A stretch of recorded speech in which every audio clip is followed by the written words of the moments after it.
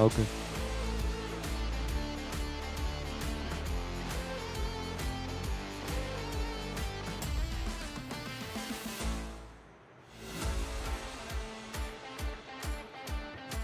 Check, check. Hello. I hope this is fine.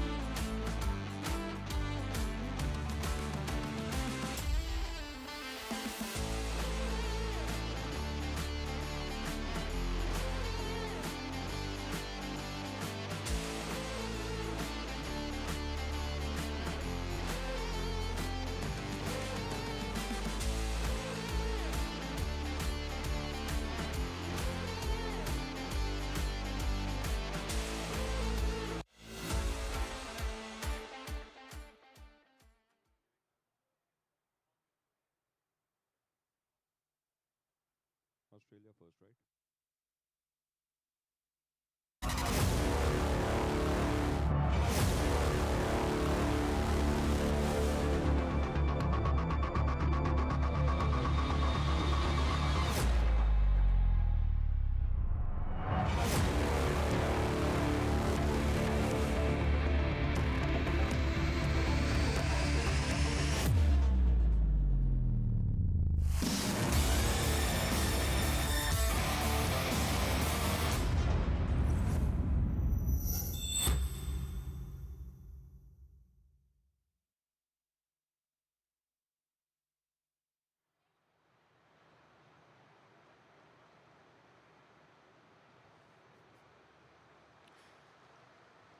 All right. Hello, everyone, and welcome to Global Esports Games Mumbai. This is day 2. Yesterday was day 1. My name is Oshin Sharma. I welcome you all to all the viewers that are watching us all around the world and to the lovely, lovely people that are present here as well. See, day 1 was all about a good start, and we saw it from a couple of teams, especially Team India. We saw an incredible 2-1 game against Team Australia, but life is all about those second chances that it might just give you, and you have to make the most out of it. That's where today's game comes in. Today we're going to be starting the day with Dota 2, and for that, an incredible game is coming your way. So ladies and boys and girls, please welcome the first team for today that's going to be competing in their match in a condition where they'll have to win it. Team Australia!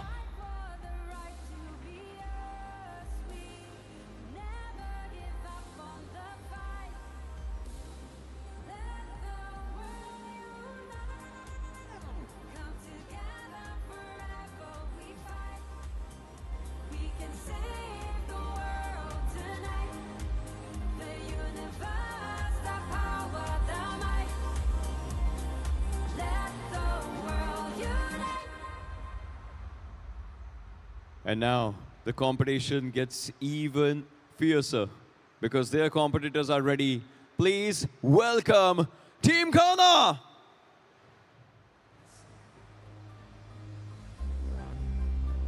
Let the world unite. The MVP is mine. Let the games begin.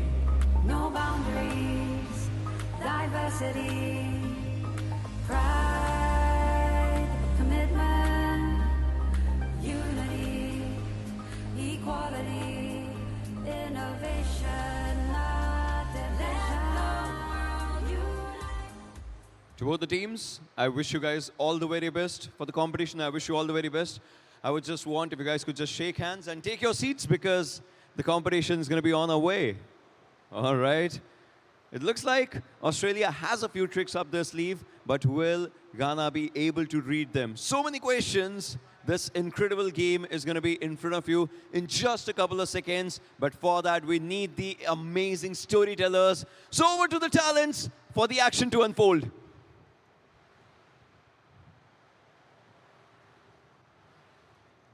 But welcome back. This is day 2 of Global Esports Federation presents Global Esports Game. Hashtag हम Mumbai के अंदर. We are live from Mumbai. Hashtag World Connected. My name is Krat and me.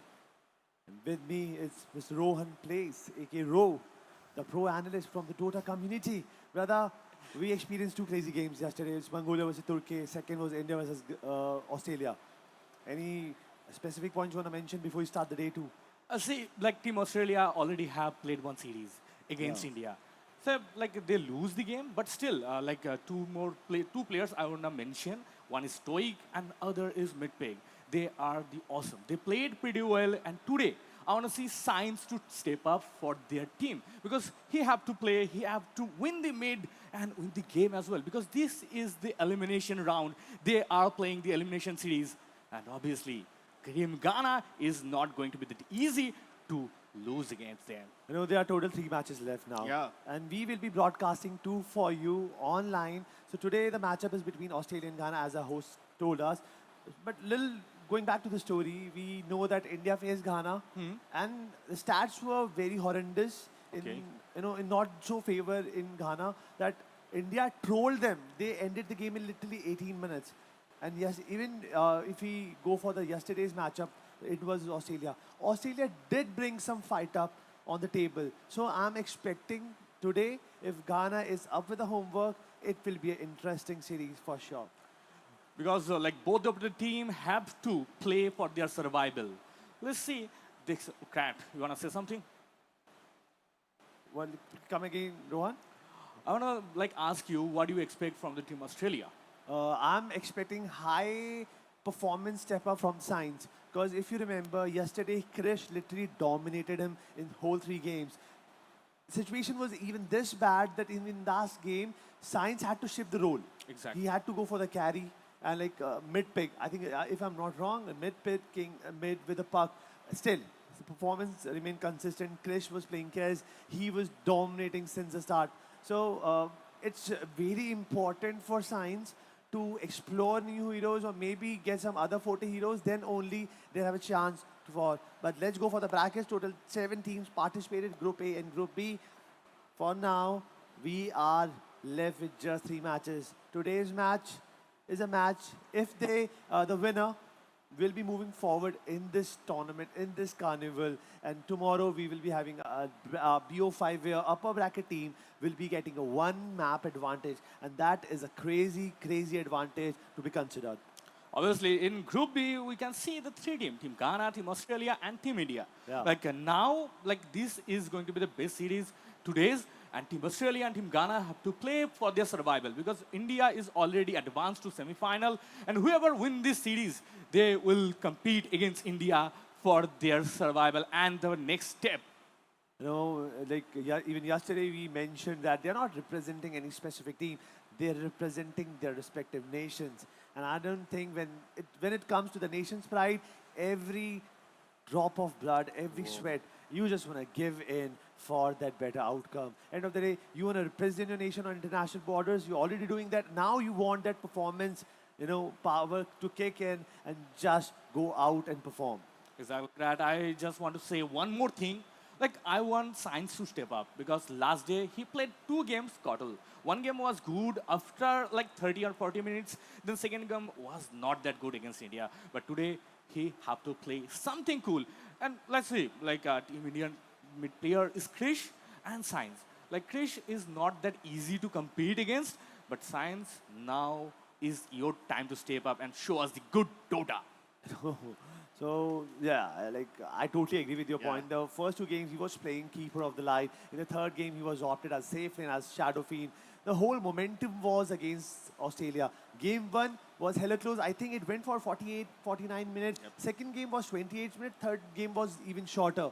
So once Team India got that gist of that how Team Australia plays around, they were very comfortable. But in today's matchup, Ghana recent performance in group stages has not been subpar. If Australia go for the default, go for that comfortable picks, I think it can be a comfortable win for Team Australia. But at the end of the day, it's all about what happens in the moment. You know that that pressure kicks in, that nerves kicks in. No, things are going how lane phase is going, how draft phase is going. All these factors accumulate to bring a positive result. So I'm just wishing to the Almighty that today Ghana is full prepared because they know Australia is not an easy team to tackle with. Oh yeah, Krat, Ghana, like they already knew that this is the survival time. They already prepared, I guess.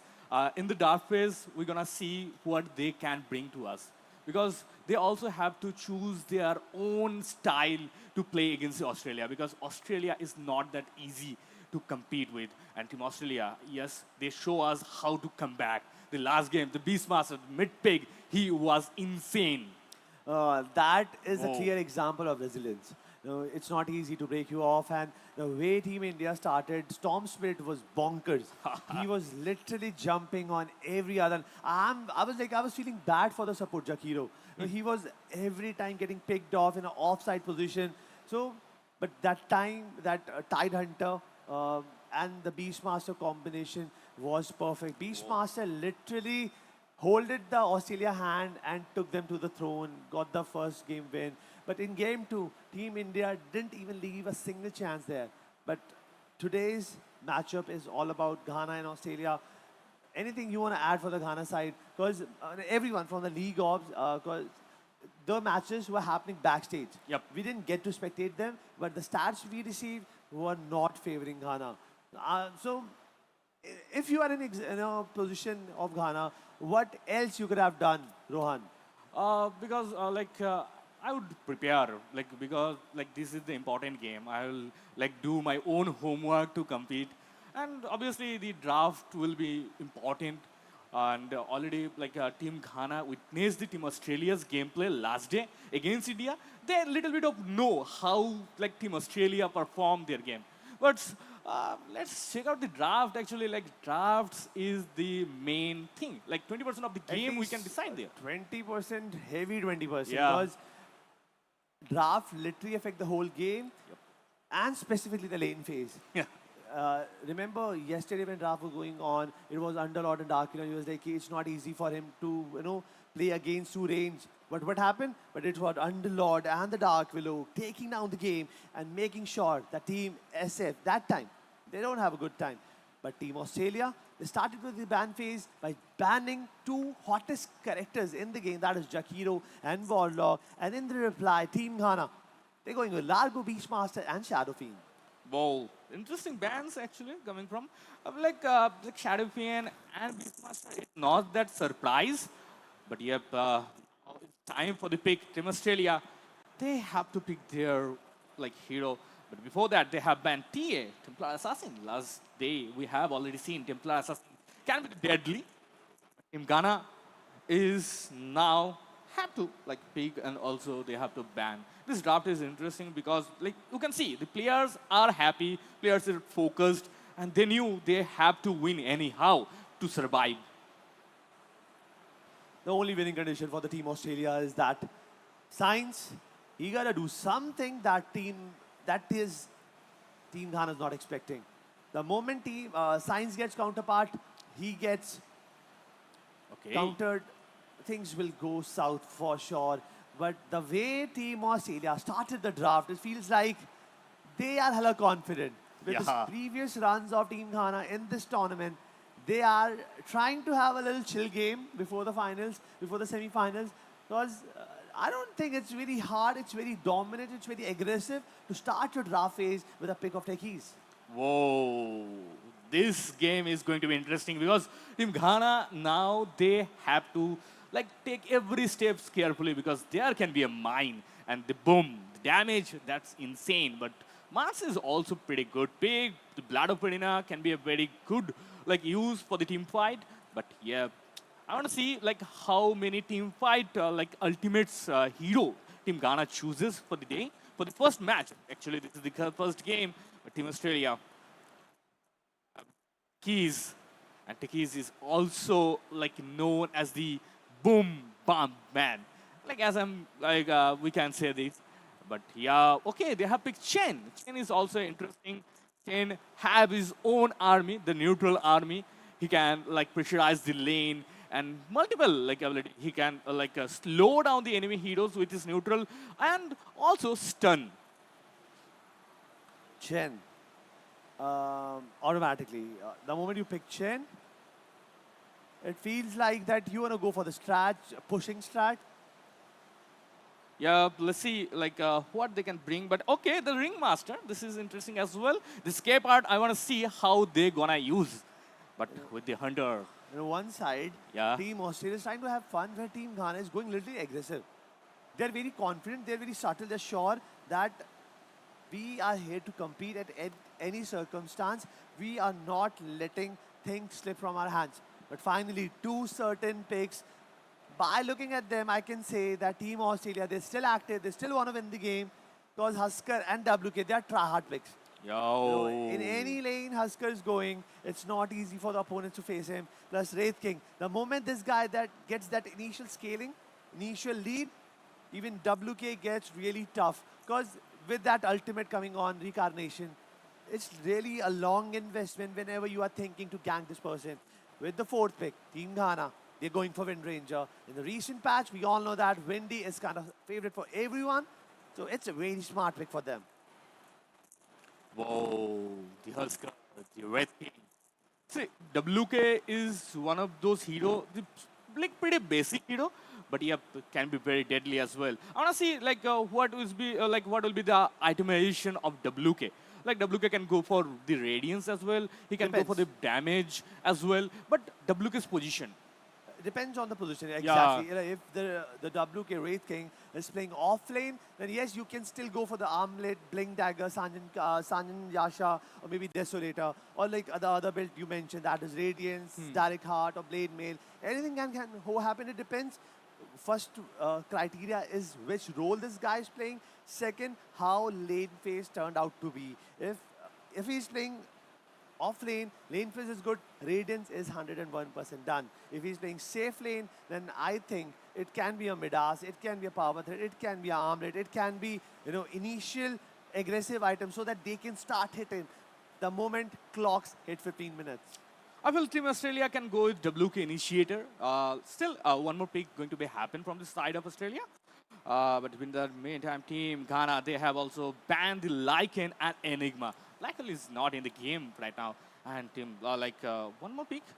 We're going to witness other side, Ursa and Weaver also gets banned from Australia.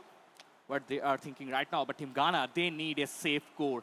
The hard hitter they currently are looking for. Let's say, I guess No. Windy Ranger is going to be safe lane. They can go for a mid lane actually. Oh, Sniper. yes. Ghana is all locking in because Yeah. they picked the hero. They surprised everyone in the arena, us, everyone with a pick of Sniper. Now, Husker, against Husker, Sniper is a good pick because Yup. to connect those fiery arrows, Husker needs to come a little close. Yup. And that's where Sniper takes that advantage. With that supreme attack range, Sniper can be a constant pain in the back for Husker. Now I'm having a very strong gut feeling that they won't be picking cores. WK is going core. They will be getting something like Centaur or a tank so that that person can soak a lot of damage for them. What do you think? You still I'm going for the ju- core? Yeah, like Team carry? Australia. Team Australia can go for the. Yeah, like I Okay, told they you. have picked Because, Rubik. you know, Husker, if you have a Husker in your team, I don't think you will let anyone else take the initiation role. Because the moment Husker initiates the gank with life break, it's a weather of chaos. Literally, everybody start waving haphazard. They know that attack speed will be increased. Those fiery arrows deal a lot of damage, and everyone tries to get a good distance from Husker. So Yeah. Husker will be a good initiator. WK can be a good follow-up with the Rubik, and specifically Team Australia's mid pick. He is super good with intelligence heroes, and he will literally put up a show. So it won't be easy for even Sniper too. Whoa. I just wanted to see like Husker will actually Husker will go for the blink. Like last day we have already seen Husker blink. WK also can go for the blink. Like if they like purchase blink, they can easily take down the sniper. But what is going to be in? Because the techies, this is the interesting pick. Like in lane, he can like initially give good amount of damage and also stun with his suicide bomber. And mine, obviously mine is currently in level 6. You have to be level 6 to like unlock the mine. But yep, Mars. If Mars is going against Husker, like Husker is going mid, like Rubik and also can go mid. Science can play Rubik. Ooh. We have to wait for the game to start to see who's going where. And Sniper, Disruptor. Disruptor Ultimate is pretty interesting. Oh, let's jump into the game, Krat. I think it's high time. It's Yeah. high time to get the game started because we can see that on the face of the players, the Team Australia want to go against Ghana so bad. Even Ghana players, we can feel that they are a little nervous because the value of this game is really high. You know that if you lose, you are eliminated. If you win, you get to see the another day, another stage. So it's better. But let's see what are the plans by team playing on the stage.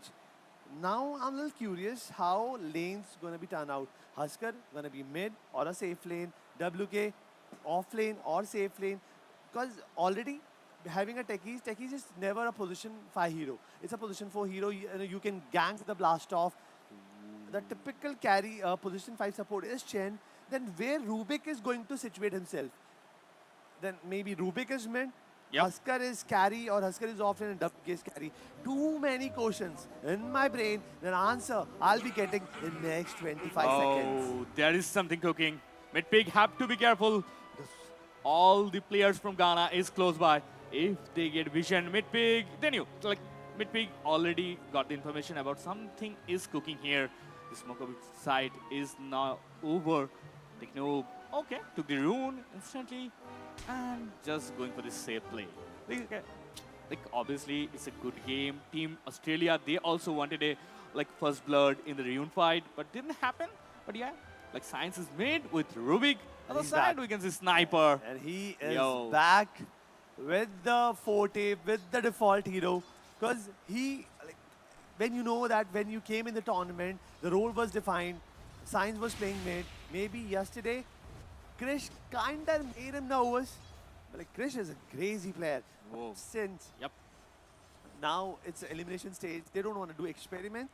And Rubik is literally decent against Sniper. Until the Sniper is winning the lane phase, getting those denies, you know, with that scatter shot, face it, Sniper can make a lot of difference. But the moment you get the level 6 on the Rubik, if you manage to get Sharpnel or you get the Assassinate, trust me, Rubik can literally make life hell for Sniper. Yeah, but before that, Techno is taking good amount of damage, but Zing have the neutral support. He can pressurize the lane. Other side, here Mars is also trying to get some last hit, but against Husker, it will be not that easy because consistently the fire damage will burn him down. No, it's not easy. It's not never going to be easy. And they have to find any solution. Because the ways lanes are turning out, Husker is safe lane. Lot of farm being Husker will be hella annoying. Plus WK, he's enjoying the free lane. Windy, the safe lane got picked off.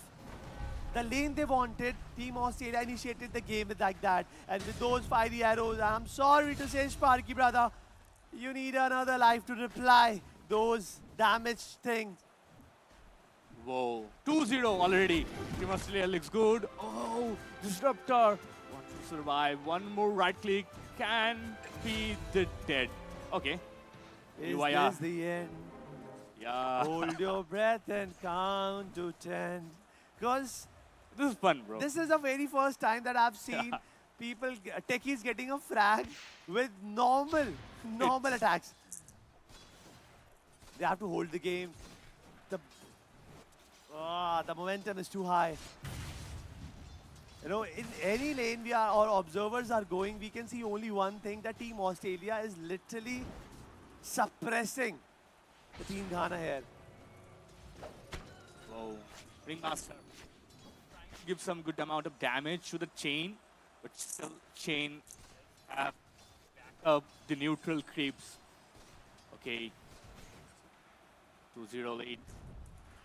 From Australia. Midpig is like looking for the another one to burn someone. Lotus. You know, he got the Lotus. You know, every 3 minutes you get a Lotus, and it won't make a big difference until you not use it. So Sparky again, he's in danger. Oh. One more. This will hurt. Maybe this he is done, and yes, he's burned to hell. And within a 1 minute timer, Ghana's offlane has been obliterated twice. Sniper, he's also not happy in the lane. This time, Techies, he didn't want to go for that, but Wendy, you need to be careful. That wind run is not that max level. And one stun, and you are dead also. Already both players are clipped. One good gang from the both sides. It's not going to be a good story for Team Ghana.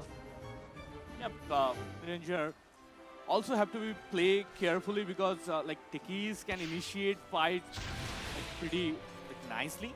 Science is pretty aggressive against Kaya. Sniper's doing a good job. You know, he's literally, he's trying his best to harass Rubik, but the clock is on against Ghana. They have to find a way. Sniper is trying his best. Sniper using that sharpnel always, but the moment Rubik gets a stolen spell, those sharpnel will be affecting Sniper in the reverse way. Techies.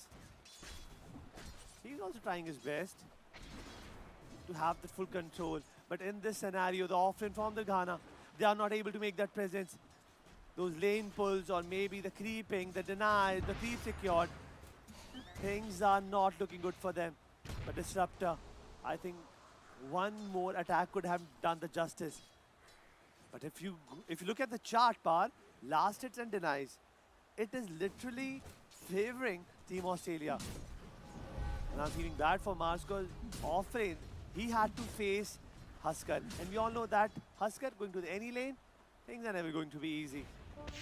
Guys, it's a humble reminder. This is a humble reminder that if you are in Mumbai or all around Mumbai, Global Esports Game is welcoming you with open arms. You can have all this action, experience live. Where you have to approach, you have to come MMRDA grounds to experience this Global Esports Game. But yes, finally Rubik hitting with a level 6. The sharpnel rain is back and 3 sharpness is enough. And I told you, Rubik is a decent matchup for Sniper. The moment you hit level 6, the problem is Rubik has a skill, that name is Arcane Supremacy. It literally enhances your magical damage. So let's say if I'm stealing a damage word, 300 damage word spell, I will be returning that damage in a 460 manner. And we all know that Sniper doesn't have HP. And see that amount of aggression. Within 6 minutes, 4,000 gold advantage is already favoring Australia. Ghana is getting a good beating lesson. And Team Australia feels like they are on a redemption. The way India treated them yesterday, they want to take a revenge up. Oh, you can see the last hits. They're Rubik, Husker, and Red King. Like 3 of them are pretty well farmed right now. In the meantime, 6 minutes already, 7 minutes going to be happen. They are going for the they will be going for the wisdom as well. But I think Husker is dominating that lane, and they will take this tower in the meantime, and they can go for the wisdom as well. But I don't think for now. Oh, the rotation here. And Shido is pretty low, giving good. Oh, the stun. But got double kill. Wind Ranger also died in this lane. That rotation from Rubik, Rohan, was timely. And it was that moment. Already Wendy suffering a lot. She was level 4 with 2 level of Wind and 2 level of Shackle Shot. No power shot, nothing. No items, no progression, no creeps. You can see it on the last hit and the denies area. I want to see which spell Rubik is stealing there. Rubik, few minutes back, we saw that Rubik stole a spell from the Disruptor, but this time, mid-pick got served. He was playing a little cocky, and his cocky attitude got the fate done. But Rubik, he got the sharpness. He's waiting for the mana. If he spam literally 2 to 3 sharpnel at once, yeah, Sniper will be in danger. Whoa, Ghana finally got their opening. They have punished Husker. But this is not will be that easy because multiple supports will come. Oh, Midpig uses his live break, giving some good amount of damage to the Dinu. Can he survive? So already his rotation was also on point and punishes one more. This Danu for nothing. Mid-pick got Danu down. He was already under the influence of fiery arrows. He was taking that burn damage continuously. Now Techies is rotating towards mid. Rubik, with the help of Techies, I think that they can give some tough time to the Sniper. But Sniper, dude, brother, you need to be a little aware. The boys are coming, they are coming. And they will not stop at anything. They just want you dead. Sniper trying to play with the illusion rune. You're gonna use it, but Sniper. Intelligent guy. How much pressure are going to be problematic. Sniper, I feel bad for him. He's depleting. He lost his HP, and finally Chen getting that frag of Sniper. One more sharpnel over the ringmaster, and Tenu going down again in just a matter of 1 minute. Oh, you can see Krat already it's not 10 minutes also. And he's already 8k near towards lead Team Australia currently have. Team Ghana, they have to try something new. They have to reset themselves. You see the face? Yeah. Dude, Where was the smile yesterday when Krish was against you? Just a simple question. Like Today, every day is not the same. you will be getting that reply. No doubt, they both played well, but today it's little time to relax for them. He just survived. Yeah, he is getting too much amount of damage, but 3 player here, not going to be that easy, but still, Chicken gets him. The suicide is given the damage. They Blast off. Whoa, the blast off. See, 14-2, 9k network lead. Currently, Team Australia, they are also like going pretty crazy. Team Ghana, they have to think about it. They have to like try something new. They have to gank as well to punish some heroes from Australia. They will be trying the best. 14 to the score line. It's a one-side affair for the team Australia. Until now, we haven't seen the real impact of Husker. But Rubik, he is in the party and he wants to host that. And obviously, TYR again get punished. Hero is the next. He also gets deleted from this lane. You can see the every lane have like again the blast off and instantly 2 mine and giving good amount of damage. Can he finds a kill, but Rubik is there and he instantly uses his Petfall to get him, and just a triple kill for Science. It's a mega kill streak. They are going unstoppable. 4 of the Ghana player is now in spawn. Oh. they're back to Pavilion. 18 to score line, 12k net worth. They have even crossed the timing net worth. Mid-pick. He needs to be careful. He does have that power threats and armlet. One wrong timing can cause a lot of danger. He's confident, but is it enough? With that amount of HP, attack speed, with Husker, it's going to be next level. But Rubik got a nice item. Yeah. He knows that with level 6, he will be creating a lot of mess for Sniper to clean. And with that Meteor Hammer, he can even push the lane. So it's a win-win situation for them. But now they're going to take the Ancient control. They spotted few players there. I think Wendy and Ringmaster both are spotted. Husker will be taking things off. But Chicken, with this guy, he's having so fun. The techies is actually fun. But we can see like Husker already have the armlet. Like he can go for the Roshan and more pressure they can create for the barracks. But 19-2, 14k network lead, already in smoke. They are back for now. The noob is using Twin Gate to escape from this position. On the other side, Twin Ranger also doesn't have that farm. He is also suffering only 32 last hit, and he was like he is the core.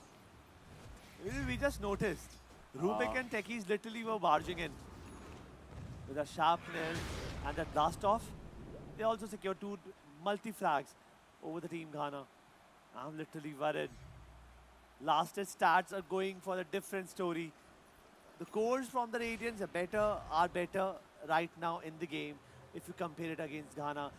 And the supports of Team Australia, they are still out-farming, out-leveling the supports. Even recently, there's the latest news that supports are descaling the damage, the sharpness damage. They're losing so much HP.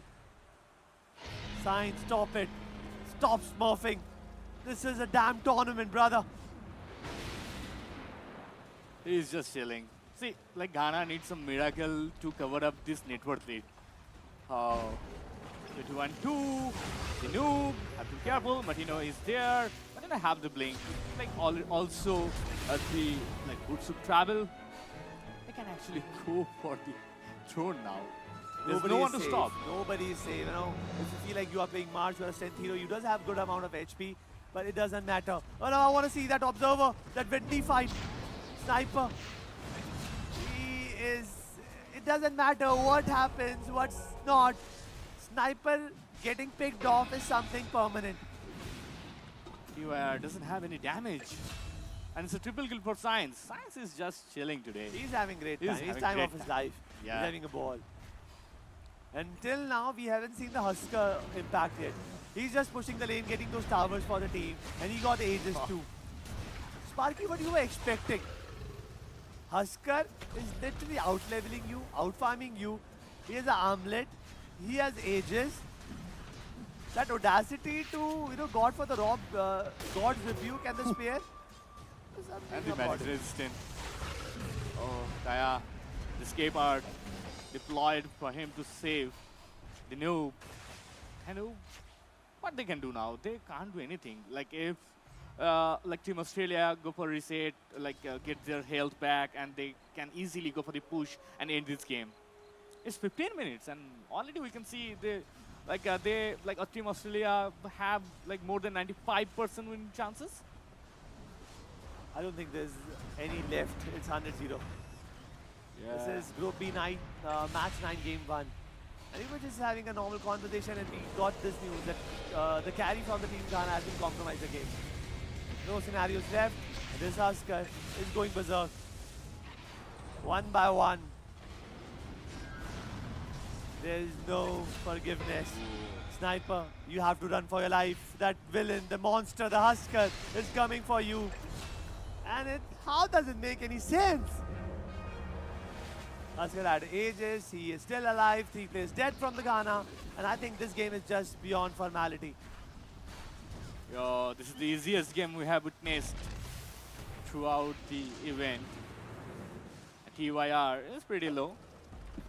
Chicken, they are all having fun. They're trying to get some fountain farming as well. Stop it. This is already too much to handle for Team Ghana. They got 2 flags. I think one time they got big, and second time, I think maybe any support. The rest, few players are going undefeated. Wow. 31-3, 24K network lead. And whoa, they should call GG now. They're just waiting. It's a hard pillow to swallow, but they have to do it eventually. Under 17 minutes, they got 1 set of barracks, 1 lane, mega. Now that creeps will be providing constant pressure. Whoa. 31-3, and this looks GG already. Team Ghana, they have to be more focused for the next game. This is the series, but one more thing, this is the elimination series. Midpig is having also fun, Science is already in godlike. And 6-1-13 is the scoreline for the Tiggies also. There's nothing left for Team Ghana. And they are Ringmaster and Disruptor has total 11 keys accumulated. This is not a good show. They have to come back, and I'm just trying to think what can be the ways to reset your mental and get back with your full force in game number 2. Because for me, from where I'm seeing this, it's impossible. I can feel that skill different, but SOD from the base, going for the arena, got that arrow connected, got rebuked, but till time, they will receive one frag over the chicken. But one by one, they are getting hunting down. They're getting back to the base by Husker with the blink. Sniper, my brother, start counting. Few more seconds, but the base heal was enough to make him survive. But the conditions are really worse, 37-4. This is the final moment. Husker, he's enjoying it. Yeah, they are enjoying it. However, in last fight, he tried to give some damage to the Rubik, but still didn't enough to get that kill. And the fountain is going to blast now. There's no way to stop them. Team Australia, they have played well, and they knew this is going to be the easy series for them. And they will come back, and they have to, if they qualify for the semi-final, they have to play against India. That's going to be the question, how they gonna manage that. I don't know how Team Australia and Team Ghana want to take this forward. Australia knows that Team Ghana is not that strong on paper, and they proved it in the game also. So, I don't know what Australia will be taking out from this matchup. Maybe some momentum, maybe some confidence that yes, they have still something in themselves that can still prove. Because yesterday, Team India also, asked them to give them some tough fight. But I would ask my production to showcase this arena. What a beautiful scenario right now is. These balls going up and down, making the whole scene mesmerizing. But I'll request to the audience living around Mumbai, in Mumbai, it's a humble reminder to everyone. Request with open arms, closed arms. Please have a look. This is amazing. The experience here, the ambience here is mesmerizing, is so nice. So if you're in Mumbai, you can't miss this golden opportunity. Come and experience Global Esports Game by Global Esports Federation. Crad, one more thing. Here we have multiple gaming zone as well. They can Yes. experience it. And obviously the games, like we are witnessing Dota 2. After that, we're going to witness the Clash Royale as well. The Clash Royale is going to be crazy. But now, if we The talk two- about Dota, Two amazing people are also coming. Amrit Gaurav, AK Fixes, Oh. and Mr. Das. Mr. Das, Captain Price. They will be casting Clash Royale, and I want to Yeah. see what kind of words they're gonna utter. But yes, coming back to the game, Australia and Team Ghana going against one-on-one in the best of threes matchup, and the first match is going towards Team Australia's way with a clear margin. Team Australia, they were very confident, they were dominating, and they literally ended game before 18 minutes. Scorecard is before you, mid-pick. He was having the farm time. I think the real fun was done by Rubik and Chicken. Rubik Yeah. was he was literally killing them all. yeah, He was laughing, he was enjoying, he was getting frags, he was getting that farm. But like smart gameplay, that item choice was also very very important. I guess he, like Science is the happiest person in the lobby. He did play it pretty well. If I talk about the Ghana still have one more match to go. If they win, they can force for the decider. This series is not done yet.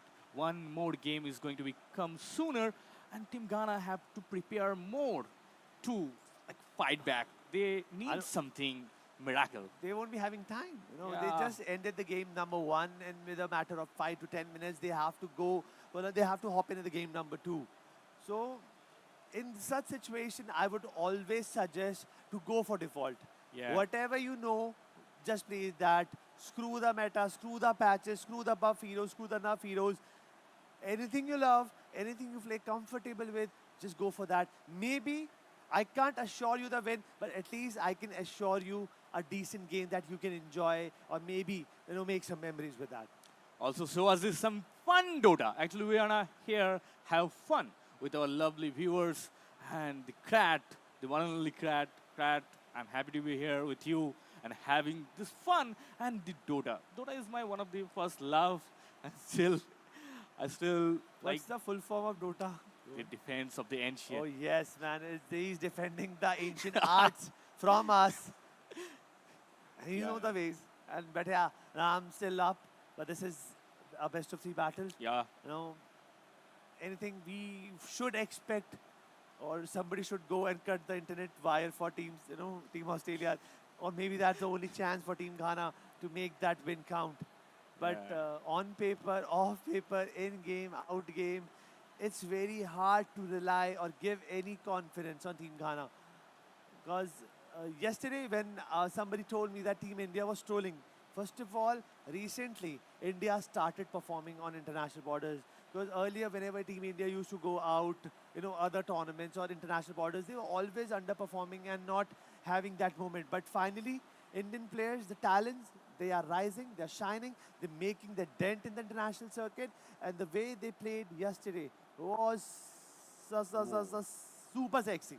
So, wishing that the winner, they will be saying Team India. Either ways, that will be something I would surely look for. obviously, Team Australia, they have to think about the next series because Already, yeah. they have to play against Team India. Last day we have already witnessed there's 2-1 scoreline, and Team Australia a bit of struggle there. Against Chris, Science was struggling in mid lane, but now Science have stepped up against Ghana, but he have to continue this pace to win against India as well. Like I was just hoping for the best. when the game started yesterday, the very first game, it was Storm versus Cottle.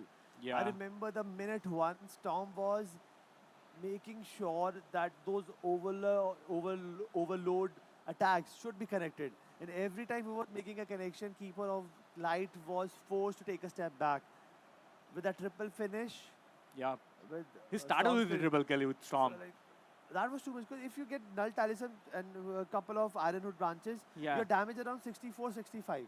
And with the overload, it becomes 80, 90. Yeah. In the minute one, minute two, it's not easy for any hero, especially intelligence or agility heroes, to soak that damage in. Storm. But still, with the rise of mid-pick Beastmaster, Whoa. they changed the game momentum. They made the biggest comeback of Global Esports game. But India didn't allow him for the game 2 and game 3. So something like that, Team Ghana needs to pull off in game number 2 if they want to see, if they want to live for another moment, another matchup. Else, I think if Ghana doesn't show up in the game 2, then it's all over. The journey of Global Esports game for Team Ghana would be over at that very moment. Team Australia already knew that how they gonna play against Ghana.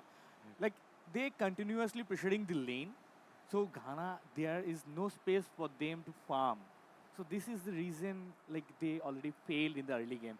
We already seen like early 10 minutes, Team Australia had 8 neutral lead. That's a huge number. Before 10 minutes, around 8, and before Yeah. 11 minutes, they were crossing 11 also. So, Yeah. because at this moment, whenever you are playing mid, you reach level 6 by 4 to 5 minutes Yep. because you are a single experienced soaker. But 11 minutes, it was having basic items also. There were Arcane Boot, there was some Null Talisman, Magic God. There were things. But that level 6 shifting, Rubik changed the tide, Sniper was forced in the jungle. In jungle, Techies was waiting there. So it was all gone in dusted case for Team Ghana. Sniper was the only hope because if Sniper could have done better, he could have limited the Rubik parameters. Unfortunately, it didn't happen. Then again, the next best shot was Sparky, the offlane Mars. Mars was forced to play against Husker, and you know that.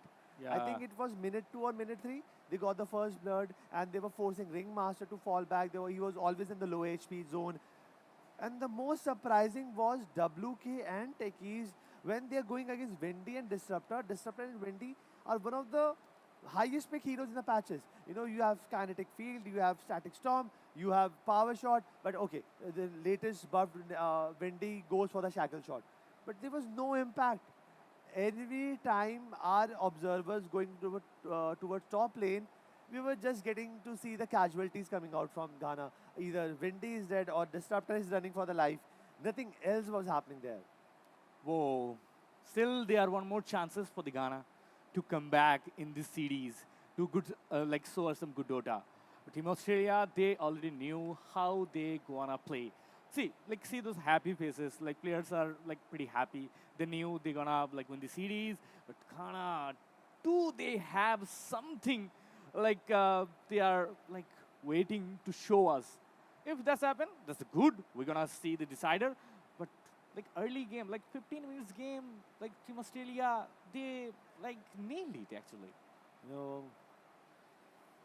Oh. Now I'm just worried. Yeah. I'm just worried for Team Ghana. And I'm not worried about Team Australia. Because tomorrow or later, sooner or later, they will be served justice.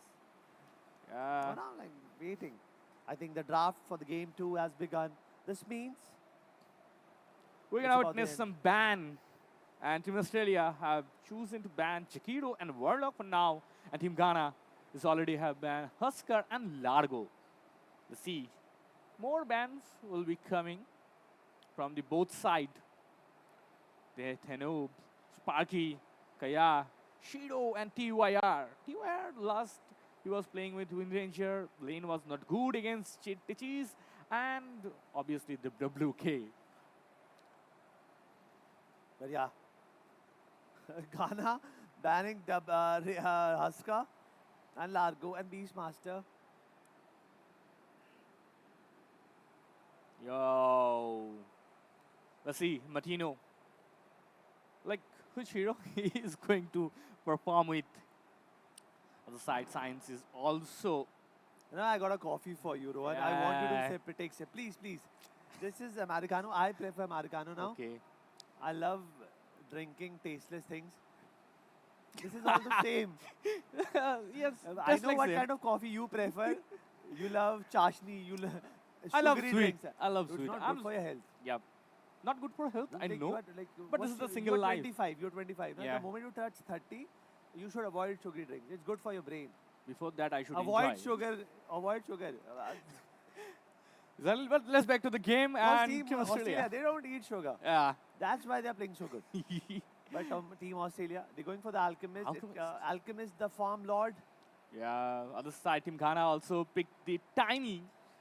We'll witness some like tosses and tiny airlines. Do you tosses, remember Tiny Airlines, yeah. airlines? 2018. Are Yeah. you talking about Jarax? Jirax. Brother. He was in his peak.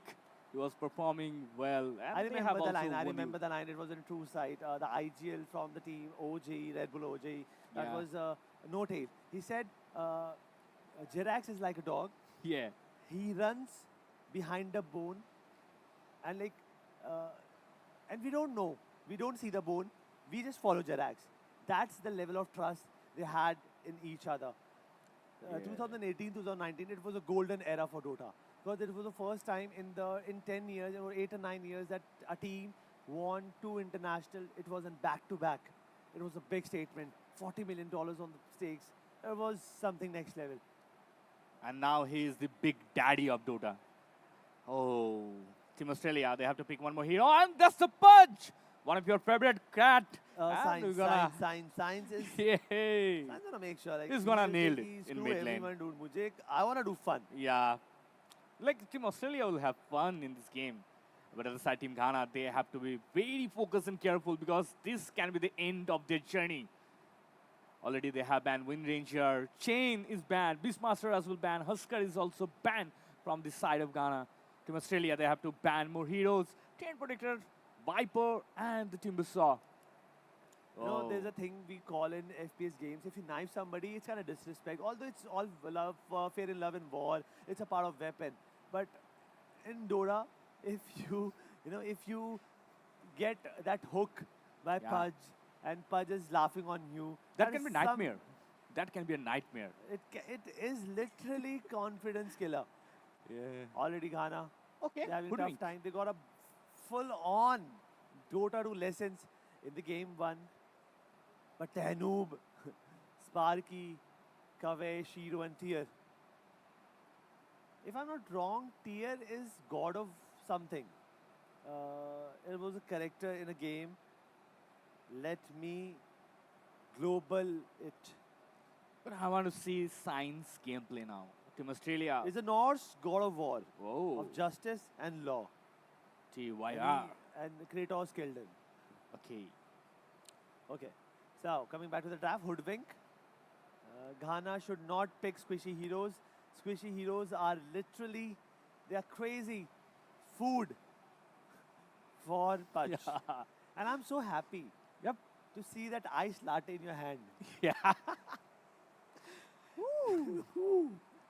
This is good, but Midana, some interesting picks are coming from Team Australia. Team Australia, they knew they just have to fun, and they like whatever they want to play, they can. What if Okay. this game goes for like 50, 60 minutes and Ghana wins? Then we're gonna see the decider. There will be more fun. Turakel is one of You the good seriously picks. think that this game will go 50, 60 minutes? It was a tricky question. Your question if. It's a tricky question, huh? Yeah, I knew. Okay. Like, still wait and enjoy the game. Enjoy today's this series. And today, this series is going to be fun. And you can see there's the happy faces of the Australian players.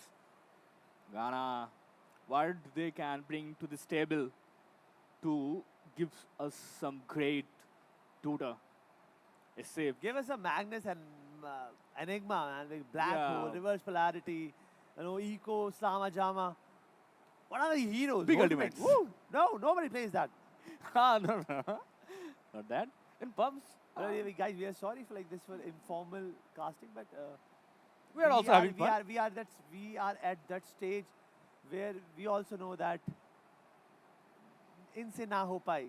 Okay, that's a ravage coming from the team Ghana. They have picked the Tide Hunter. Now, That's a good pick. as if let's suppose if I'm from Yashraj Production, and I'm producing a movie on Team Ghana, and I'm expecting the Tide Hunter will go blink in 5 people, that Ravage, with Shadow Fiend getting a blink with, Sanjan Kaya, Sanjan Yasha, Sanjan Kaya, Sanjan get a Kaya, magical damage, the Requiem of Soul, some raises, some deadless, then only. Or maybe after that, if things still then don't work out, you need to cut that internet via Team Australia. Then only Team Ghana gonna make a difference. Else, Slark, Slardar, both are NHK. banned. Team Australia, they have banned Invoker on the side. Team Ghana, ban Klings. One more hero to be picked from the side of, well, like both sides. But one more thing, like Team Australia, they are favoring strength. Like Alchemist, he can go for strength, damage.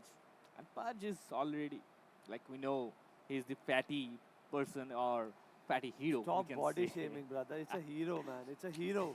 He's a How chopper. can you say fatty person? Little holiday. Let's Yeah. say, like whenever you go to your nani house, everybody gains some weight, and it's a healthy. It's Yeah. a healthy. Oh, okay, He's not healthy. obese, he's just healthy. Healthy chopper, we could say.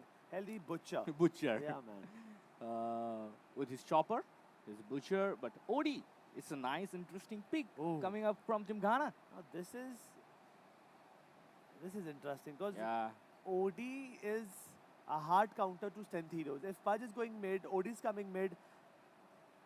It's for sure that Pudge is not going to have an easy lane.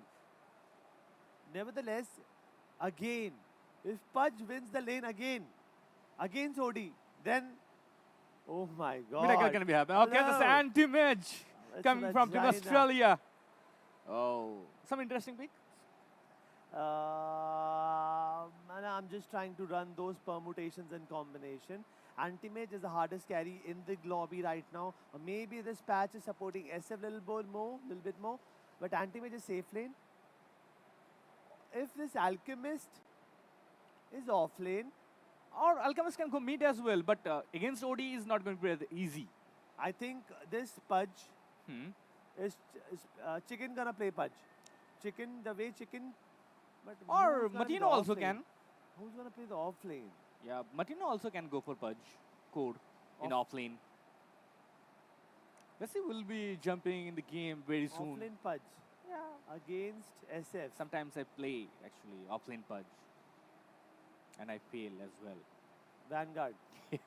Yep, Vanguard, Arnav Shadow. Which like, face Blink. it you take? That rot plus damage? ah, Face it? rot, That rot, dismember. rot, extra damage and Ah. also slow Yeah, downs I the get it, enemy. I get it. Like that's a good pick. Boots and direct rush to Blink, Yeah. direct rush to Scepter. Yep, to like more healthier tanky. Scepter doesn't make you tankier. Cooldown. The cooldown and scepter gives you the health as well. Just point For booster that and Ogre Axe. all ogre club. It's like the main why we make Scepter on Punch because the rot damage get enhanced, the rot AOE get enhanced.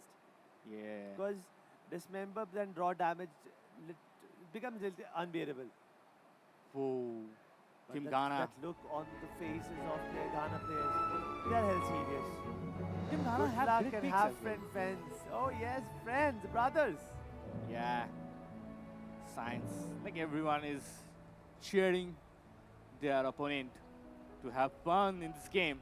Mid pick is playing Pudge. Oh. Now this game will go more interesting. QIR. Let's see. Thanu is already okay. They already have vision. Anti-mage and Oracle is here. Alchemist is dead by Roshan. They're just trolling, I would say. Chicken, Chicken is is playing playing. Alchemist. This means Position 4. Alchemist is position 4. This Alchemist will just farm and give scepters. That is basic 2K MMR thing in Mumbai server. Again. So old pig is playing Oh, Punch. who connects? That's who. Odi. Why would you stand there, brother K? Already, you guys. Thanu, why he is here? But Raze, QIR using his Raze to give some damage. But nothing to worry. Mid-pick is there. He is frontlining Where for are the you Team going? Australia. They doesn't need ruined. They just need some kills. Oh.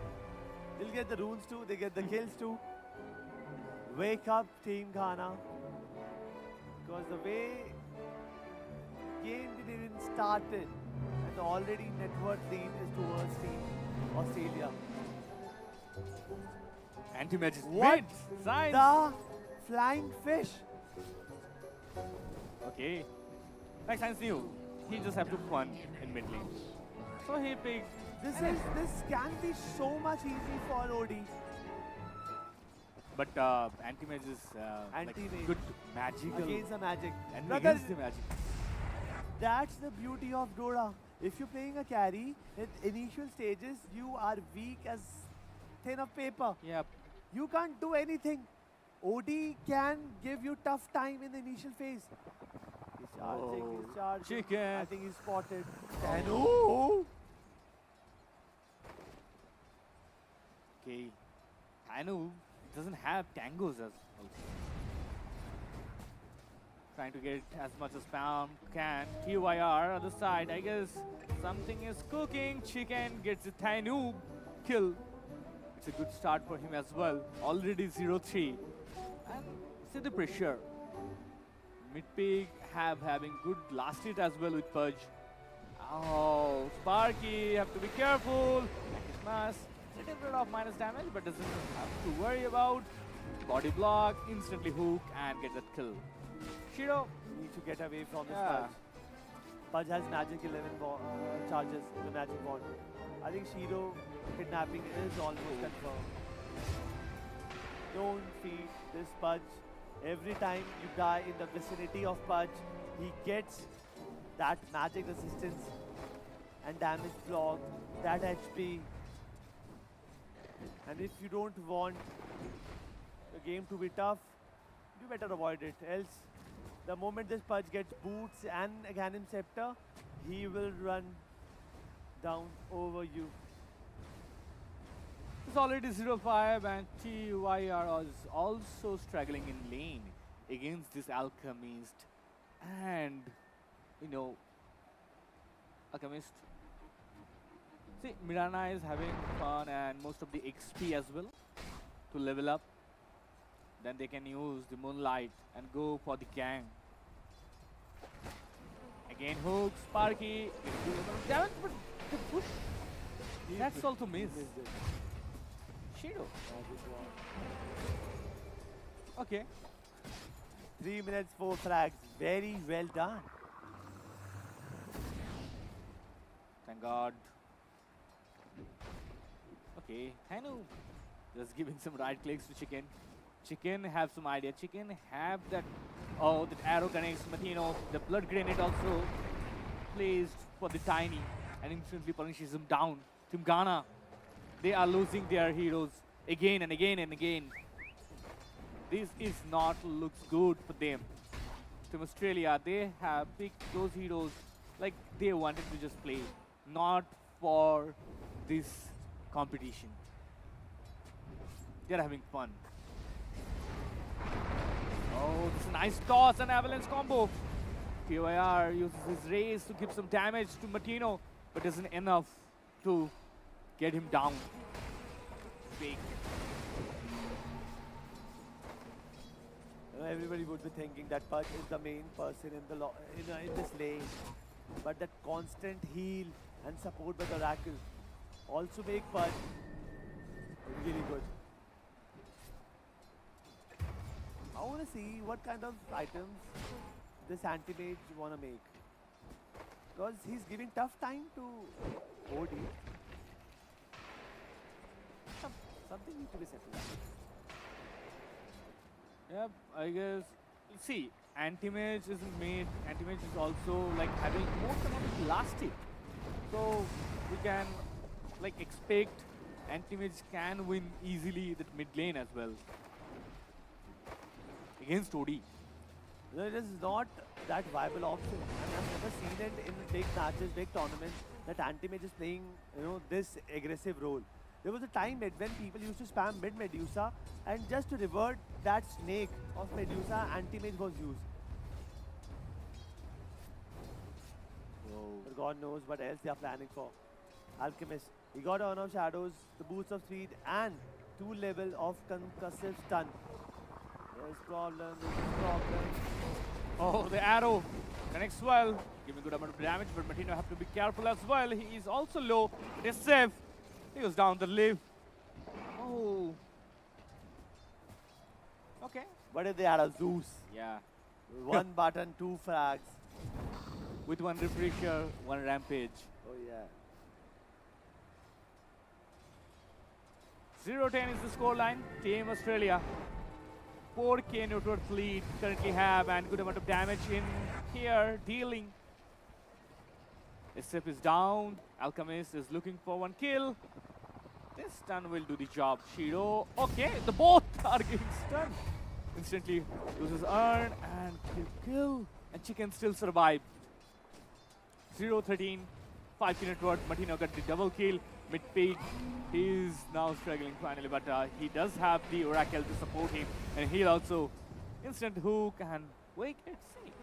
He is going to be godlike in All of this is happening without even reaching level 6. yeah. 3 level of Rod, 1 level of Hook, and next will be Dismember.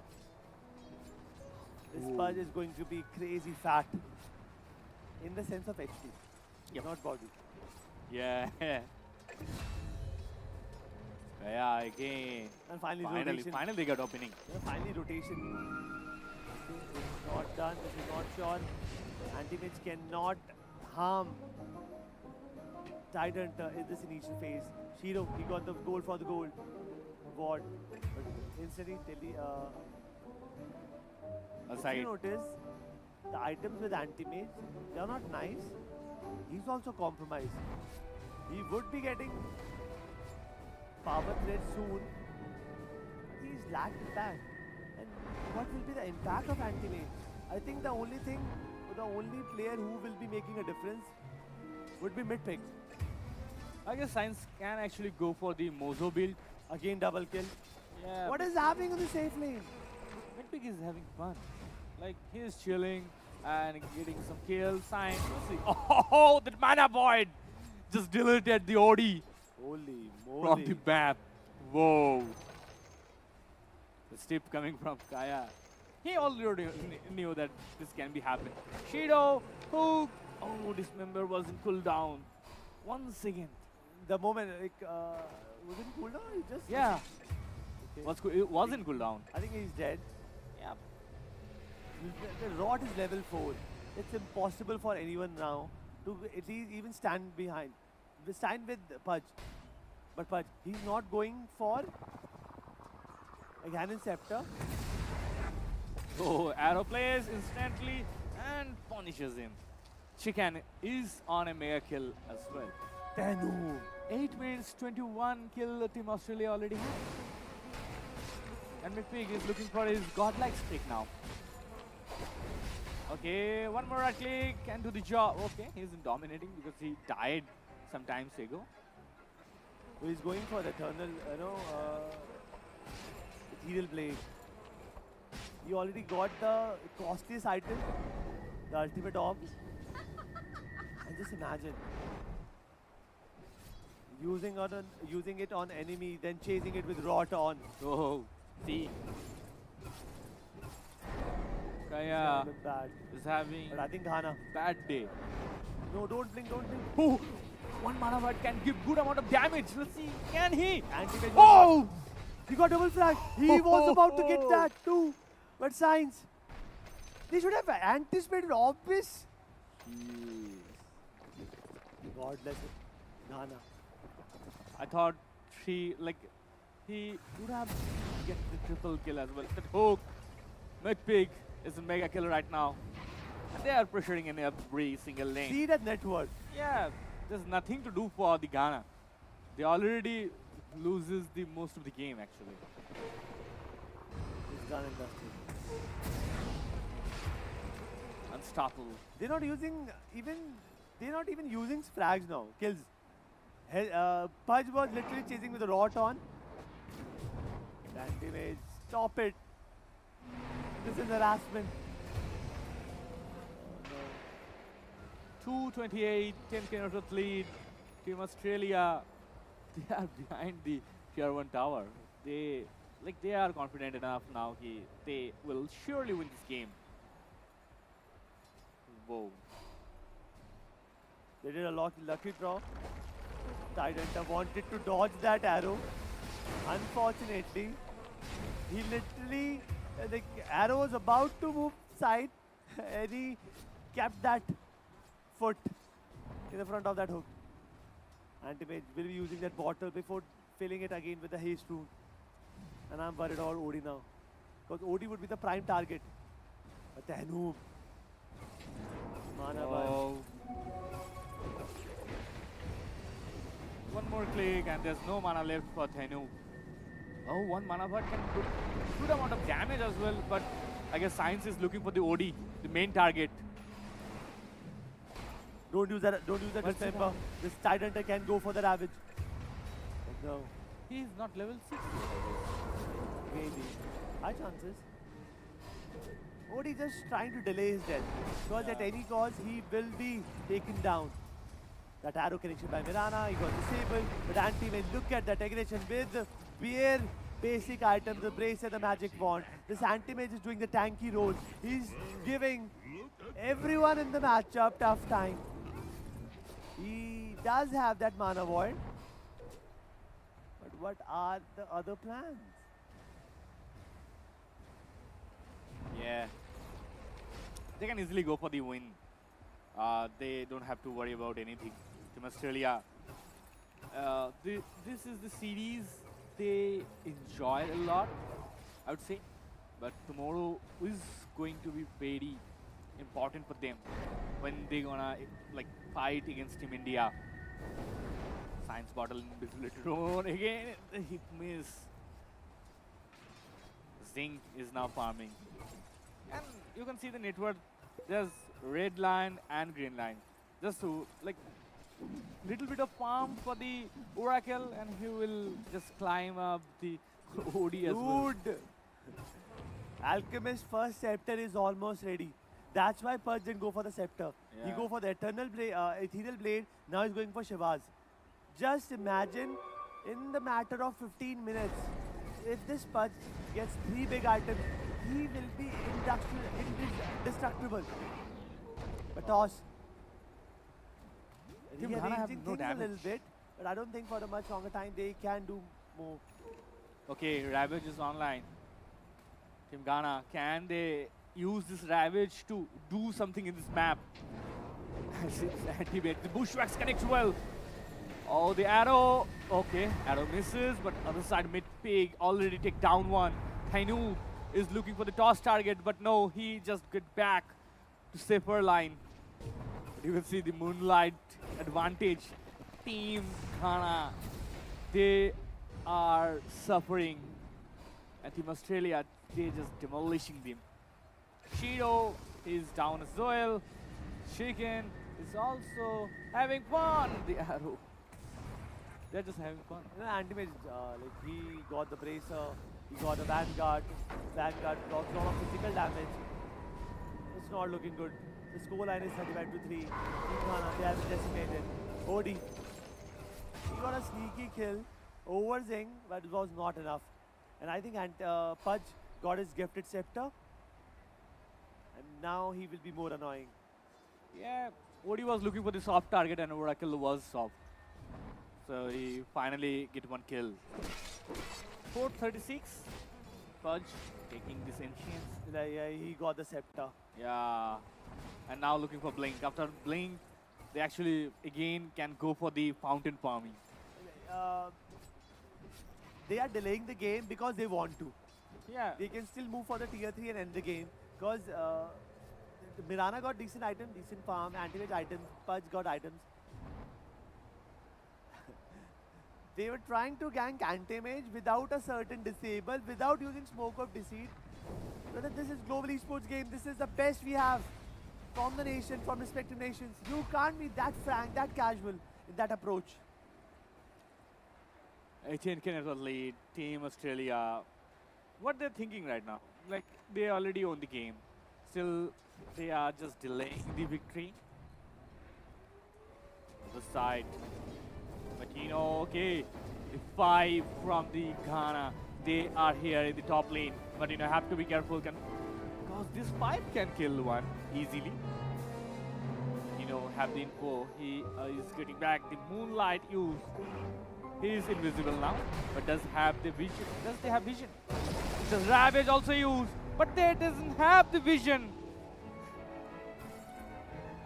Wow, what a game. Oh, the arrow was so close. Yeah. Someone killed them. It's not an easy situation. They are just looking for kills, not towers or anything. Science and mid pick. They're jumping here, there, Sparky, trying to get maximum farm. But you now, have to hit. after giving There's a taunt. giving not even- scepter to Pudge, Kurian now- also came here to kill, I guess. now Alchemist is like,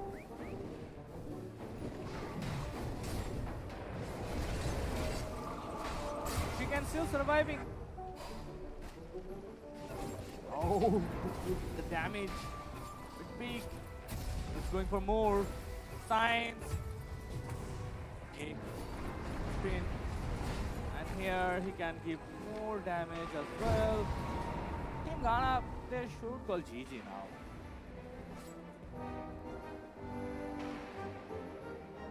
Finally, they I have think they should have said GG when Pudge got 6 to 8 frags in a matter of 10 minutes. And they were respawning, they were fighting, trying to fight Pudge. And every time the fight was so close, at that those crucial frags, those are the real reasons behind that. Whoa. This is good for Team Australia. They didn't have to take any pressure for the semi-final match. 4 for 42. Team Ghana, where they are right now. What they are thinking right now. A pig, invisible, does have blink, eternal blade, tied. You are the next target. Okay, SF is lost because SF can die easily in You know, seconds. if he had used the same thing on Tide Hunter, then Tide Hunter, just because of Kraken Shell, Kraken Shell. that ultimate would have been over in a few seconds. And in scenario of SF, he would have be dead in the whole ultimate. Tiny and OD trying to be a little sneaky. They were waiting for the Mirana push-up, but Pudge is trying to backstab. He got the blink, and now he will just go and get that rot on, get that dismember on. And there is no situation, there is no chances that from this situation, Team Ghana is ever planning to make a comeback. Yeah. Martino, arrow. Oh, that's connect. And instantly one more punish. Science is unstoppable right now. OD.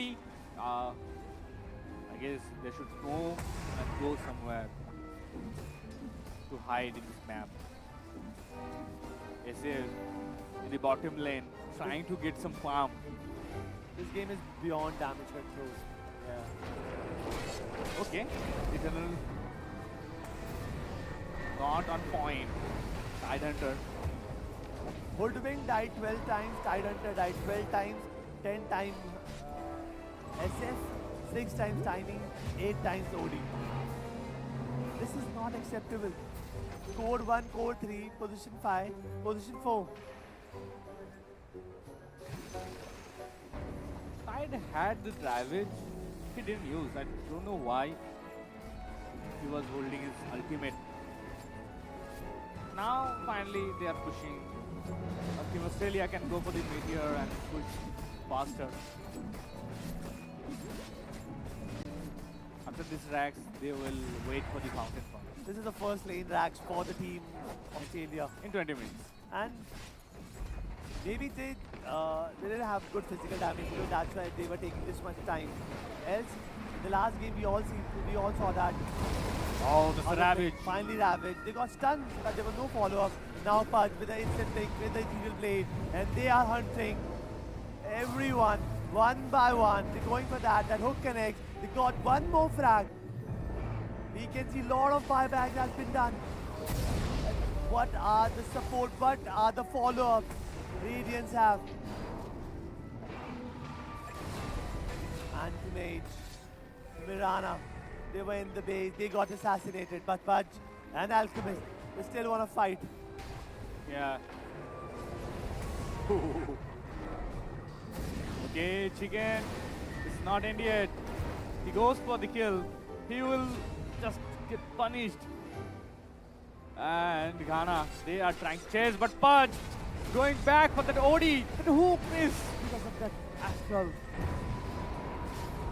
One more right click. Okay, the damage. He's so smart. He Ah. knew it. That OD doesn't have solar eclipse. He doesn't have those acid imprisonment.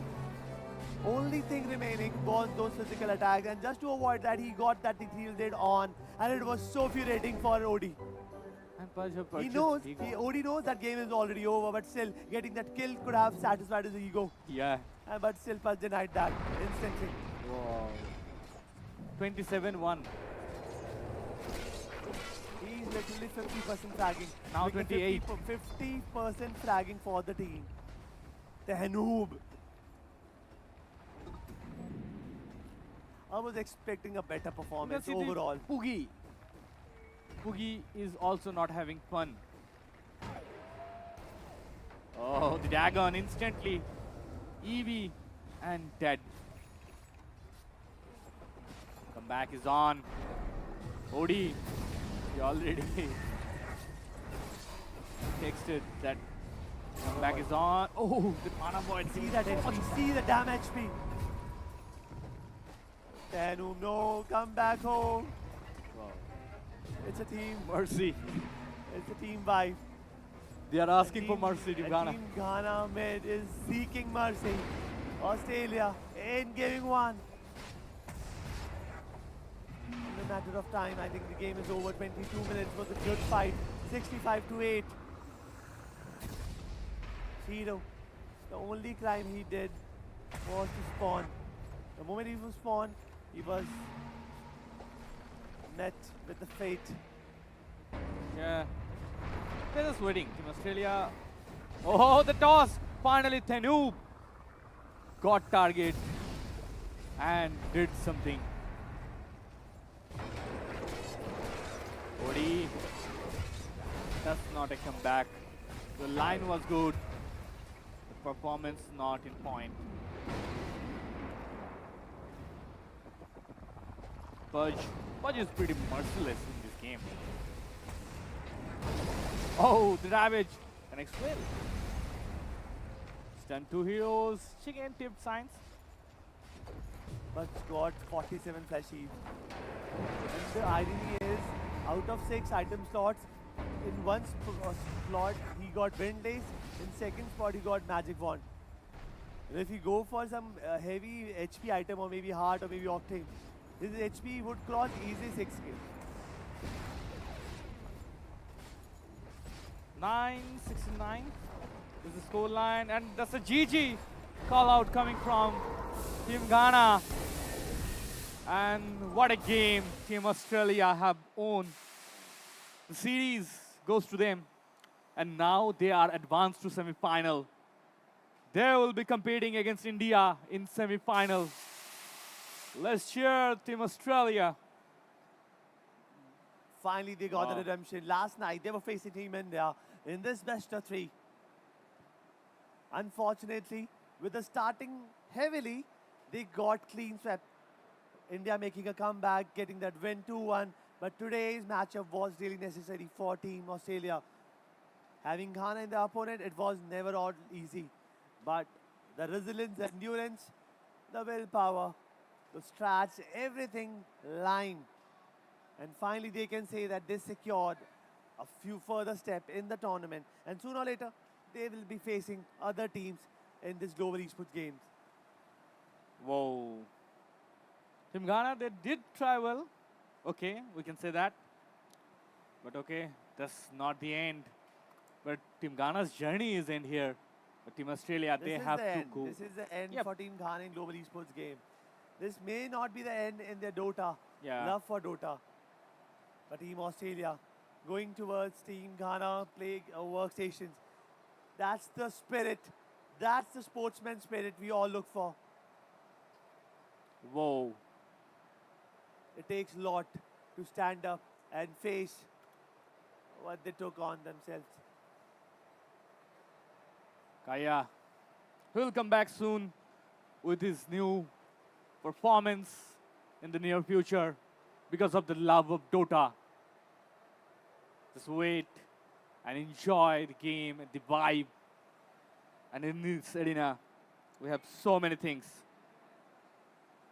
Krat, what was that series we have just witnessed?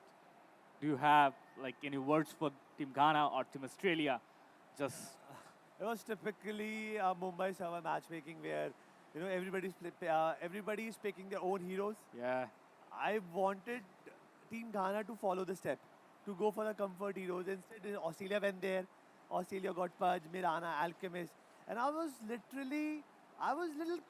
questioning myself why Pudge is going for this ethereal blade, because I know that safe lane Pudge always go for the scepter after the phase boot.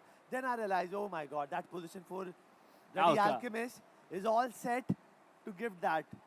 The scoreline Whoa. was 34-1. He was bonkers. He was literally bonkers. Red anti-mage. Who does that, bhai? Who does that against OD? And still he was nailing OD. If Ghana is planning, if Team Ghana and the players are planning to continue Dota, they have to work on lane phase. They have to work on, draft phase. Because this is not done. Yay. Thanup, Kaya, Sparky, Shiro, TYR. Ki hoya? Okay, TYR. Acha, tier. Ah, yeah. Tier, we can see. They played well, but Team Australia, now they have to prepare for the next. Yeah. And whoa. Series. Whoa. What a series. It was a lovely series, no Yeah. doubt.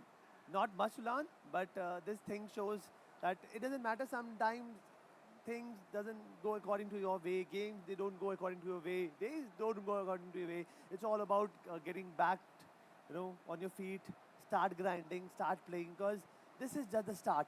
This is the 4th edition. I think it started with Singapore, Istanbul, Riyadh, and now 4th edition of Global Esports Game presented by Global Esports Federation happening in Mumbai. Esports connecting the world. What else we can expect as esports fan gamers?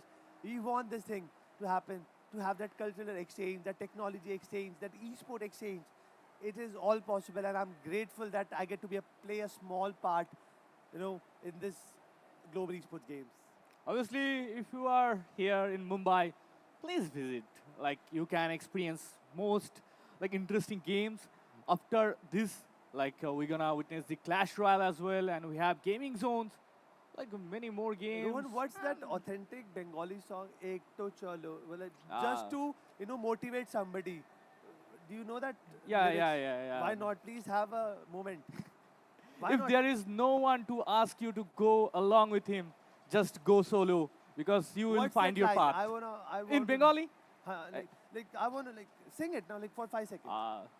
যদি তোর ডাক শুনে কেউ না আসে তবে একলা চলো রে But it's Yeah. something to motivate. Yeah. It's this specific line. Again, do it again, just for Ghana. Yeah, wait, one time, can you repeat? You want me to sing with you? Yeah. Let's see. I can just say, Team Ghana, ek to chalo re. Things are never going to be easy. Yeah. And I think one day, sun will shine so bright, your gameplay will shine bright. That brightness will literally flashbang everyone, even your opponents. But for now, for today's shows, Dota 2 is done. We are still left with some matches of Clash Royale. We both, me and Rohan and Krat, will see you again tomorrow. But now, we'll go for a break. And after that break, Amrit Gaurav and Captain Price will be waiting for you.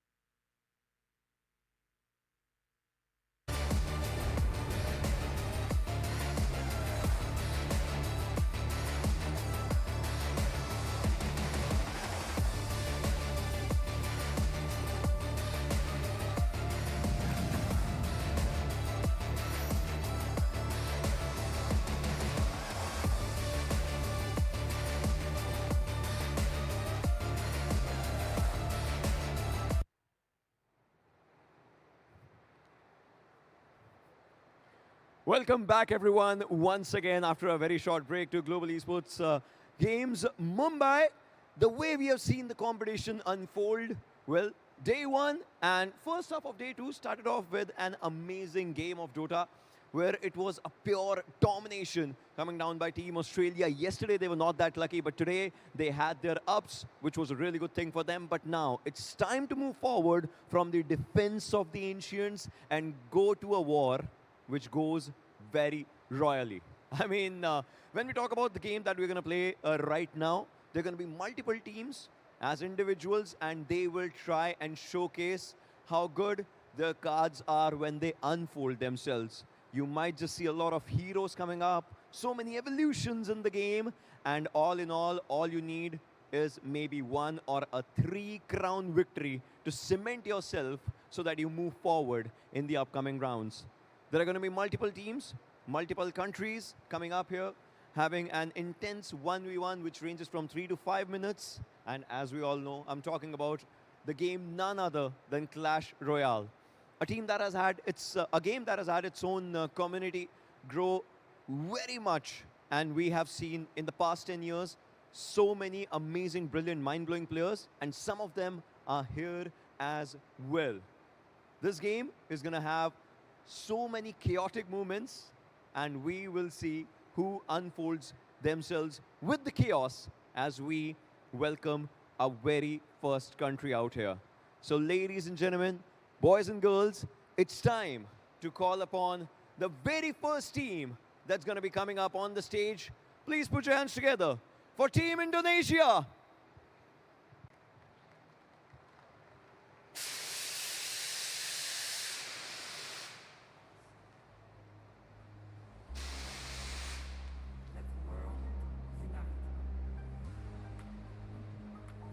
I know, let the moment sink in, because this is the biggest stage that you can get for a game like this. But now, the competition is going to grow many folds as well, because presenting to you the challenger, Team India!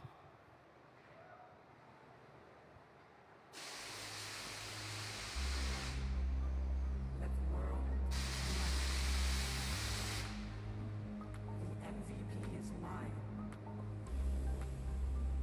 Let the games begin.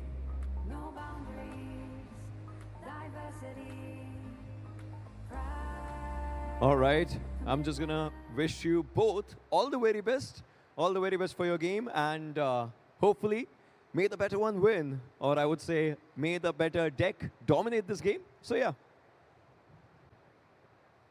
this is definitely going to be amazing, and all of the teams are ready. They know what's at stake, but who out of both of these have what it takes? I mean, our storytellers are ready, and they are going to be taking us through the action. So over to our amazing casters.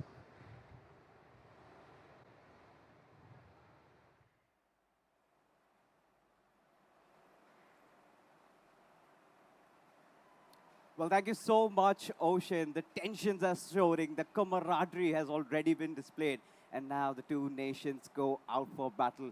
Once again, folks, you are watching Global Esports Games, and we're here live from Mumbai at the MMRDA grounds. I'm Fixis, I'm joined along with Captain Price, and we are going to get started with the matches from round 3. So yes, Clash Royale, one of those games that I think everybody has played right from their childhood, holds a very special spot. How are you feeling to be casting this match? You know, it's a nostalgic feeling overall, coming back after all these years and finally getting a global level tournament that's happening in India. I mean, this is the 4th edition of the Global Esports Games and happening in India, plus Team India playing on the stage, the support of the home crowd being there. This is going to be an absolute banger of a matchup. Absolutely, because you know, when it comes to Clash Royale, personally, for me, I love myself a good Hog Rider deck, right? Anything that involves a Hog Rider and a log, just bring it on. But so much has changed over the past couple of years. We've got the addition of those Evo cards, and now we've got also Hero cards, and that being set aside is a different thing. But now what matters is India is going up against Indonesia. Now, when that is happening, the first thing that comes to my mind, what would the decks be? Because it's a best of 3. You're going to be getting 3 decks for yourself, and you cannot repeat those decks. So that is where, all that permutation combination lies. So what are you expecting? What do we get to see right from the get-go? I think somebody has to just get inside the game and just give it a head start. Push it up, pressurize your opponent, and win the game. That should be the ideal goal when you're coming into round 3. Because we've seen the matches for round 1 and round 2. Most of the individuals who were playing aggressively, they did find the results. But what also matters is the consistency. If you have that patience in you, if you have the composure in you, only then can you pull it off. Now, talking about Team Indonesia, he's been a formidable player, right? He has showcased immense skills, and the strategy has been too good. But talking about India, he knows when to be aggressive, he knows when to be passive, and I think that will be a difference maker in this game. I really want all these players to just go ham right from the get-go. I want myself, at least for the first game, you would want them to go all aggressive, go all out, and try and pressure the lanes as much early as you can. But then we've seen a different style also where, people like to play it a little bit more controlled. They like to go with those, let's say mortar decks where they kind of hold things off, some cannons coming in. We've seen a lot of Evo cannons actually coming out and trying to control the situation. Then there are those spell decks and all of that happening. But then again, so many matches, it kind of feels like it's a game of chess, right? Where you have to be constantly on the lookout for what is going to happen. But when you are wondering what's going to happen next, we've got the brackets in front of you folks right now as we have the first matchup already scheduled up for you, India versus Indonesia. But barring that, we have got a couple of other matches, and the brackets, they will be right in front of you anytime soon. Because, I'm really excited to see where the other nations are right now, because we do have the upper bracket matches on the broadcast, because simultaneously other matches are also going on. So let's have a little bit of a picture on the report card so far what has been going on. So let's take a look at the brackets once again, folks, and find out where do these nations stand. After playing a couple of games, they've already been going online. Yep, they have been going at the back end, but now everybody gets to watch it. Like all over the earth, wherever you are, doesn't matter. Just tune into YouTube and you're going to be able to watch it. Tune into Twitch as well. But talking about the brackets, we'll get to that. But I think what's more interesting today is that whoever is winning today, they will have to play more games, and somebody out of these 8 individuals that we're going to see playing on stage now will be there to lift the trophy, will be there to become this year's champions of the Global Esports Games. I'm pretty sure all these players must have played against each other even in the past, or maybe online through scrimmages or whatever it is. So everybody has a specialty deck, right? Something that you call your signature decks. And they must be knowing what is going to be put out. And sometimes, even if you know that a player does have this particular deck and there is a counter, it's all about the placement and the timing of the cards also. And sometimes, again, when it's a LAN event, the pressure kind of tends to tickle on, and that is where, you make those mistakes. One tiny mistake, I feel, Captain, at the highest level of Clash Royale, that should be enough to settle the scores. So hoping these players do not make those mistakes, but somebody is going to make it, and I'm hoping the first game also goes till overtime. I think all 3 games in the best of 3 will be played across all the matches, because so far, whatever we have seen in this tournament is whoever is winning the first game, they are highly unlikely to win the next game. Yeah. And this has happened because of the read that they have on each other. All the players have had their own share of skills, plus they've studied their opponents so well. Now, moving into game number 2, I want to see how the style changes. If a player who's been playing aggressively in the first game, does he go passive in the second one, or does he continue being aggressive? And I think that will be very crucial to the mindset of the opponent as well. How well can you read your opponent? We'll find out, but for now, we have the brackets on your screen. Round 1 and 2 of the winner brackets are done for, and we are moving forward with round 2 as of now. Round 1 so far has been completed. Yeah, round 1's done for the winner brackets. And now what we'll be covering here, folks, is going to be the matches of winner brackets round number 2. So India taking on Indonesia, after which we have another match where we've got Benin going up against Senegal. And then we have Tunisia taking on Kazakhstan. And then we have Peru going against USA. So that is going to be another matchup that everybody is actually eyeing out for. And so many matches will also continue. We'll be providing you further updates. And so we've got the heroes, we've got the representatives. From Indonesia, it's going to be Riddle, and from India, it's going to be Anuhit. A very, very popular name. Anuhit is a very popular name in India. And Riddle, if you ask me, he is one of the best players that the country has had. But if he's made it so far into the tournament, he must have something up his sleeve that he hasn't showcased because he knows very well the longer you go forward in the tournament, the lesser and lesser you are unknown to everybody. Everybody reads you and they have some kind of a counter ready. Now the counter plays are something that I'm dying to actually just move into the game and watch it because those counters are going to be so much fun. The little timid factors will be very crucial. We will move into the game. Yeah. But Fixes, what are your expectations? Who's walking away with the first game? You know, my heart says it's India. It's India. All right. We bleed blue right now, and I'm really excited to see what happens. But again, against Indonesia, it could be anything. But folks, the voice in my head says that game number 1 is just about to go live. So do let us know your predictions, even if you're watching on the chat. Who do you think is going to be taking this victory home? Is it going to be India or Indonesia? Let us know, spam it away, and of course, invite your friends. If you're around Mumbai, if you're watching, do join us. Come in to MMRDA Arena and have all that fun. But again, you know, what really excites me is that first opening deck. That has to be one of their signatures, both of theirs, right? Super excited. What are you hoping? What are you hoping to see right from the first match? You know, I really believe that one of these players, I'm not sure if both of them will, but one of these players will come out with that Hog Rider deck because that Hog Rider has been annoying players for so long. Like, I've been myself playing for the last 8.5 years, and that Hog Rider, whenever it's in my opponent, you know, I just pray to God that I win the game. But so far, let's just move into the game. This is game number 1 of India versus Indonesia. Let's see what we have here. We do have the Goblin Barrel coming in from Nigel, but talking about India. Okay, and there it is. There's Hog Rider already popped up. Oh, indeed. And Hog Rider goes, and of course, you've got the Dark Knight in response. Should be dealt easily.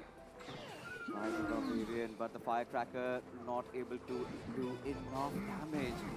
Of course, we've got the Mighty Miner just chunking through from the backlines. The Hero Archer trying to get as much damage as possible, and he's going to double down. So a switch in the lane, just a lock to bait him out, just delay. But look at the value that's already been gained by India. They've done so much damage to both of the towers, but now the things might just change. The Hidden Tesla immediately shut down. The Piggies will also be shut down as the 3 skeletons move forward. I have no doubt that Rydell will have no challenge against these 3 skeletons. However, there's still one card to be revealed from either side. I wonder if that will change the game or not. The Dark Knight again spawned up. It's been cycled forward, but something has to be put through to assist him. Otherwise, it's going to be a big problem. The log slowing down, and that's a good timing on that spell. Of course, the E-Spirit coming really handy. So this is what we were talking about, right? Now, Anuit is going to make the best out of the situation. Still has that Firecracker, but should be good to take that Tesla Tower down. But again, a log will do quite a massive chunk of damage. Of course, the Mighty Miner deployed, and again, the Hog Rider trying to go in. A defensive Tesla Tower setup. But still, the Dark Knight pierces through. And now again, those little skeletons being deployed, trying to delay as much as possible. But look at them, the Royal Hogs coming through, gushing all the way. The Firecracker at the ready. I think this is a very smart card, putting down, at least with the Firecracker, the kind of value that Anuhit is getting. That is quite remarkable. You know, if the game were to end right now, Anuhit would have just walked away with it. But so far, we will move into overtime since none of the Archer towers have fallen. We'll have to wait it out and find out. Again, an aggressive Tesla tower being set up, and this Tesla tower will try and hold out as long as possible. The Dark Knight, the shield's already gone, and so is the Dark Knight, the log being pulled up forward, and then slowly the Firecracker being sent. The Hog Rider again cycled up, but look at how quickly he's cycling that Dark Knight. He wants to get that damage done on the left-hand side Archer Tower of India. But so far, nothing much has been done. But now it's a problem. It's a big problem. There's 2 Dark Knights just challenging that Miner. Finally, the Miner will be taken down, and so will both the Dark Knights. Yeah, that's really hurting Anuhit at this point, because again, understanding it's triple elixir already.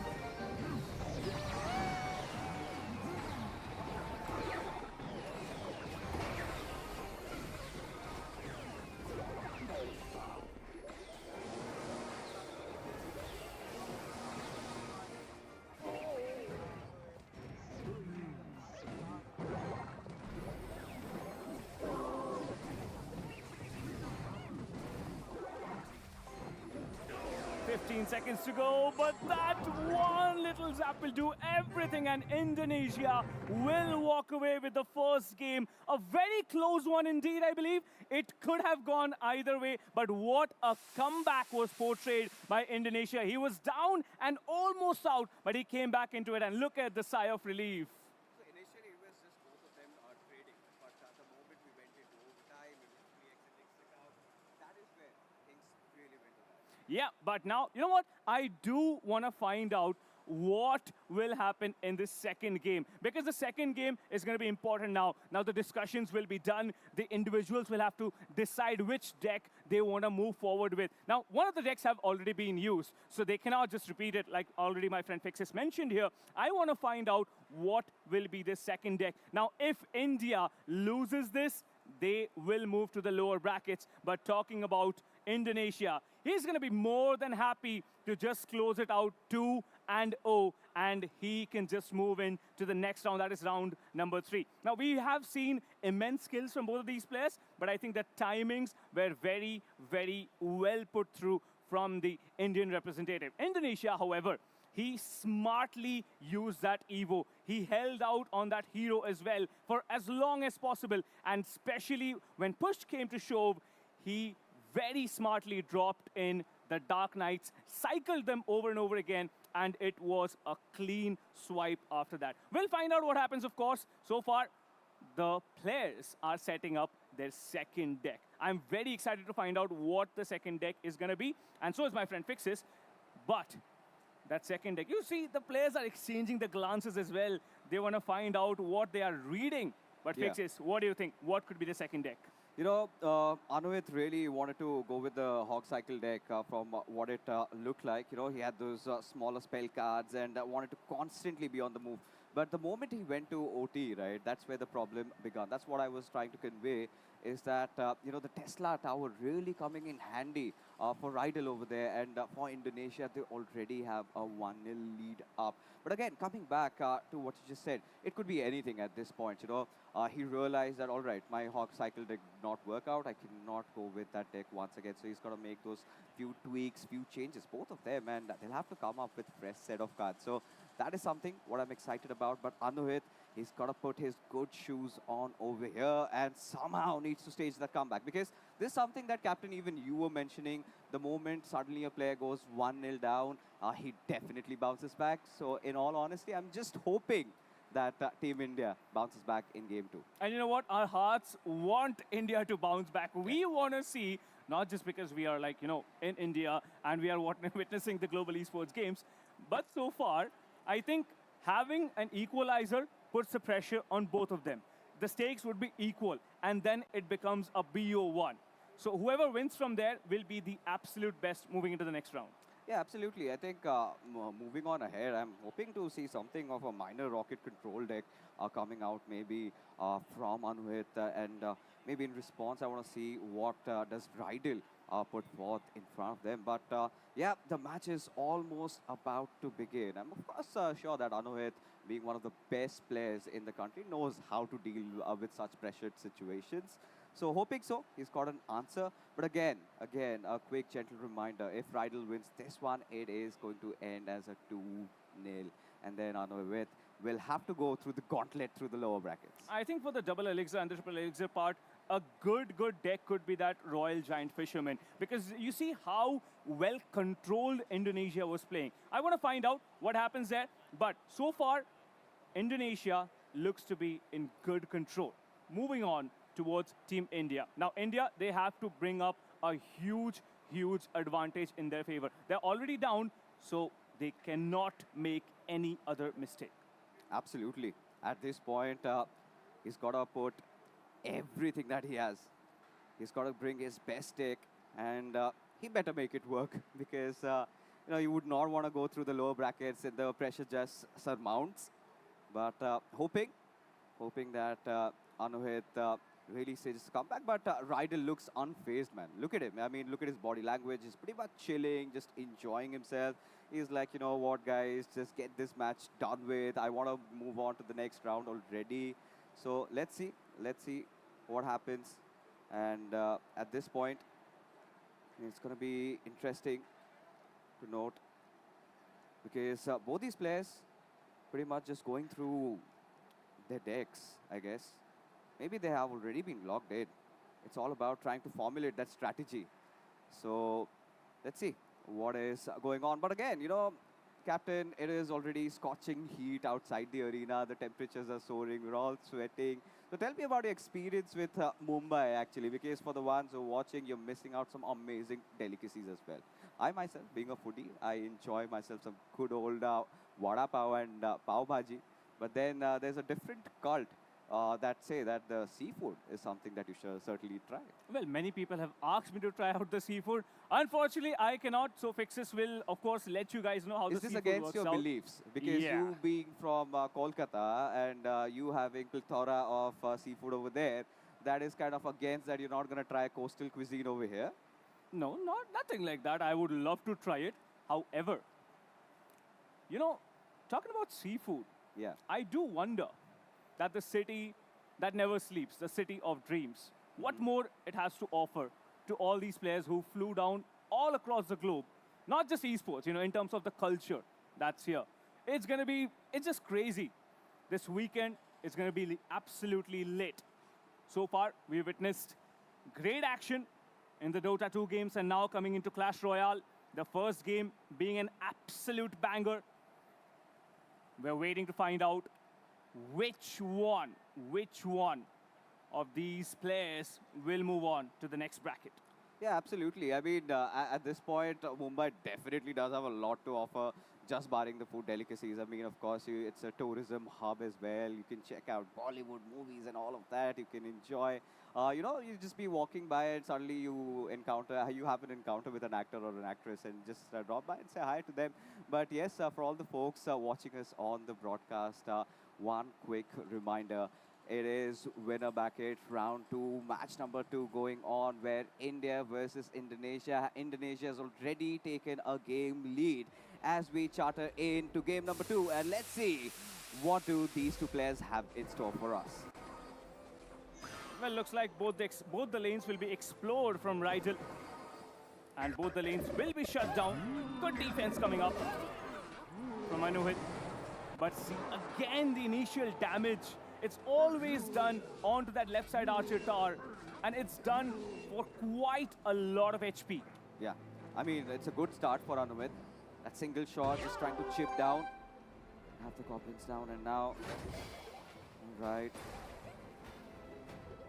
Royal Archers, Queen, deployed, and now it's going to be interesting. How does Rydell deal with it? Ooh! Mega Knight going all kaboom. I didn't expect to see a Mega Knight, but yeah, if he makes it work, it's good for him.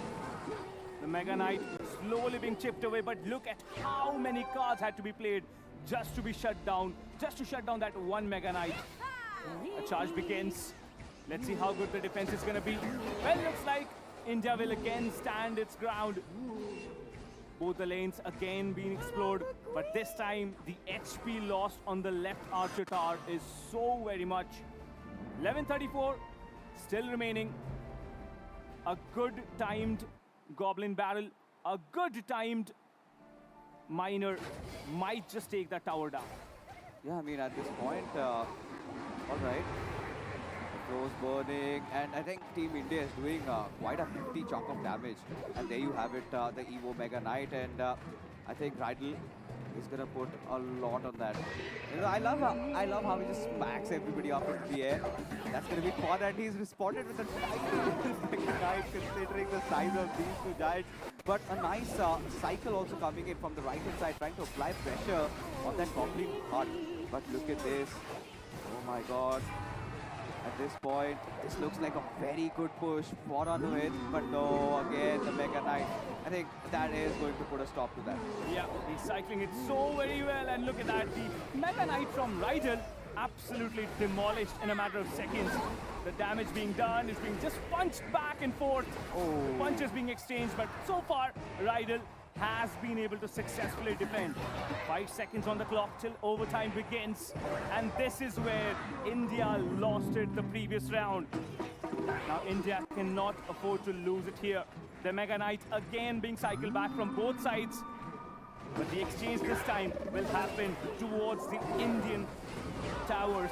Let's see how much damage can be chipped off. 766 HP just remaining on that left-hand side archer tower. Let's see if that can be taken down. If that's taken down, or even the entire overtime is completed without any tower being shut down, India so far walks away with game number 2.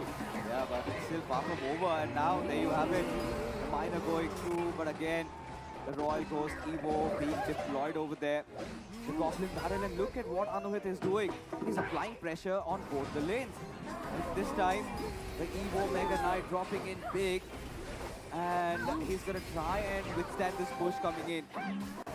But look at his constant pressure. The way he has deployed the barrel hunt, he's constantly chipping even from the right-hand side. I love India's play. He's applying defensive pressure as well as offensive pressure at the same time. And look at that, 151 HP, a perfectly timed poison. And they should get the job done. Yes. Just a few bits of HP, 13 HP Cycle in. still standing. And the miner goes in. Does the miner take it out? Yes, it does. And India walks away with game number 2. The scores have been level fixes. Absolutely. This was amazing for what we just saw from Anuhit, you know, instantly applying pressure right from the get-go. He knew what he had to do, right? And at the moment, you know, by the time Rydell figured what his strategy was, that is when his second layer of strategy came in, where he again started applying pressure from the right-hand side. So again, it just became too much to deal with, and both of them coming with the Mega Knight Evos. I mean, eventually it was just a dead battle going on. But then again, the majority chip damage, of course, considering to the poison cloud that had been deployed over there. So that was amazing, you know, constantly just chipping away damage one after the other. That was lovely stuff from Anuhit. Yeah, and I believe the pressure being applied on both the lanes, it was just too much for Rydell. He couldn't just, like, you know, go on. He had to first defend and then go off for any kind of pushes. But so far, Anuhit, a good game on the second one. Will he be able to continue with the momentum is the bigger question. Now, Rydell, he definitely will be unhappy after this loss because he did not expect that miner to be brought in, and that miner created a lot of problems. But a smart work done by India as well, saving that poison card up until the last very second. Yeah, even Rydell held on to 2 of his cards, which he revealed quite late in the game. It was all about, you know, cycling, trying to get the Mega Knights into play, and they were trying to get the job done. But eventually, you know, it was just not enough. Because then again, I think Anuhit always had answer, even for the furnace, the spirits that were coming out. So, you know, at that point, I think he had to reevaluate. He knew somewhere down the line, if he does not apply enough pressure, then that is going to mess him up, which eventually happened. Now, it has all come down to a tie, and this next game is going to be a decider. And I think at this point, finally, Rydell is starting to feel a little bit of that heat, a little bit of that spice that, yes, he also has to win. Otherwise, he will get down towards the lower brackets. Well, it's the final deck coming in from both of them. Yeah. Now they have nothing to hide. Everything is going to be revealed in front of each other. But the best part about both of these teams playing in the upper brackets is that even if they lose, they still get a second chance. They still move on to the losers bracket, and they have to continue that lower bracket dream run. And it is not at all easy. Both these teams, they want to move on forward directly through the winner brackets so that they have a backup option just in case they do not directly make it to the grand finals, in case they lose in the winner bracket finals. All of those are permutations and combinations which we will figure out later.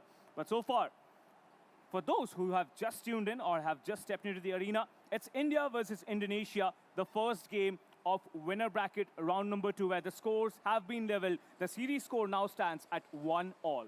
Yeah, 1 each for them. And imagine for the third game, somebody just YOLOs in and gets a Lava Loon deck. You know, that is one of those decks I really enjoy. And considering how they've been going heavy with those big elixir cards in the second one, you never know. They might just increase the intensity. And for the third one, could go for that beatdown.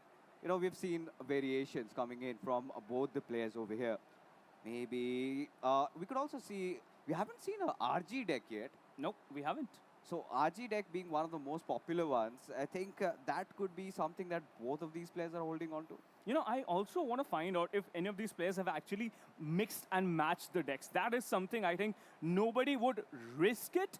But also, if you risk it, you know, higher the risk, higher the reward, they say. So it might just turn out to play like that. But so far, the RG deck is something which has to be used very tactically and very smartly. Which is the smarter person? We can already see, we can have a glance at the screens from here that, yeah, what is the deck that they're building? We'll wait to find out what the final deck is going to be. They might just be playing mind games with us. You never know. You know, I think, you know, my eyes could not really gauge in very deep on, you know, I could not have a quick glance actually of what the players were picking because they have locked in their set of cards. But it's all about, you know, Clash Royale is primarily, like we say, right? It's all about getting those trades. It's all about finding that elixir advantage against your foe. So, yeah, for all the old peeps, I'm pretty sure watching this broadcast, everybody must have played Clash Royale. We all love this game. And sometimes we love experimenting, but again, this is a tournament at the highest level. The Global Esports Games, the 4th edition here in Mumbai. And yeah, like we said, right, the temperature is quite hot today. I think it's rising. It's already 40 degrees plus. We're all sweating. And imagine the players, what are they going through? A flurry of emotions, but you still have to keep yourself calm in such moments. And you know what? India did it the last game. Rydal did it in the previous one from Indonesia. And talking about, you know, counting the elixir the opponent has, the timing, those little milliseconds make so much of a difference. Rydal, he definitely tried to come back so many times like he did in the first game, but this time Anuhit played it really, really smart, pressurizing both the lanes, going on forward. Now, like I mentioned at the starting of this post-match segment, that Anuhit, he pressurized both the lanes at the same time. Rydal will be aware this time. So Rydal has to come up with a counter plan. What could it be, Fixes? I mean, at this point, it's all about, you know, he cannot use the same deck, right? We have got a set of options. Like I said, I think if it were me, I could maybe go with the RG deck. But again, log bait for me at this point, you know, it's something that could be easily readable. I think Anuhit could see this one coming, and he might have countermeasures already up for it. So at this point, you know, even when it comes down to the final game, it's all about that tricky matchups coming in. You know, that one card that entirely changes your deck. Just try and confuse your opponent, not maybe reveal it towards the end, and maybe just have a lightning hidden. Last moment is like suddenly you have 3 jolts just dropping down, and kaboom, goes down your tower. I mean, that was pretty much the end part of the first game. We'll find out momentarily what or which country finally moves forward and which country has to go into that gruesome lower brackets. But a lot of thoughts being put through in this one single game from either sides. Nobody wants to go in that lower brackets. Both of the players are now just shuffling through their decks. What can they do? What minor changes can be made? That is something that will matter in this game so very much. But again, the strategy overall, aggressive or passive. What would you have done, Fixes, at this point? You know, at this point, even I'm starting to consider that an executioner balloon control deck could really come into play. It's one of the recent meta picks. We've seen a couple of professional players actually use that. You could have that strong defensive control, and that surprise towards the end could really catch your enemy off guard. So, you know, that is something that, you know, if you get to see, there's so many options, there's so many cards, you know. It's basically like you're opening a mystery box, and you do not know what's going to come out. It's only these 2 players. And considering that how they've already played, really excited to see what comes out next from Anuhit's side. And for all your folks on the chat, do let us know in the arena, show your support either for Team India or for Team Indonesia. Who do you think is going to take this victory? You know, if somebody decides to go aggressive, I would love to see a P.E.K.K.A bridge spam. I would just love to see it. Okay. Taking down that P.E.K.K.A, it's going to be a menace. You just drop in some low elixir cards along with it. It'll just work. You just add on a Bandit, a Royal Host, adding on, yeah, it could be probably the most aggressive play. Very risky, but can work out. It can actually work out. And we've seen this happen even in the past. And even in the matches that we have seen, the two games that we have seen, none of them actually even had a P.E.K.K.A. or a mini P.E.K.K.A. at that. So the second game, we saw a lot of new troops being deployed. We saw Spirit Empress coming through, the Archer Queen coming through. So all of those newer cards coming into play. But, still, us being the oldies captain, we love ourselves some good old, the old decks, the log baits, again, the Hog Riders, like I told you. But yeah, a little bit of a delay before we begin. The tensions just doubling down, and any given moment, we might just jump into game number 3. We're all waiting. Fingers crossed. Hearts of every Indian watching the tournament. Hearts of every Indonesian watching the tournament beating. Probably in sync, considering the scores being leveled. But what is going on in the head of those players sitting up on stage? What is their final choice?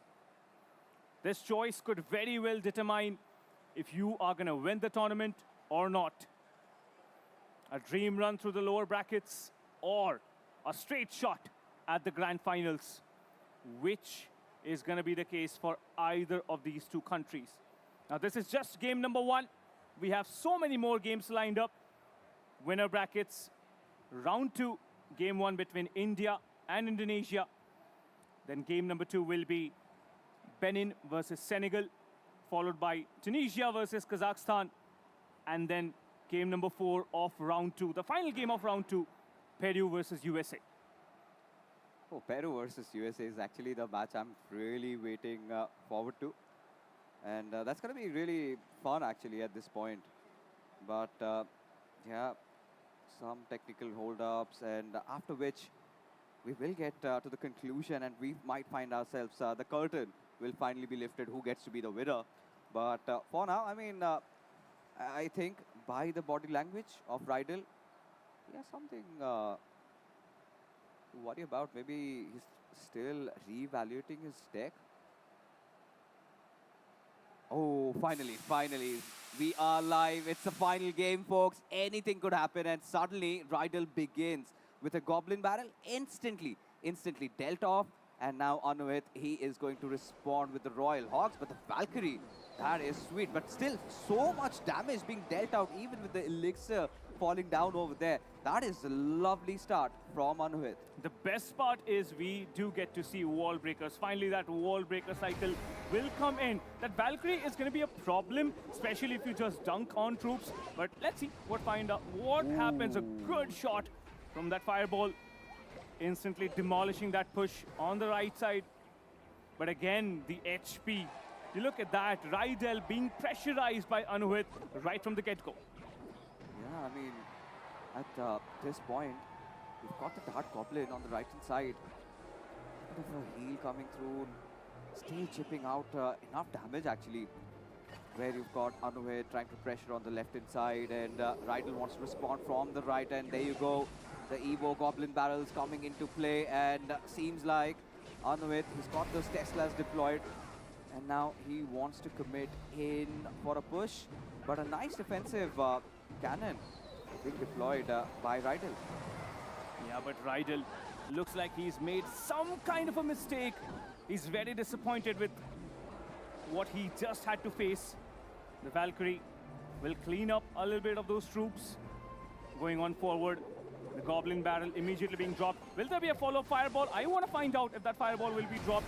But nope, looks like the Zappies will be enough to stop the Valkyrie as well as that Goblin Barrel. 60 seconds to go. Double Elixir now in play. Dart Goblin will be enough to shut down those Zappies. But let's see what will be.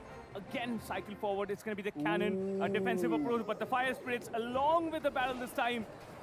Very, very crucial push. And finally, that tower will get taken down. Rydell is in the lead. Look at this, 30 seconds, and the Royal Musketeers. Finally, all his cards have been revealed. Team India has to make that ultimate push. Even the hero Ice Golem being deployed, but the Vines holding them off. But still, at this point, 20 seconds at the go, and somehow they need to pierce through. And it looks very less likely. Again, the Royal Hawks being deployed at 484 points just on the tower, and it might go, and yes, we are into overtime. That teeny tiny wall breaker doing more than enough. And finally the evolution comes in. But the damage is still being dealt. The Valkyrie still coming forward towards the King. The King needs to be stopped. The King needs to stop the Valkyrie, but on the other side, looks like Anuit, he's decided to go in aggressive. Look at that HP, 989 only remaining. One good push, and it's game over. The Goblin Barrel being cycled forward, but this time again the RG being dropped. Immediately shut down. Zappies going on forward. Who will get that final tower? If it comes down to HP, Anuit has the win. Yeah, I mean, he does also have the fireball to work around with. But again, another Goblin Barrel being deployed. Still to no avail. And suddenly, with the Royal Musketeers, he's going to have one last go at it. And there you have it. The cannon instantly being shut down, and this could be it. This could be it. The moment the lock-in comes through, he knows, Rydell knows. It is GG's, and Team India gets the victory in this one. What a play coming in from Anuit. Counting all the elixirs, and finally making one last play. And you know, this is why I said that whoever has won the first game, they've never followed up to win the second one. And look at that, a reverse sweep coming in the first game that we show live on broadcast. Imagine what the rest of the games will be. But you know, just having a quick jot down of what happened in the previous one, Anuhit, he played it really, really smart, and it worked out like a charm. Absolutely. I loved how he instantly started to, go for the pressure right from the get-go. And suddenly, I think this is something that Rydell did not see this one coming, right, Captain? Yeah. Because the moment he went in, suddenly you have the Royal Hogs, everybody at you, and this instant chip damage. But I liked how Rydell made a comeback, because the moment you drop down a Goblin Barrel for a fireball trade, you know that Rydell has that one elixir advantage. So he did try to take that into account. In fact, he was the one who broke that right tower for Anuhit. But still, Anuhit constantly applying pressure on both the sides simultaneously worked out for him. You know, it was a game of comebacks from either side. Yes. First, we saw Rydell coming back, and then we saw Anuhit having that last 30 seconds to take down one tower. He did, and then at, I believe, a minute and 10 seconds left, he took down that left-hand side tower. So far, we haven't seen any of the King Towers being taken down. I want to find out if any of the other games that we have lined up today, that is going to happen. But if that happens, it's going to be demolition. It's going to be a complete one-sided game, which I think it's going to be a little hard to find at this stage of the tournament. As much as I would love to see one of those King Towers being taken down, we know these players are the best of the best. That it's not going to come down to that. Yeah. Majority of the times we've seen it's all about the side towers just being taken down, even in the pro circuit. So yeah, I mean, would love to see somebody coming up with a deck that we have never seen before and surprise all of us. But I think it was some nice mixture of cards coming in, especially from Anuit. For a moment, I got scared the moment Royal Musketeers came into play, because Royal Musketeers, that is a very expensive investment. The moment if they do not get any value, then you're absolutely cooked. But you know what? Indonesia, they still have a shot. Yes. He has to fight. Rydell has to fight in the lower brackets, and maybe it can be a revenge grand finals. You never know. We'll find out if it is, if not, and that's going to be tomorrow, by the way. By the way, I did notice that a lot of times we did find out Rydell, he was unhappy with what he was doing. Yeah. He was unhappy with how Anuhit was pressurizing him, and I think that pressure finally got to his head. Yeah, absolutely. It got really creeped up, and then he could not do much, because after a certain point, even he knew that whatever I'm going to do, I think this game is pretty much done. So like I said right before even the game's begun, it's all about making that one mistake and your opponent really doubling down. But yes, folks, that was our first game live on that broadcast where India bested Indonesia, and for Anuhit, he goes into the next round. Whilst for Rydell, he's in the lower bracket. But yes, we also do have another match coming yes. right after this. Oh yeah, we have Benin versus Senegal coming up, and Oh.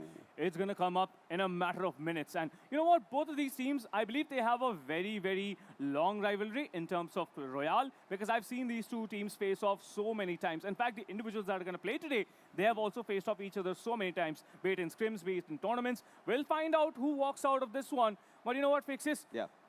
Being very honest, I don't think any game is going to be a clean 2-0 sweep. Yeah, that is already established. I mean, all these players we've seen, right, what they have got, how they're bouncing back. And I was kind of getting scared for a moment, you know, when Rydal won the first game. So if you look at it, with Anuit staging a comeback, so ideally the third game should have been Rydal once again. But thankfully, Anuit really held on to his nerves, really played a good game over there. And I think it was right from the starting set of cards, the moment Anuhit deployed and got that instant chip damage on the tower. That was, I think, a nice chunk of damage. That is when we realized that, yeah, for Rydal, it's going to be a very tough battle. But all that said and done, guys, it is time for game number 2 to begin. And to do the festivities, we've got a beautiful host, Mr. Ocean, waiting for us. Oh my God. What an incredible game. It all just came down, and I would just request to the people who are just coming up here, please. Yeah, thank you. I mean, I know you get a reason to celebrate because of an amazing game. It was a decent comeback as well, taking down on the first game and then a decent comeback. So that was good, but now it's time to move on for the next game, which is going to happen out here. There are different countries, different teams that are going to be just doing incredible stuff. So please welcome, first up, Team Benin.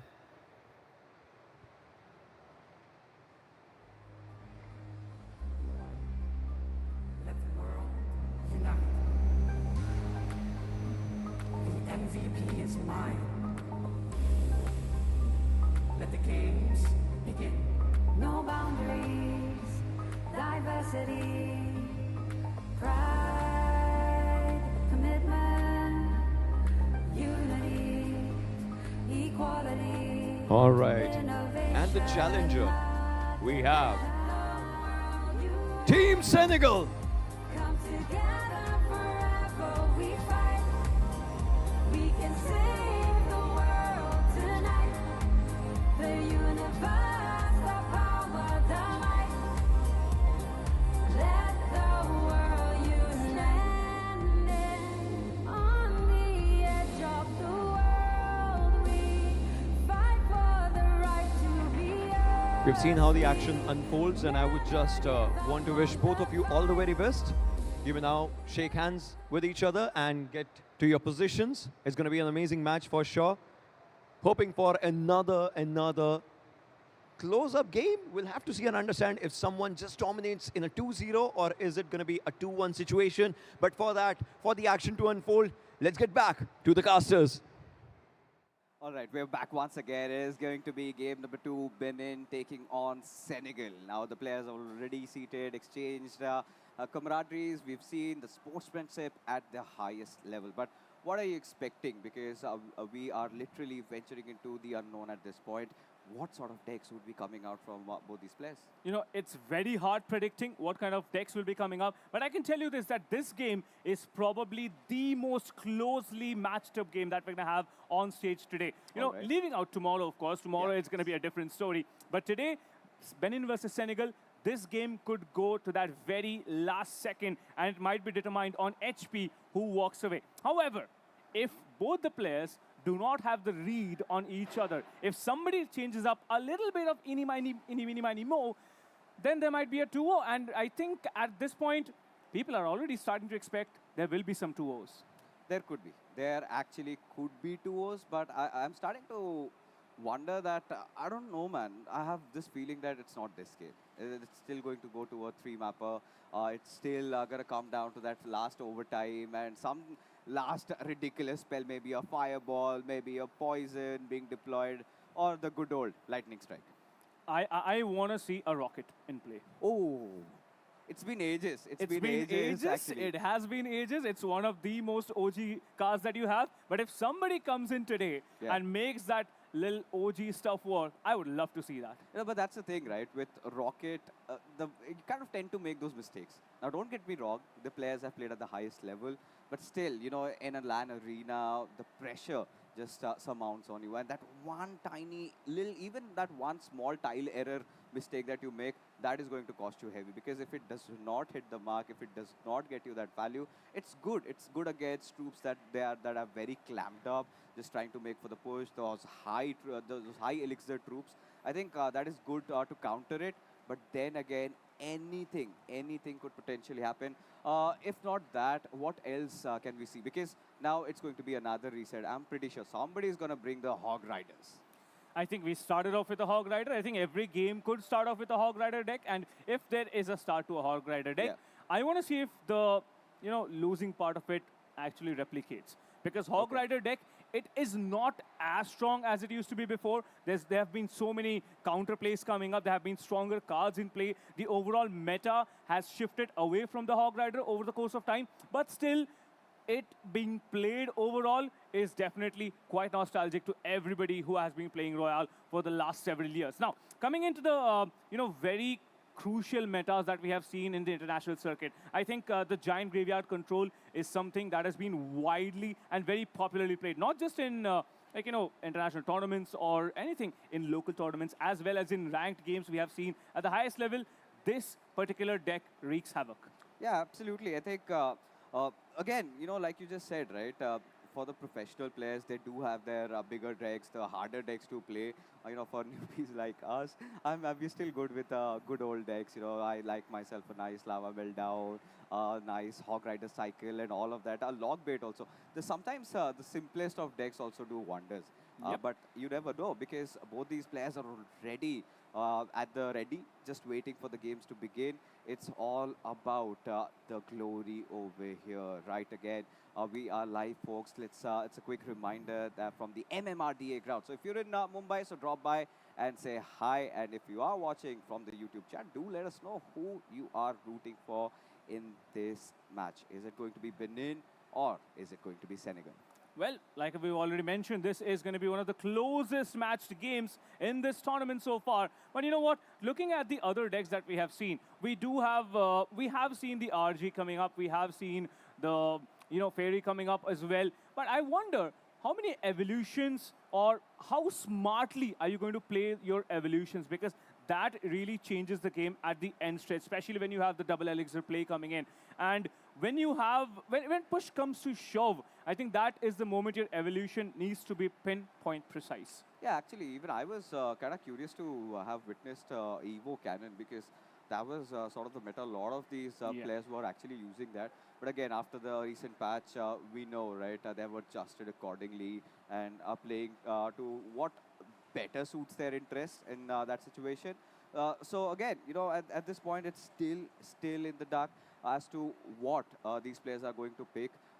Could be anything. Do they have the counters? And I'm pretty sure they must have scrimmed, because they have been here in Mumbai even in the past. They might have played a game or two. They might have done their research. They might have played against each other even in the past. So they know the pros and cons of each player. I'm one of those evil players who actually keeps things safe until the very last minute. You're saying till the grand finale? Maybe. Maybe You you need have to get so there many strats. first. Yeah, maybe you have so many strats that you don't need your ultimate deck or your ultimate play to be actually played in the qualifying rounds to the grand finals. Yeah. And in the grand finals, which is going to be a best of 5 series, it very well might be a piece of cake for any of these teams playing right now. I mean, fingers crossed. At this point, I would really suggest just keep dunking, because whoever gets to be the champion, he must have mastered majority of the decks, right? So eventually, he might have a bigger pool of cards to play from. So that's going to be really interesting as to see what happens next, because we will be starting off with the matches any moment, folks. So the games are going to begin. And yes, it's all about the decks that we have seen, but for the storyline that's in the making. So yes, for the new viewers that have just tuned in, we began with the match where India took a match against Indonesia, where India did manage to get a 2-1 victory. Anuhit, the Indian representative, got the glory home, but still has a long way to go from here on. But for Benin and Senegal, I mean, it is all going to be up for a toss. Well, 2-1, that too in a reverse sweep fashion, and that is actually something that you can call that a cherry on the icing. Yeah. But you know, every time it's not going to work out. Sometimes you just need to start off strong. Sometimes you need to try and close the games 2-0. Rydell tried, he could not. Maybe somebody else will. And Benin versus Senegal, I actually believe that if not for a very close game, there won't be any mediocrities. We will either see a very, very close game, or it's going to be complete demolition from one side. That could happen. That could actually happen. But like I've already established, Captain, I feel like it's still going to a third game. It is still going to a third game. I'm just getting curious as to know what's cooking. Why aren't we into the game yet already? Because I'm starting to get excited because at this point, so much on the line for all these players. They've come in from different countries representing their nations. And sometimes it gets too jarring, right? That feeling itself. Sometimes you do not wake up on the right side of the bed. You tend to make those mistakes, which Rydell did make in the previous game, right? We saw the first game, his body language was absolutely ecstatic. He was looking really good, and he knew that he was going to win. He was looking unfazed till the moment he lost the second one. And in the third one, that one tiny error, and he was done. Well, let's move on forward. We have Sedina, the representative. And from the other side, we have Dijvere. Let's find out what decks they have. And like you mentioned, there you have the Lao. All right. So at this point, finally, my wishes have been granted. And Rascal's also at the deploy. Now the elite. In fact, the Goblin Barrel really makes a play over there.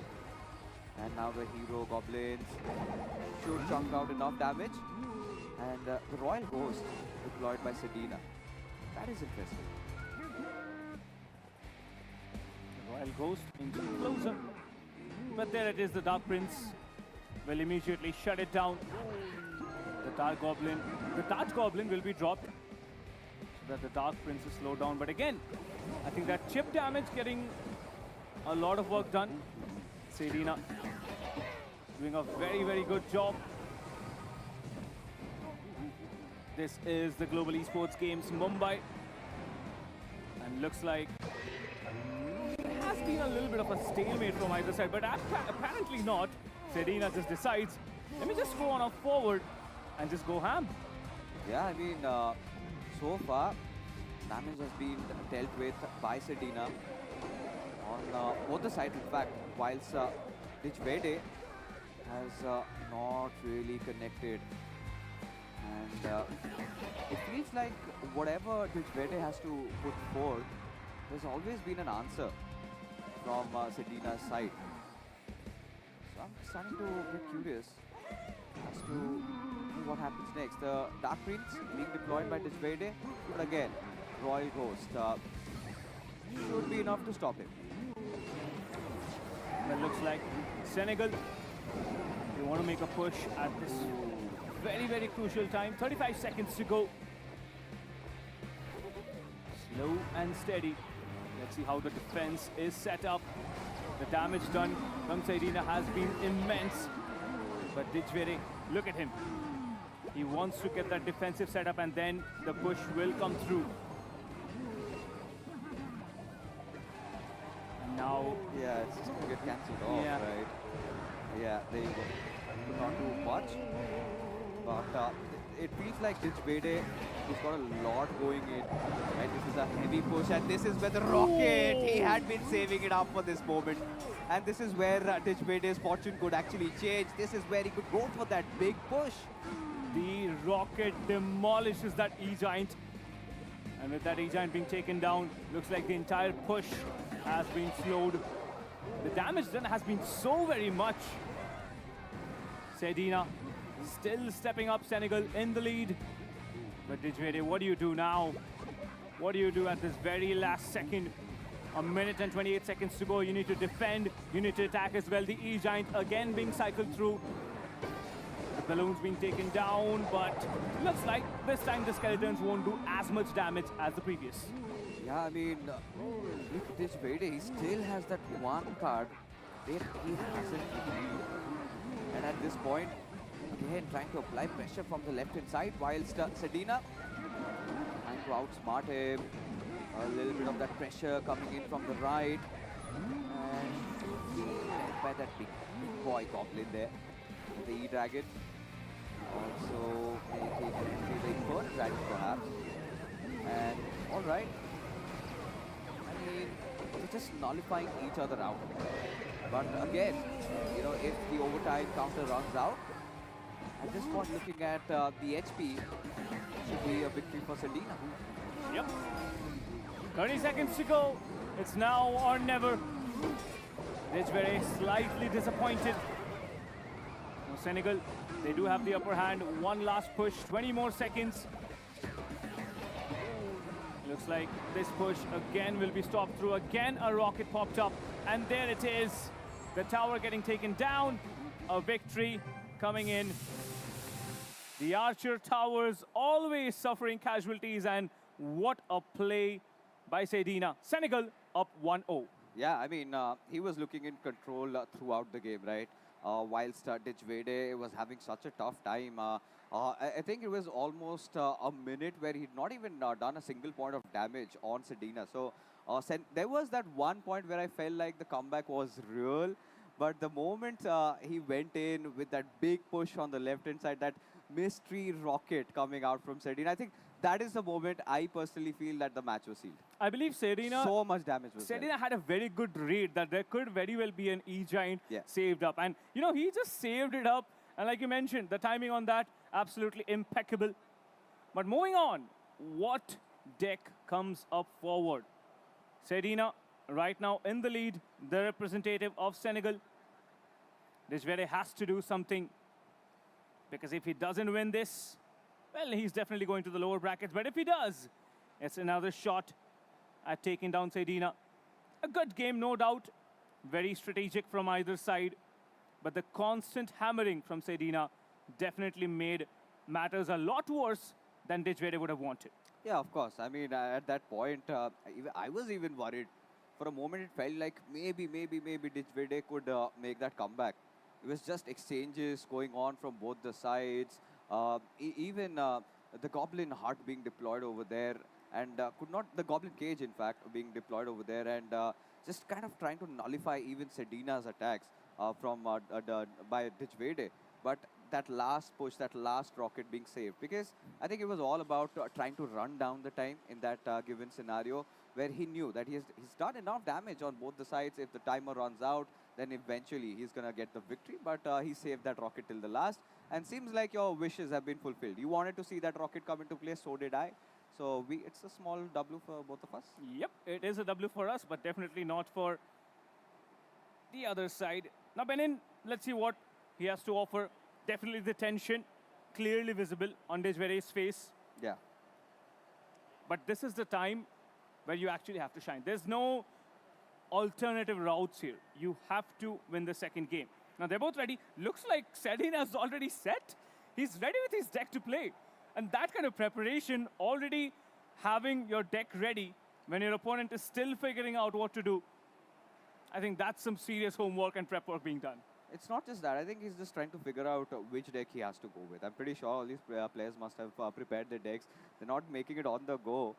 But then again, he has to read what deck does Sedina come up with. Because at this point, if Sedina gets another victory, then he's going to win this entire matchup. So Dijvede has to make a comeback in this one at any given cost. So yes, a little bit of a hold up. I think Sedina looks ready. It's all about Dijvede.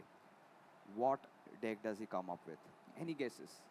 I have no idea, man. I mean, how do you stop a man like Sedina? Pressuring you every second, giving you no quarters, saving up a high elixir card like a rocket. Great job done there. But Sedina looks like he's trying to telepathically communicate. Correct. Come on, man. Get ready. Come on, let's just get this over with. I think it's ready. Yeah, I think it's ready too. Yeah, that button click and yes. Yeah. All right, it is game on, folks. And let's see what Sedina has to offer and how Dijvede is going to respond back with. And a Bandit, again, another one of my favorite cards. and an E-Wizard. So some older cards really coming into play. Bandit E-Wizard, wait. This is what I love to see. And along with that, you have the Zap to work with. But now, the Goblin Battle, it's going to be cycled over and over again. A Goblin-heavy deck. This is something that really works out. Now, you see two Spirits there, right? That also is very important. The hero being played as well. Very early, right at the start, 8 cards have already been revealed. But so far, oh, we have a poison in play as well. I want to see when that poison is perfectly timed and used. I think Dijvede this time has a very clear idea. Do as much damage as possible in the initial 2 minutes of the game. Yeah, absolutely. I think that is what he's trying to do. And both of them have actually exchanged some damages over there. The battle ram coming into play and the cannon being deployed. But is it going to be enough? I think the Valkyrie would easily take down both of them. And the Goblin Barrel once again. And oh, not really survived for that one hit. And even the E-Wizard goes for the cleanup there. Yeah, the Mother Witch will also be very, very crucial at this point. When do you drop it? Where do you drop it? The E-Wizard not doing enough, but definitely slowing down that hero. The left side being explored right now. Sedina, he's figured out that if there's a chance, let's just go up forward. The Bandit trying to take down the hero, really close. Not going to be alive for much longer. And finally, he gets taken down as well. Yeah, that is quite unfortunate, if you ask me, because I was expecting a little bit more of that which being dealt.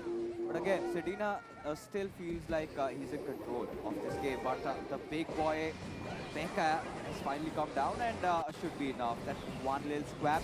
Look at that left hand side. Of course, the Mother Witch just saving the day over there. And this is where I feel like Dijvede has put all his eggs into that one basket. And he needs to make that connection. But, oh, the groups really chipping down. The Pekka had at least one hit. No, that's not going to be the case. Yeah, that's definitely not going to be the case. But looks like the Valkyrie will also be shut down. So far, hits from either sides have been exchanged, but again, Sedina still having that lead on the HP part. The Goblin Battle will be cycled through. Evolution ready to be triggered any second. I want to see the cannon again in play. Taking a lot of time this time. Looks like the connection still being made. One final push could be the answer to Sedina's prayers. Again, the Goblin Barrel being dropped through. Valkyrie for the follow-up. This is going to be really important. The Bandit trying to slow down as much as possible. The Zap will stall for a bit, but doesn't matter. Sedina will walk away with a 2-0. Like I mentioned, there's going to be no middle ground in this game. It's either a really close one or a dominant one. And looks like we have our first 2-0 on the broadcast. Absolutely. Senegal taking the victory in this one. And Sedina somehow just making sure that the message was delivered, a dominant run. And yeah, I mean, at that point, that's some lovely stuff going out there. But again, Captain, you know, I think Sedina looked in control throughout the game. I kind of loved how he just went in for the wipe and how he got those tasks there. And I think Dijvede did not have enough answers for that Sedina's early pressure. Yep, he did not have it. But so far, it's been a great start to today's show. Clash Royale, full of nostalgia. Team Senegal definitely going to be happy. Sedina, definitely a great start to his overall dominance. But is this dominance going to continue? Is the bigger question. We still have another round to be played, and then he moves on to the grand finals. Oh yes, that is going to be lovely. But you know, I'm starting to feel worried right now. If you know, if you're a Team India supporter and if you're Anuik, I'm sure that Sedina is one for that he would not want to meet so early on. But then again, if he has to win it, then he's got to beat both of them. But that being set aside, so 2 games done and dusted, this was an easy victory. And like I said, right, I think you're seeing into the future. So you're going to tell me what happens next, but we'll get into that. But let's talk about what happened actually in this game. I feel like it was all about, you know, Sedina just being so well prepared, he knew exactly what he had to do. He cycled his cards really well and got the job done. I think I'll talk for the losers part first, what happened there. So I believe that Dejvede, he had a good read. He played his cards right. It's just that Sedina was so well prepared. There was always a counter play coming in. You look at any card being dropped, be it the Mother Witch, be it the Skeletons, whatever it is, there was always a counter ready. And I think having a counter deck along with an aggressive one, that is where the homework was done previously. And that is where Sedina was already, like, he already had that mindset that, okay, I'm going to win it. There's no way I lose it, and he wins it 2-0. I mean, I loved how he made the plays with those skelly battle bombers, right? Just going in from the two different directions. Yeah, exactly. Constantly applying pressure. And he came up with a deck which was very low on his elixir and made a really good work out of it. I think counting the elixir, like we all know, is the most crucial part. Yes. He countered it. He countered it really well. And finally, we have got our first 2-0. We've got our first reverse sweep as well. Now, I want to see if somebody actually does that 1-1-1. Like, you win the first one and then you win the third one. If that's going to happen or not, we'll find out momentarily because the next game is almost ready. We will jump into that. But Fixes, again, this raises another question in my head. What happens if India, well, like, now we know that India and Senegal are going to win. I mean, they are going to meet. Yeah. But what happens if India wins? Like, maybe they have no idea what's going to happen tomorrow. Maybe India wins and Senegal actually goes down. Then the lower brackets run is going to become way more difficult. So I think Anohit might have just watched this game. Yeah. So he must be really well prepared of what is coming his way next. Is he? I hope so. I hope so. It's a short time. It's Yeah. a very short time to prepare. You better have done your homework at home because at this point, you should have all your decks ready. You should have all your cards stacked, not in one basket, but in 10 different baskets. If you know what I'm talking, if you've played the game, everybody will know this. But you know what? We still have 2 games lined up, and the next one is about to start any second now. Now, Fixes, let me ask you. All right, we'll just get this over with right now. So, you know, we will not do it before the game again. Game number 3 and game number 4, it's either Tunisia versus Kazakhstan or Peru versus USA. Who do you think will win amongst these pairings? You know, for game number 3, I might go with Kazakhstan. And for game 4, I think with USA. I mean, you know how strong they are. Oh, yeah, I mean, the US representative. You know what? We'll not say anything. We'll wait for game number 4 to actually come up on stage. But I believe I will have to go with Tunisia for game number 3. I've seen what they've done. I've seen number 1. Yeah, it's already a clash here. It's a warrior. And it's Clash Royale on the stage as well. It's Clash Royale for you, a nostalgic game finally coming up into the highest standards of the world, into the highest standards of esports. But so far, our amazing host is ready for the next matchup. Ocean Sharma, please take it away. God. This is how these games are going to be. I mean, it's chaotic, but we love that chaos, right? And that's how we see maybe 2 1s, 2 0s, few games done, few more to go. But before we move forward with the next one, please welcome the first team that's going to be coming up on the stage, Team Tunisia. Pride, commitment, unity, equality, innovation, not division. Unite, And the challenger come together. that's going to give a tough fight, none other than Team Kazakhstan.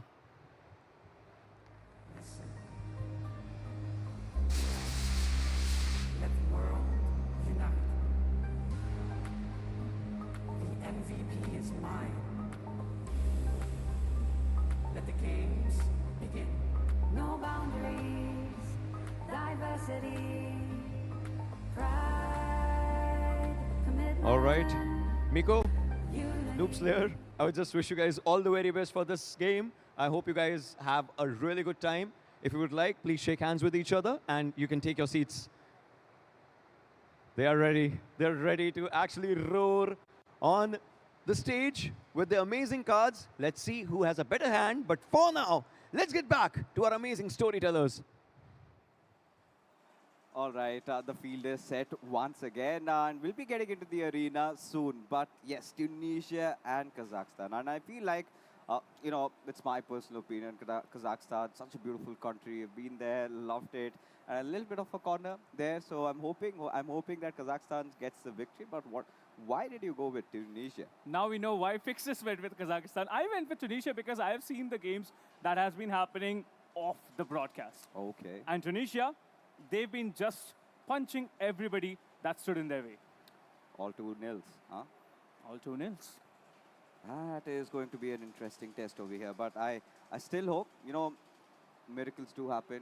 Anything can happen. They have not gone up against each other, so you never know. Team Kazakhstan might have something in store for us. But so far, you know, to summarize both the games that we saw in which India won and in which Senegal won, we saw a lot of newer decks coming into play. We did not see enough of those returning decks. So I think everybody has their own style of play. Everybody has their own cards that, you know, they're holding on to, say, their signatures being bought out. And really excited to see what both these players bring out in this one. What do you think?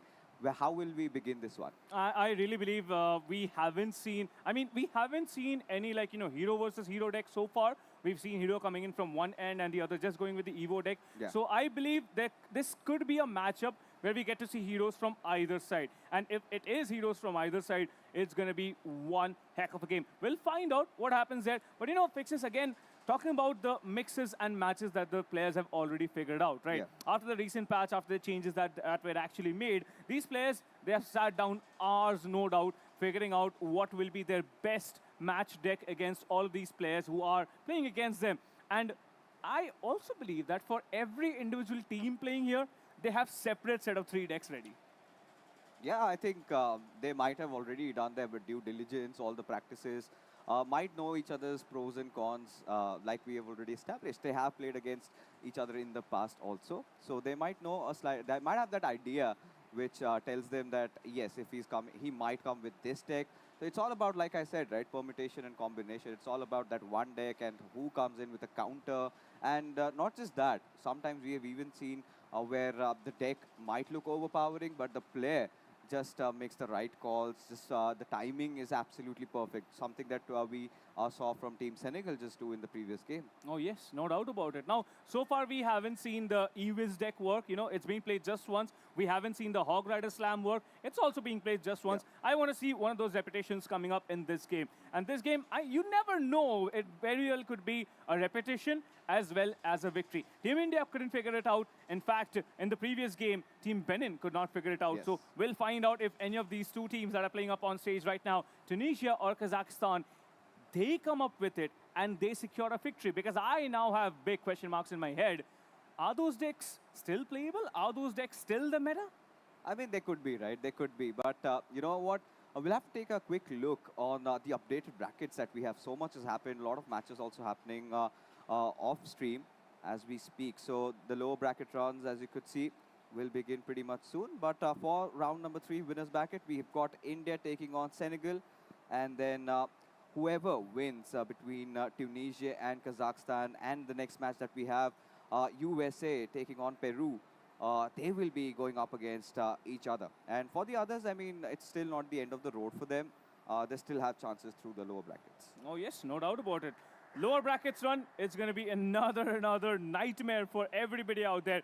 Imagine if players like Rydell, he's already been pushed down, and he's waiting in lower brackets round 2 to play against his opponent and maybe win, maybe lose. But if Rydell is there, there could very well be anyone who will be pushed down to the lower brackets. I am super excited to see the game of winner brackets round number 3. This is the game which will answer a lot of questions in everybody's head out there. Absolutely. Even the winner bracket round 3, and if India wins, and winner bracket round 4 match, I think that would be quite epic, because heading on to the grand finals through the winner brackets, you do have that slight advantage, that slight little edge. But that being said, folks, I mean, we're right back once again. Hi, and for all the ones in the chat, let us know your predictions, man. Who do you think is going to win this one? Is it going to be Tunisia, or is it going to be Kazakhstan taking that victory? But whoever wins, like we said, heads on into winners bracket round 3. We did discuss about the decks captain, but again, Looking at the body language of both the players, both of them look quite confident. Yeah, they look super confident, and I think this game, whoever loses, is going to take a good beat on that morale. Because once you come up that confident on stage, and then you lose, yeah, it messes with your mental game. I've been there. I have played, like, you know, a different sport. I was in sports, so I have been on stage. I have felt the pressure. I have gone in confident, and then just completely got shut down. So that mental pressure is going to be crucial. But if somebody actually beats that mental pressure going into the lower bracket games, they can just make it through, come back, challenge the one, if he makes it through to the next one, of course, and then win it. And I think that will be the best revenge story we have of the tournament. I know, we would love to see such storylines in the making. So far, everybody has been happy, everybody has been peaceful. It's all about, this is what esports really stands for, as now the game finally begins. Bassem taking on Miraz as, all right, a little bit of an early pressure with that log deck. And now a miner. In fact, a goblin miner being deployed as will get challenged by the prince. Yeah, the prince will come in. Somebody has to slow down that prince. Yes, it will be done by those teeny bitty warriors. But now the question about that poison. Well, it's been a long time I have actually seen an elixir collector being played. But what if that elixir is being leaked? Yeah, a little bit of it has been leaked, definitely. But that poison was so well placed. It did not damage the king tower, because that again brings out another defensive structure. But it did a lot of damage on that elixir collector, giving it maybe 1-2 extra elixir points. And good push coming up. Oh, good poison dropped as well. Perfectly timed, perfectly placed, and that entire attack is being disassembled. Yeah, but they still somehow have gotten through, especially that monk. Ooh. And that's a huge chunk of damage. No way. Look at what Bassem has done there. Oh my god. Tunisia finding an early lead, and now it's understandable why, Captain, you were saying that he was so dominating, man. I mean, 9 elixirs for 1 card definitely makes it work. And look at that, the King Tower has already taken so much damage. 3192 HP just remaining. But looks like a push, an imminent push from Miraz will make it through. 1183 HP left on that left-hand side Archer Tower. 60 seconds. And now will be the perfect time to drop that triple musketeer again. Let's see when he drops it. And there it is, a defensive musketeer. And now the tornado will be played. A very late but a very good tornado coming in from Miraz. Tunisia playing it smart, but Kazakhstan bouncing back and taking down that first Archer Tower. A log being placed, the Valkyries will shut down. The Valkyrie will shut down all 3 of the musketeers, as troops from either side will try to creep in closer and closer. Beautiful comeback coming in from Miraz over there, especially with the tornado spell. Doing wonders, so much value, just kind of segregating the Royal Musketeers there. Now, let's see what Bassem has in store for us. Of course, I mean, he's trying to get his elixirs up, and it's a very heavy deck.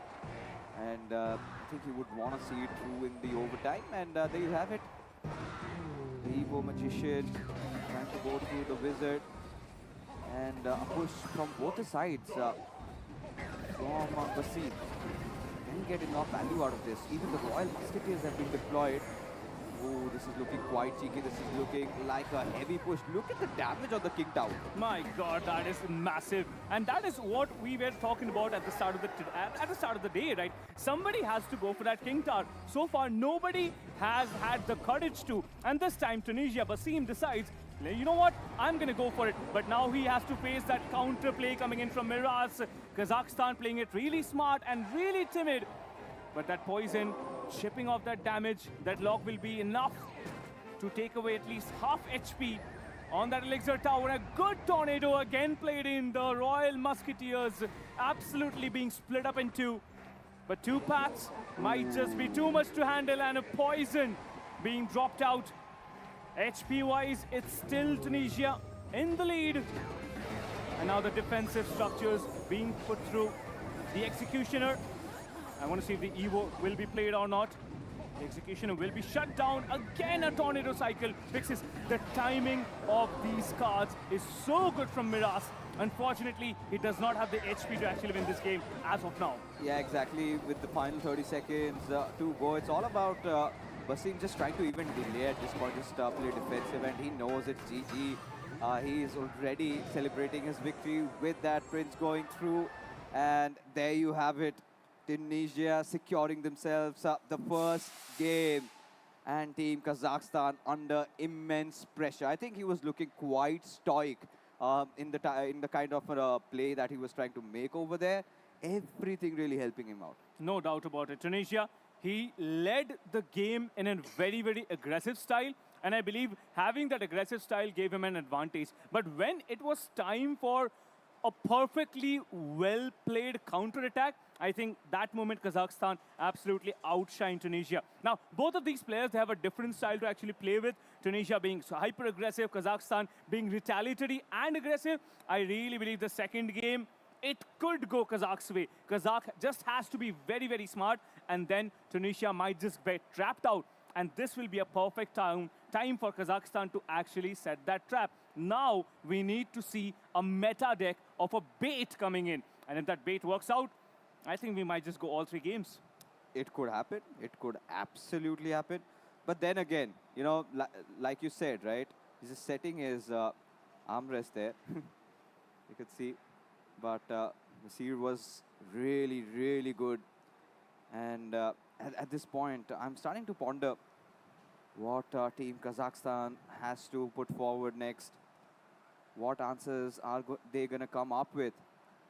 And just look at him, you know, he's absolutely chilled. Cold, just waiting, you know, get the match started. And now look at the pressure. He's got to take that thought. Which deck do I go ahead with? What do you think? Although I did notice Tunisia and Kazakhstan, both of them coming up on stage in a very, very jolly mood. Right now, it's all fallen quite silent. Of course, Kazakhstan, the tension visible on his face. But talking about Tunisia, that joy, it's gone from his face as well. He too is feeling that pressure. I mean, yeah, that's kind of visible, but again, it kind of comes down to the next game, right? What's going on in my head is, of course, does he go with a very elixir-heavy deck this time for the boys from Team Tunisia? Or does he go with maybe a little bit of a cycle deck, just keep shuffling down? Because in the previous one, I think he was prepared for everything, right? He had that Royal Musketeer, he had an answer for it. Even despite Kazakhstan having the executioner and even those tornadoes being deployed, for a moment we felt like, yes, the comeback was almost over there. But I think he got a very quick reset and instantly had him through once again inside the game. The best part was that Tunisia, he was too quick in taking down that first Archer tower, and that gave him a huge advantage. Let's see what Basim from Tunisia does in the second one. So far, it's 1-0 in favor of Tunisia. An aggressive play again coming in, but this time it will be from Miraz from Kazakhstan. The Dark Prince will jump on forward, the shield being taken down, and it's going to be slowed, and 0 value found from that Dark Prince. Yeah, that's quite concerning, especially with the hero Archer going down, the Barbarian barrel being deployed, the RG comes in, and the Skelly King, he enters the field. Now, this is again one of these OG cards, one of my favorite cards, and would be stopped by the Tesla Tower. That is going to hurt a little in it, because he needs to get a little close, but unfortunately fails to, but still, I think should be enough to take down that hero down. Yeah. The damage being very little done on either side. Oh, the Royal Hogs will come in. The Barrel Barbarians will be demolishing the Hogs on one side, and the Dark Prince on the other side will take care of everything. But the Zaps now going forward. slows down that Dark Prince in its entirety. And a good defense again mounted. A change of pace in the overall game. And I think both the players are quite shocked to actually witness this. However, that hero still not being played, finally dropped in from Tunisia. Let's find out if that hero finds value, but no, the Skeleton King. That Skeleton King is gonna create massive problems if not cleared quickly, especially if that Skeleton King goes forward, drops that bomb. Well, apparently it's out of range of that Archer Tower, so it will be safe. Yeah, I mean, at this point, Miraz, he gets to go have a go at it. Does have the RG dealing decent chunk, and of course, the Dark Prince there cleaning up whatever is left. And now it is going to be interesting because he's also got his hero Archer up. So at this point, Royal Hawks going to deploy on the right hand side. So trying to bait out the Tesla Tower maybe. Yeah, I think so too. And the Tesla Tower is going to get taken down. 20 seconds on the clock. A very well placed zap coming in as well. But so far, I do wonder how is he going to circle the Tesla Tower?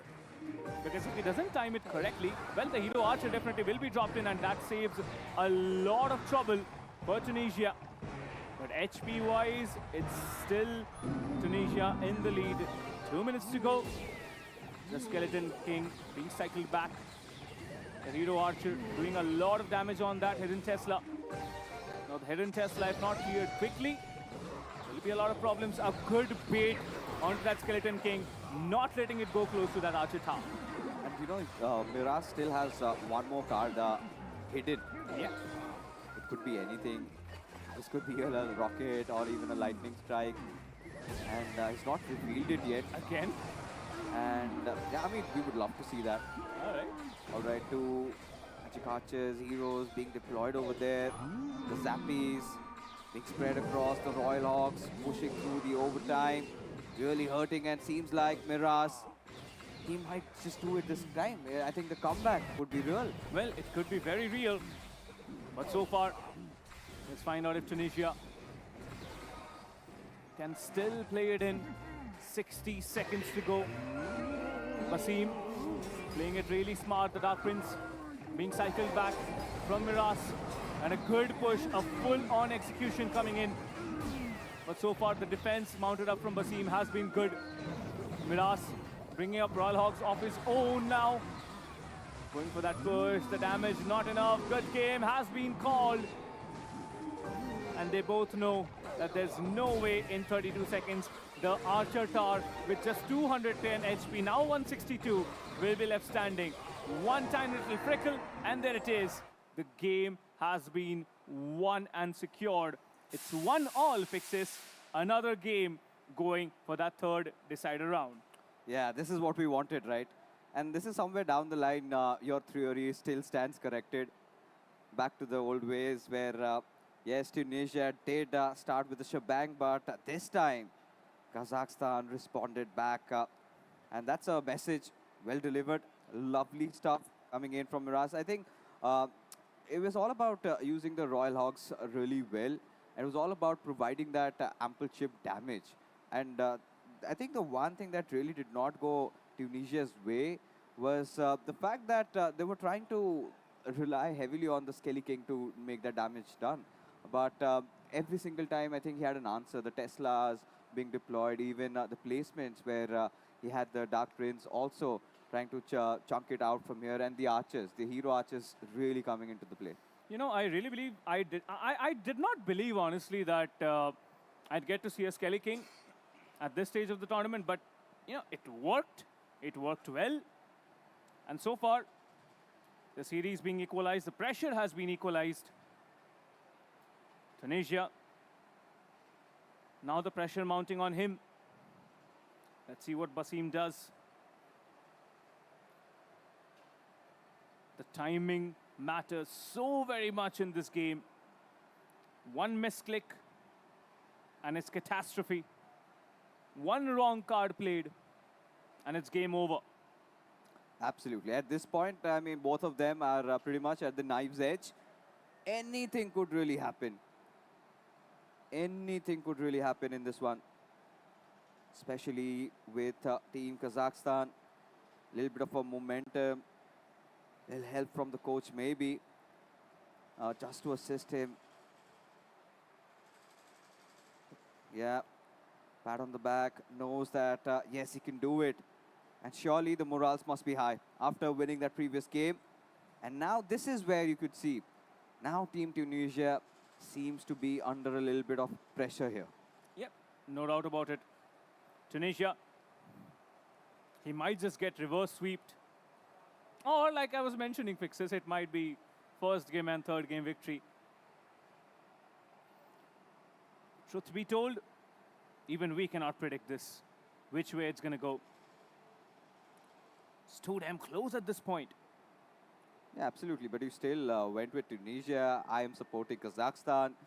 So, yeah, we've got both our choices and a nice smile on his face. Clearly hiding the pressure that's inside his mind right now. And battles at two fronts. He's got to go.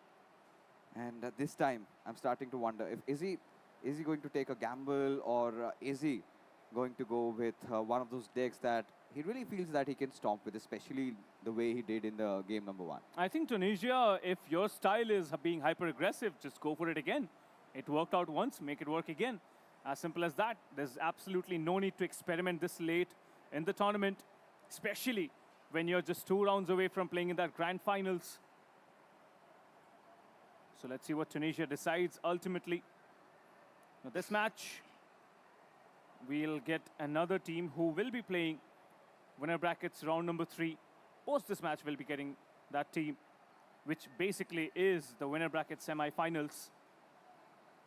And one team will go down to the lower brackets, where already we have players like Rydell waiting to take down anybody who stand in their path. This is the Global Esports Games Mumbai at the MMRDA grounds. Yeah, absolutely. And yeah, there you go.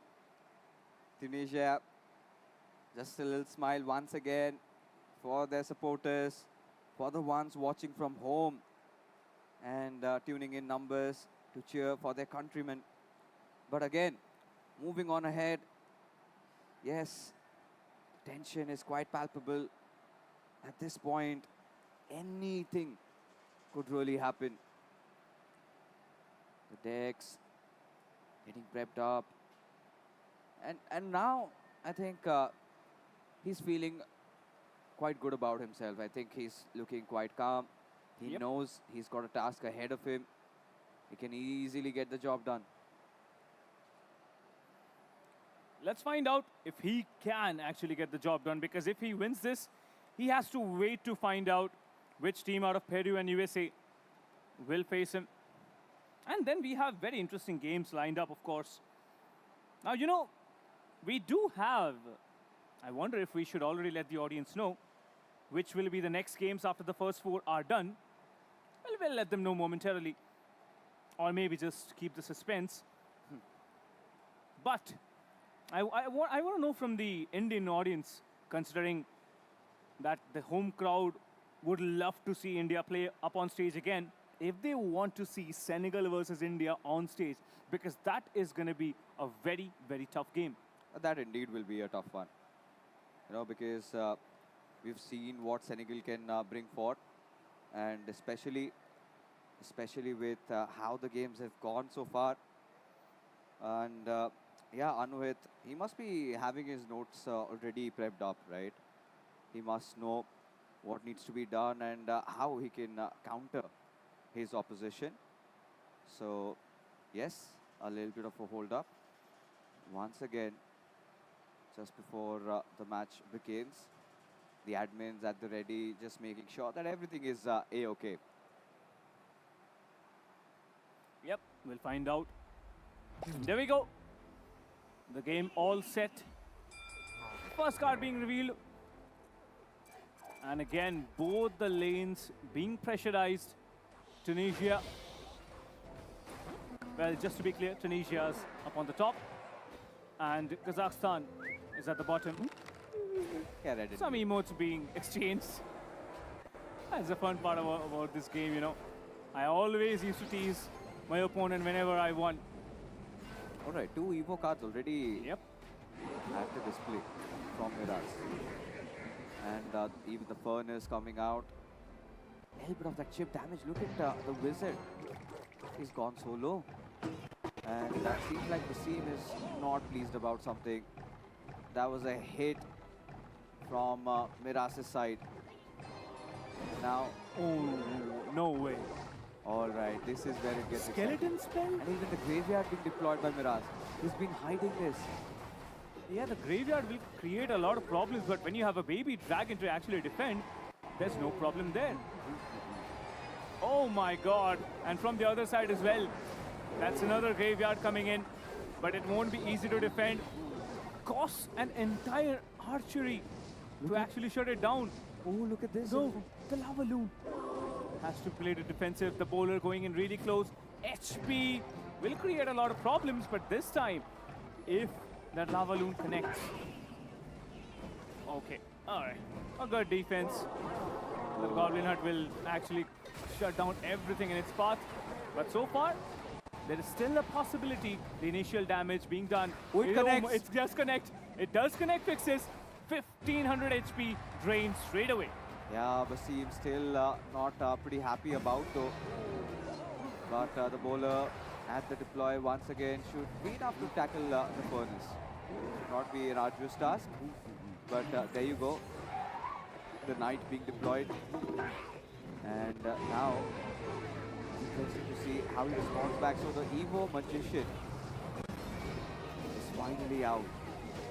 And the wizard is in fact dishing out a heavy chunk of damage. Should be enough to deal with these 2 dragons, baby dragon at the go, and again a graveyard.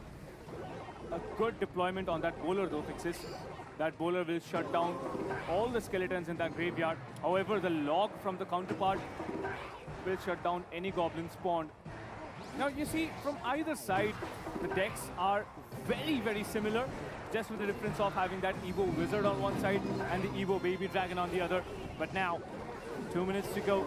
Overtime begins. Skeleton spell well spawned, but a good defense getting mounted up. This play will be crucial. A good fireball will shut down that initial push. But that poison spell doing so much damage. 449 HP, 426. 400 HP just remaining. Another good graveyard will shut down Miraz. And it will be Tunisia walking away with the victory. Trying to go for a push. Baby Dragon again in play. Let's see if the Evo is put through. Apparently not. The poison again getting deployed. I'm shocked as how quickly the poison is being recycled. Fixes. I mean, at this point, it's going to be interesting because this is a hefty commitment, but the arrows being deployed, a defensive setup at that. And now the bowler. All right. Asir will find that connection. No, it's going to be Miraz. And he is going to get the win for himself. Amazing, amazing play coming in from Team Kazakhstan. What a response it has been. And that is lovely. That is lovely stuff. What a clutch comeback it was, to be honest. Beautiful stuff getting done. Now, no doubt about it, Team Tunisia, they did get the better start, but again, Fixes, it's the same story as game number 1. It's a reverse sweep again being put up. Let's see what happens, because this is something that's going to repeat today and tomorrow.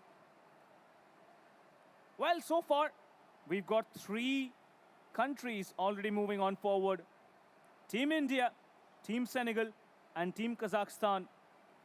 1 more game remaining for the winner brackets round 3. That is going to be Peru versus USA. We'll find out if Fixes and I both picked the same team or not. Although we did have a discussion, maybe I changed my mind. You never know. But talking about the next game, Peru versus USA. Oh, Another banger game. That's going to be a biggie. That is going to be a biggie. And I think there's no doubts on who the favorite would be. It's of course the mighty USA, but of course Peru could come in with a lot of surprise over here else also. But then again, you know, this particular game had a little bit of that storyline, right? Especially with how well Tunisia started off into the first game, and it felt like it could actually be a 2-0 wipe. But then Kazakhstan really got in, right? And I loved how Miraz really held on to his composure. Game number 2, he did not give up and won that. Game number 3, especially that Inferno Dragon, did so much in that particular game, especially that moment he locked onto the tower. And Basir somewhere down the line was not pleased about it. Yeah. Maybe he had a little bit of those issues, but whatever that being said, I think it was a good victory for Kazakhstan. And I think the particular cards being played also had a very important role. On one side, like I mentioned, Yeah. we got to see the Evo Wizard. On the other side, we did get to see the Evo Baby Dragon. So yeah, it was a good played game overall. But in the end, those little timing factors again coming into the picture and, of course, spoiling the mood of Basim. But no worries. He still has another chance. Tunisia still has another chance to stay in the game. I mean, domination throughout the entire stretch up until this game. This man in the lower brackets, it's going to create problems.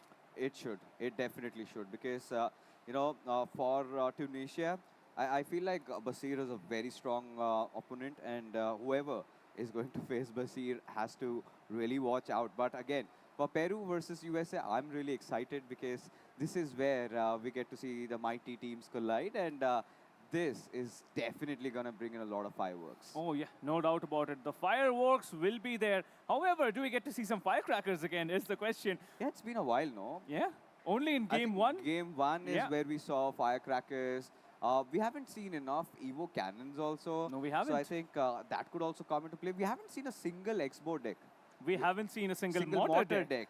So many decks still waiting for us. And I think every single match that we're getting to see, something new, that really fills me with joy. You know, it's up their sleeves, as you say, because these players, they are not going to showcase everything today. They know that tomorrow is way more important than today, and it's going to be way more difficult as well, because right now, all the games being shown on broadcast, previously it was happening off broadcast, but all the games being shown on broadcast, everybody gets to read a little bit of your opponent's style, even in a more better way. So I want to find out if any team comes up tomorrow and completely goes ham. He's like, okay, game started, let's just go for it. Yeah, absolutely. And we did talk about Peru versus United States of America, and it seems like the players are ready. So over to you, Ocean.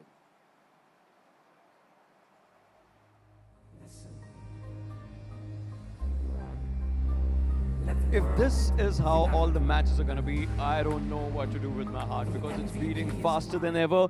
Because this is how Clash Royale pros know they have tricks up their sleeve. But the action's not over yet. We are ready for the next match, and I'm really excited about this one. So put your hands together for Team Peru first.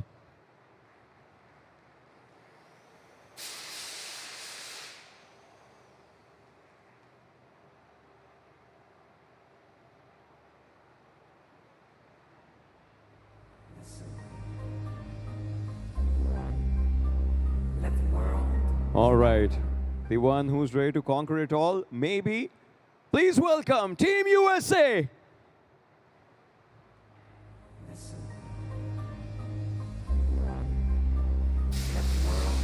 Unite. The MVP is mine. Let the games begin.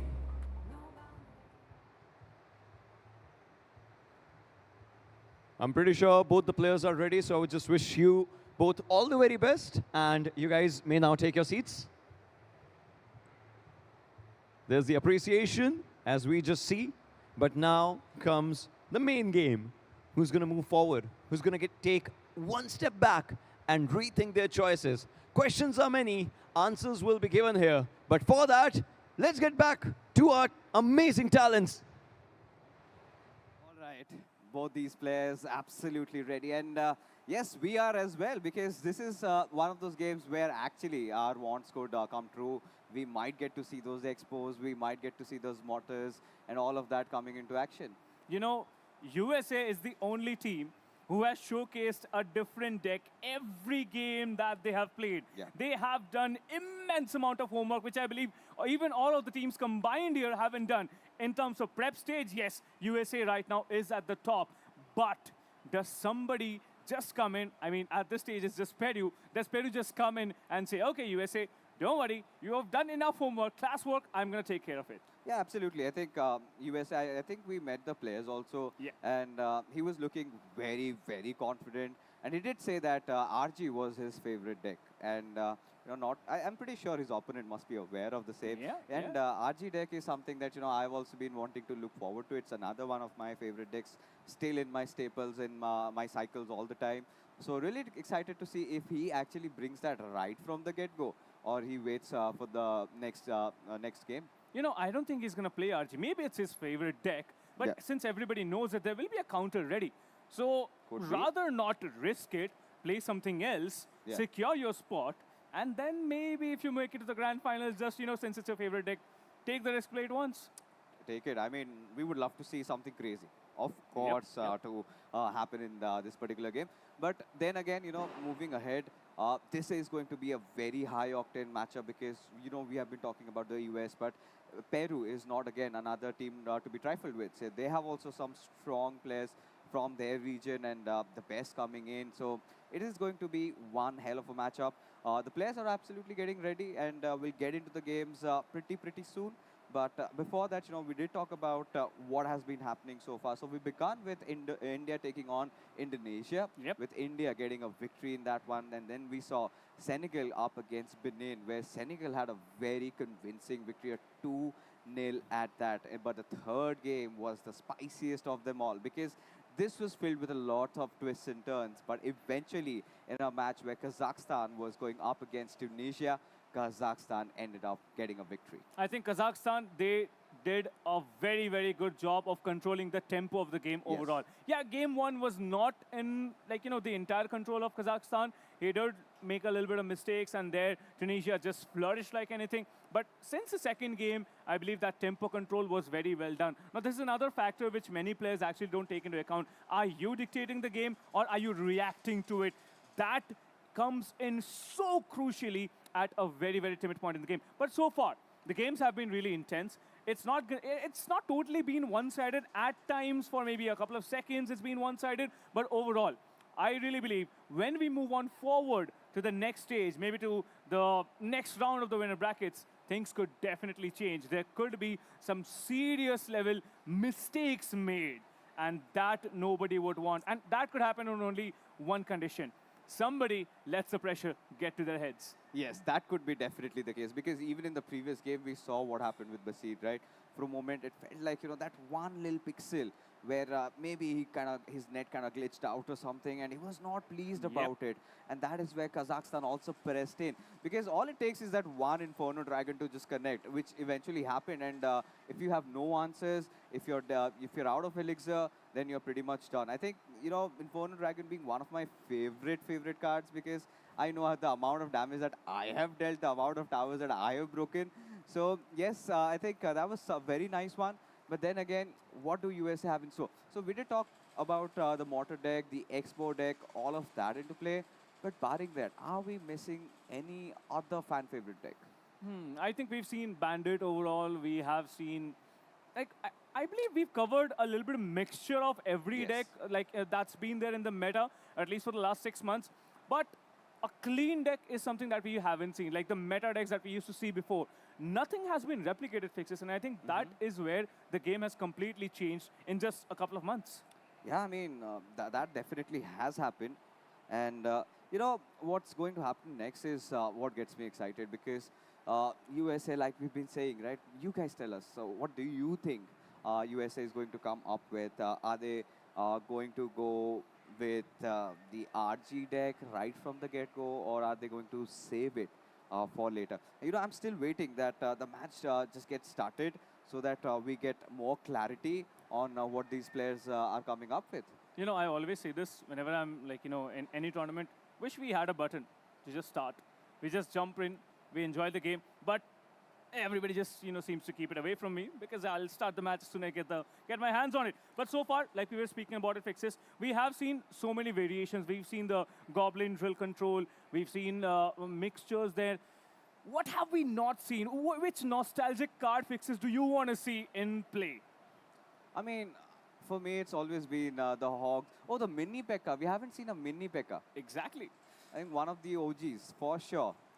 And we haven't even seen the Lava Loon deck. Yeah, we haven't. Yeah, I mean, I would love to see a good Lava Loon deck. We but haven't seen a seems- minion deck. Oh, yes. So there's still a lot of This- variables to be played with. All right, game number 1 already begins with Wallace from blue representing USA, and then we've got Eric from Peru in red over here. So a little pressure from the right-hand side, both of them going with those furnaces, those goblins being deployed, and a Royal Ghost from L comes into play. The Royal Ghost, as always, will try to get up close and personal. But now, the Valkyrie just simply sweeps everything. No value found from the initial 2 cards, but I believe that was a setup. Well, another Evo card in play. The Mega Knight.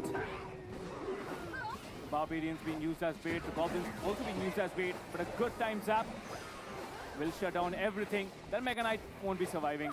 Yeah, it gets taken down eventually. Yeah, the Spirit Empress doing the damage. But now even with the Furnace, that came really in handy. So far, not a lot of damage has been dealt by either of the sides. So it's still a contested matchup. But if you just talk about, well, the Goblin Heart, this time a little bit different movement made in the cycle. The Poison being deployed. So Wallace hoping that he can get a little bit more damage there. I'm not too sure what Wallace is trying to do. You have just one card to be showcased forward. Now the hero also has been played, as you can see. Eric, the representative from Peru, will try as hard as possible to push that Mega Knight forward as quickly as possible. A good slam, and that takes down all the pressure on the left-hand side. But again, another slam, the Valkyrie. Good timing found. Ooh, a good smash as well. Oh my god, this Mega Knight will go in close. Yeah, not a lot of damage done, but still value found. Yeah, still value found though. And this is where Wallace will be hoping to build it up. Oh, Graveyard also deployed on the right-hand side, applying pressure from both the angles. And look at this. Even the hero goblins going through, but now, all right, the big knight drops down. Counter again.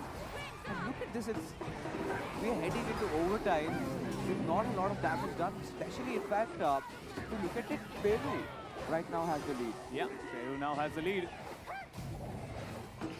Wallace trying his level best to make a play. We were talking about how strong USA is. All the study being done. Again, the Royal Ghost in play. This Ghost goes close. Valkyrie in trouble. Valkyrie won't even be able to step on the other side. And the Ghost will clean it up. Fire Spirit being played. So far, nothing gets done. A good fireball lands. And that is a chunk of damage done. The Evo Valkyrie doing a lot of work on that Mega Knight. And that Mega Knight will eventually fall. Ooh, another graveyard, and this is again a cycle that we have seen. Him trying to pressure it from the right-hand side. And the Mega Knight this time not deployed, but this time they want to go with their own attack from the left. The Van Rider coming through, a defensive Goblin Heart being placed over there. Evo Furnace also coming out. And again, a push from the right-hand side, but still 40 seconds for this match to end. And Peru might just win because this push looks quite promising. The Valkyrie standing at its path and the Fireball being deployed. Is that an expensive commitment? Because just 800 HP and this could come very close, Captain. Yeah, it's going to be super close. The the graveyard coming in at the perfect time. 483.76. Look at the HP getting drained. One more skeleton in, and it's done. 29 HP just remaining, and the skeleton and the graveyard will be cycled back. What a comeback from USA! Wallace will close it, and now you know why they are the Goliaths in this tournament. USA definitely coming back at the last second, but really, really great comeback. Amazing, amazing comeback. This is what we wanted, right? We did talk about fireworks at the display, and USA delivered that. Imagine, for a moment, it felt like it was just Peru having that control. And in that last moment, I think it all came down to that one fireball that was being thrown. It felt a little too desperate there, because the moment he did that and he did not get enough value, that is where Wallace knew that, okay, this game could be mine. I have the elixir on me. Let me just go for the commit. And the moment he did that, I think he got his result. You know, I was kind of shocked that he saved that graveyard spell till the very last second. I mean, you played it at as the last card. Nobody expects to get played with the graveyard at the very last card, as the very last card. But so far, you know what, Wallace, hats off. Great game coming in. First game has been won by US. I believe Peru. He needs to be smart now. He needs to understand that Wallace is a man who will show you something and play something else. Look at it. He's got a smile on his face. He knows exactly what he's doing. But boy, oh boy, it was such a close matchup. Cannot rule away Eric as well. I mean, for a moment it felt like, yeah, if he could have just prolonged the game a little bit longer, had he just held on to that spell, it could have, the overtime would have ended and eventually he would have won. So it's not like that it was an easy cakewalk for Wallace. He still had to fight for that. But yeah, just waiting for the next game to begin, and it could really go either way. So according to your theory, this should be Peru, right? I mean, that's just a theory, but it's been proven You've been correct proven- twice. Yeah. And both were reverse sweeps. Okay. Third time, is it a charm or is it a curse? All right, you're getting at something over there, because we have actually seen that happen. But yes, finally, folks, we are on to game number 2, and anything could happen once again, as Eric this time starts off pretty aggressive and does have that hero barbarian barrel at the play, but could not get enough damage out. Still, the E-Spirits were enough, and now, all right, he's got the Hero Royal Archer there. Look at this. The Royal Hogs also following up for Wallace. Still looking pretty good. Yeah, it's going to be a good game to witness, because on one side you have the Hero Royal Archer, on the other side you have the Hero Barbarian. So it's basically range versus melee at the hero part at least. But I want to see what the last two cards are from Wallace. Remember, he played it really smart. He waited for that perfect timing. And Eric, however, he was baited in the previous game to invest on that fireball and to actually lose out that game. But overall, no worries there. Still 2 cards left to be played out. 2460 HP remaining on the left-hand side tower. The Dark Prince in play, followed up by an E-Spirit. I want to see what happens with that Spirit. Well, it's going to be shut down, so will the Dark Prince be. And counter Dark Prince play immediately starts from Wallace. All right, so at this point, Eric, he's got his Goblin Heart. All right, to tank enough damage there. And even the Hero Barbarian Barrel this time, hoping that he gets a hit at the very least. Oh, that was gonna hurt. Yeah, it's going to hurt a lot, but not too much. That's a good part. The Royal Hogs being pushed up forward. That Tesla tower absolutely nullified at this point. All right, it survives with barely 10% HP left. Any oncoming move will have basically no problem with that Tesla tower. But this time, the hero being deployed up ahead, not at the back lines. The Royal Archer still creating so many problems. Dark Prince being cycled back. The Wizard.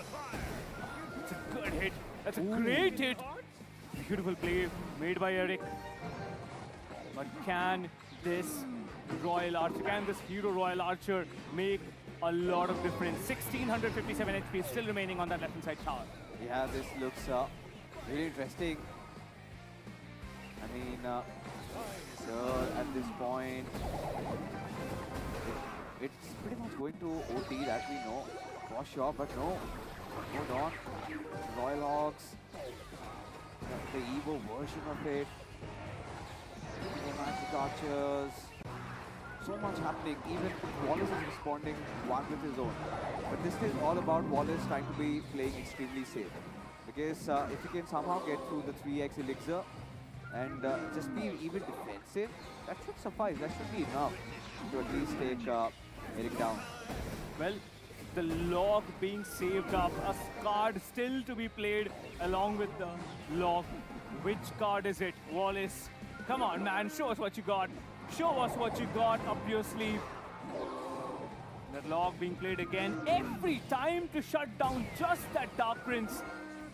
He cannot come forward. The Tesla Tower denying everything onto that Royal Hogs.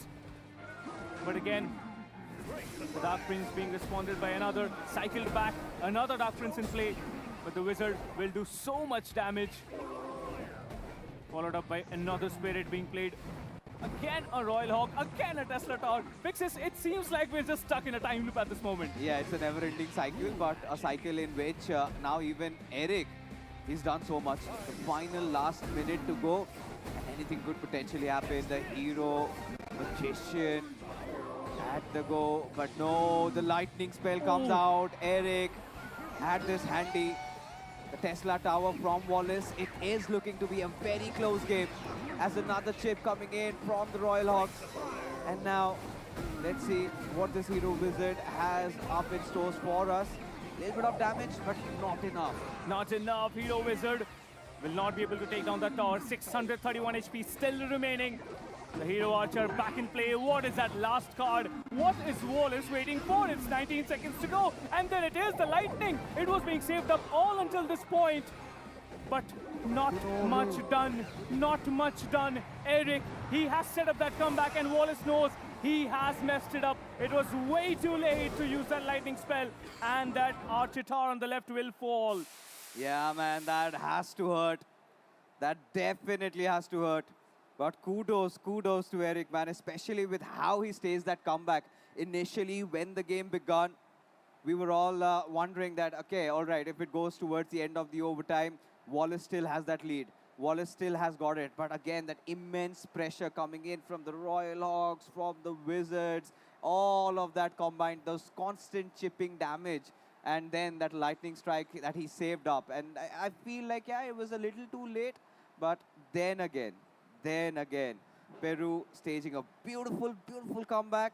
And now it is up to the decider, folks. We did tell you, you're in for a banger of a game, and that is exactly what we had to offer. But everything set aside, I'm curious to see what these two guys have in stores for us. Well, I do want to see what these two guys have in store for us. But it's the last game.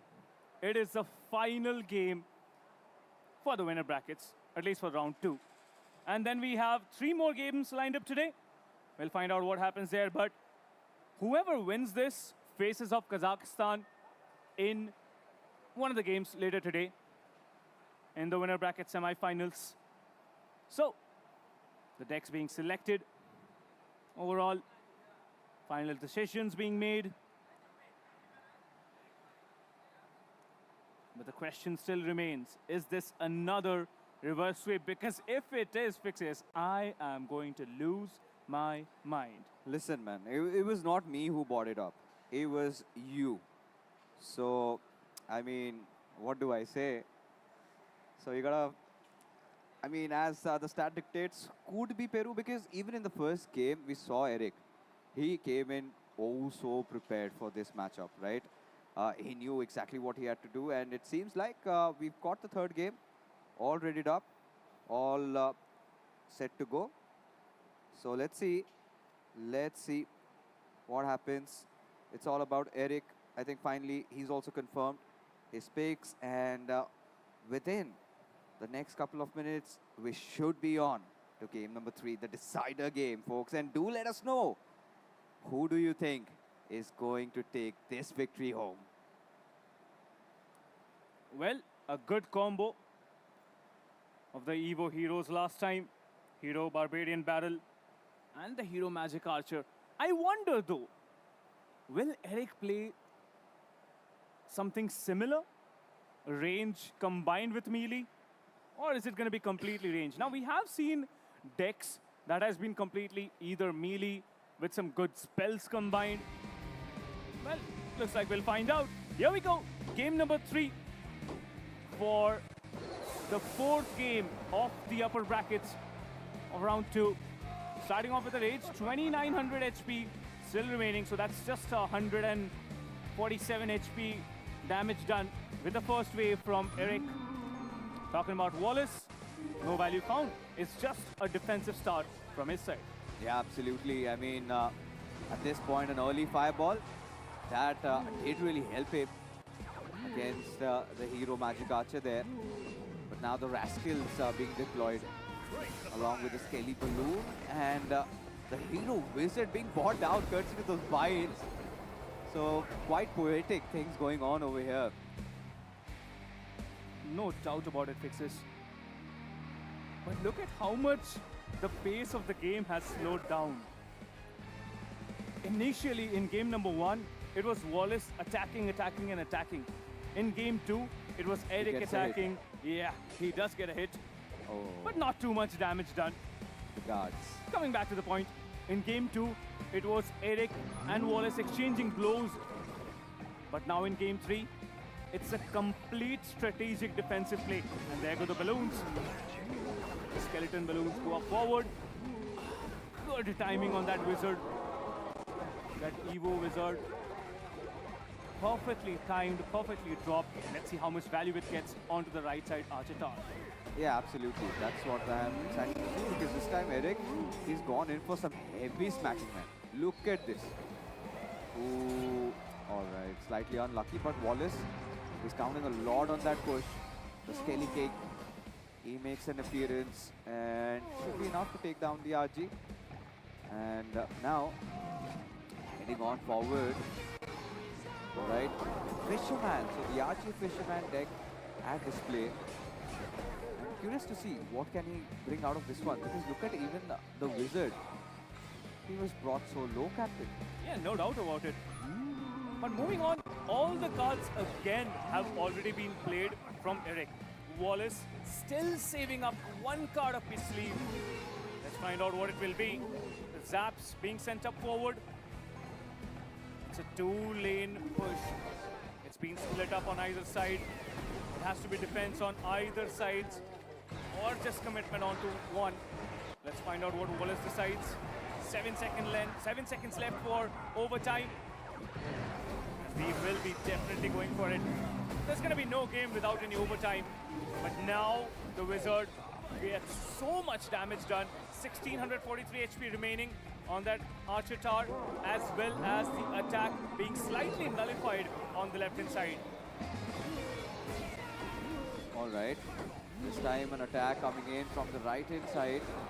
In OT, I think Hero Magic Archer doing enough damage. And now, all right, will get hooked. There you go. Not be a difficult task, but there you have it. The Royal Giant is being saved up by Wallace. And he's already starting to chip down on the right-hand side. But still, that being set aside, look at Wallace's left tower. It's brought down pretty low, and we've seen in the last push, the Rascals did get through. But this time, the Hero Wizard did not let that happen. Yeah. I mean, a good placement was found even on the right-hand side lane, but on the left-hand side, it's been problems for Wallace all throughout. Be it in the first or the second or the third game. And again, the Hero Wizard. Look at the damage being done, but it's not enough to stop that attack. The Wizard will be cycled back immediately so that this attack is nullified. However, on the left-hand side, the skeletons will pop up immediately and get shut down. But nothing to worry about. The HP being chipped off. Oh, it is a big thing to worry about. 519 HP just remaining. And looks like both the sides will be pressured at the same time. Eric on his way to close up another reverse streak. Great job done so far. Another push coming through. The barrels just keep coming, the skeletons just keep dropping, and finally that last card has been played. It is going to be that RG which is sent forward, but nothing will create problems as much as this one. The zap will counter it, the defense will hold Yeah, he on, and knows. it's game over. It should be in favor of Eric. Is it? Wait. It could be in favor of Wallace as well. It was 615 on the left-hand side, But Archetar. the other side was 500. I remember it had been brought down to somewhere around 500. So 598-ish, I guess. Yeah. Oh, so yes. it was a very close one. But Eric, I think, still being the winner, I guess has to be Eric. Yes, indeed. Yep. Indeed. And even Wallace knows that was a hard-fought battle, especially in that final few seconds, you know, just saving up that fireball. But imagine, had he not had that little chunk of damage, it could have been Wallace's game. But kudos to Eric, man. Peru defeating US. And Wallace, for him, the journey does not end over here. Still gets pushed back to the lower brackets. Could bounce back from there. But what a fantastic display by Eric. I have just two statements, Fixes. Number one, Wallace needs to stop keeping that one card safe until the very last second. True that. That's number one. And number two is, every game which has not been a 2-0 has been a reverse sweep. I mean, we are theory crafting and they are soon turning out, in fact, they are actually turning out to be real. So I think with all the round 3 matches being done from the upper, in fact, the round 2 matches being done from the upper bracket, we will have the round 3 matches also pretty soon. And But again, you know, this is one game that I'm really excited about, because India will be taking on Senegal. Oh, yes. That is a lovely game that you should not be missing. And immediately after that, we will have Kazakhstan versus Peru, but everything will happen right after this short break.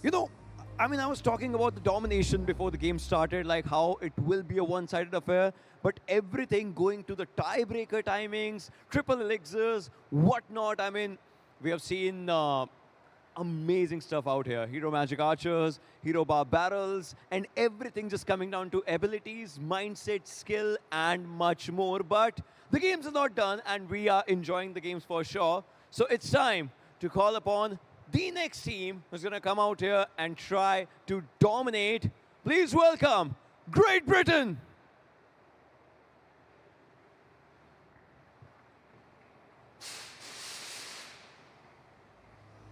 Listen. Let the world unite. The MVP is mine. Let the games begin. No boundaries. It all comes down to the competition, and you need a competitor. So for that, please welcome Team Kyrgyzstan. Listen. Let the world unite. The MVP is mine. Let the games begin. No boundaries. Diversity. Pride. I know you guys are ready, and I would just want to say all the very best to both of you. And yeah, there's that subtle handshake. Now you guys can take your seats as the action begins to unfold. What do you guys think, casters? Will it be a 2-0, a 2-1, another tiebreaker? Well, over to your voices. One thing is for sure that it's not going to be a 2-0, right? It is definitely going to go down to the final game, and anything could happen in this one. You know, if, let's just say if the same overall scenario continues, that yeah, somebody's winning the first game, and again the opponent is winning the second one, I believe it's going to be a streak of reverse sweeps again. It could be. It absolutely could be. And, you know, with how Great Britain has come, this is the first time we're going to see them. Same with Kyrgyzstan. So anything could happen in this one. But Great Britain, we've seen a lot of good players have come in from that region. And since we've got the representatives here, but again, we actually also thought that USA might best Peru. And we all saw what happened. I think that had to be the best game of the evening so far. But the caveat being so far over here, because moving on ahead, I think there's going to be a lot of other banger games in store for us. Well, we start off first with a lower bracket game. Yes. And then we again move back to round 3 of the winner brackets, where India faces Senegal. That is one game where the entire crowd is just lying in a wait. They want to see what happens when India, who just completed a reverse sweep, has to face off against, well, technically as per the scoreline, the best player in the tournament. Yes, that is going to be exciting because, of course, for us, we are rooting for our boy. But then again, anything could happen. We are going to keep the best for the last upper bracket matches. But that also means that this is a fight for survival, Captain. Whoever gets defeated, their journey ends over here. So that is a little saddening because we've gone to the rough parts, and that is what esports is all about, folks. Well, you know what? I think Kyrgyzstan definitely has a slight upper edge, considering that they have so many variables to actually showcase. Now, we have seen that, yeah, they couldn't make it through to the winner brackets, but it's okay. It doesn't matter. You have a second chance, but there isn't any third chance, man. You are done here. That means you are done for the day. You're done for the tournament. You are done for the year. Because in a year, there's just one tournament lining up every time. And if this year you get out, you have to wait another year for another edition. And who knows, maybe you don't make it through your own regional qualifiers as well. Yeah, that is going to be a little bit of a bummer, right? But then again, I mean, hoping that, you know, the circuit for Clash Royale is still very strong for all these players to also participate in other events. But this is one of a kind, right? Especially with so many nations coming together. I think esports being the binding factor over here, huge shout out, I mean, for Global Esports Games, because we've seen it in Singapore, in Riyadh, in LA, and now here. So that's lovely stuff. Mumbai being one of those grounds, and this is So good for us, especially with how the government has shown support and how people have come in and tuned in numbers. But for now, getting back, let's get back to the match at hand because now it's again Great Britain taking on Kyrgyzstan. So like we've made our pre-match thoughts, but let's talk about the interesting part, the decks. What do you think? Who comes out with what? I think at this point, you have to have a hero play. Yeah. You have to have one hero at least because that hero has been giving so much advantage. Now, we did get to see decks without that hero. Now, none of those decks have been able to successfully win a single game, not even a single round, be it for an entire series. But so far, I think the heroes have definitely done a fantastic job. We have also seen a double hero play, but the double hero play also had to, like, give his utmost best to win the game. But so far, I do believe that we might just get to see again. I actually want to see, I won't say we might get to see, I'd say we want to see another Hog Rider deck coming in because that little nostalgic card that you have, the Hog Rider Smash, if it works out, I think all the oldies like us would be very happy. Of course we would, right? Who does not like a good old Hog Rider deck? But then again, I mean, yet to see the Lava Loon come out. I think it might have just gone out of meta over here because players haven't really resorted to it. But then again, I mean, I'm kind of curious to see what happens next because at this point, the match is just about to begin. The players are getting ready and I mean, Captain, like, what else? What other deck that we are yet to see? We haven't even seen the archers. Nope, we haven't. The two ladies dropping down. We haven't Minions. we haven't seen minions as well. We have seen a lot of those battle spells. We haven't even seen the Hog Rider EQ. No, we haven't. We haven't. I don't We've think seen we have Poison, seen though. the Royal Giant, the Royal Giant Zap. What's that deck called? Like, I just can't recall. The Royal Giant combined with the Lightning, and then you have the Bandit to play with. There was a name for that, I just don't recall. But that was a very strong deck once upon a time. I'm not talking about, like, the very old days, but maybe a year ago, that was a very strong deck to actually play with, especially in the esports circuit. But nobody has so far gone absolute ham. Yeah, it was a one-sided game for Senegal, but even after that, we just witnessed 2 reverse sweeps. So it was overall 3 games with all 3 games played and just one with a 2-0 streak. But you know what? We'll watch what happens. Great Britain versus Kyrgyzstan, of course. It is you guys watching it for the first time. These two teams playing up here on stage for the people who are watching from home. And also, if you are in and around Mumbai, especially in Bandra East, you know what? It's just a 2-minute walk. Just come down to the MMRDA grounds here, and you can witness intense esports action of a very, very nostalgic game. Along with that, you have so many activities to also get yourselves into. Yeah, absolutely. I think everybody loves that, a little bit of, coming to Mumbai, just driving, even if you're around Pune, I think even you can actually take that 2-hour-long drive, and it's worth it. It's absolutely, there's a beautiful both setup, but we'll talk about that later because now the game has already begun. So Daniel, representing Great Britain, up against Elder from Kyrgyzstan, and it's a lower bracket matchup, guys. Again, survival on the line and beginning with the logs, and yeah, a little bit of a fire spirit drop down, but should be enough. Well, let's find out. There's a lot of spirits in play, along with that archer. Now, you did want to see an archer, but we have got an archer queen, though. Well, that giant skelly will immediately be melted. The bomb is going to drop away from that archer tower. And with that, we definitely... Oh, I thought the Dark Prince had it, but apparently not. The cannon will be more than enough to shut it down. Damage has been found on the slightest of quantities from Elder, but from Great Britain, no value found yet. Nothing yet, but Elder, so far, he's been holding off.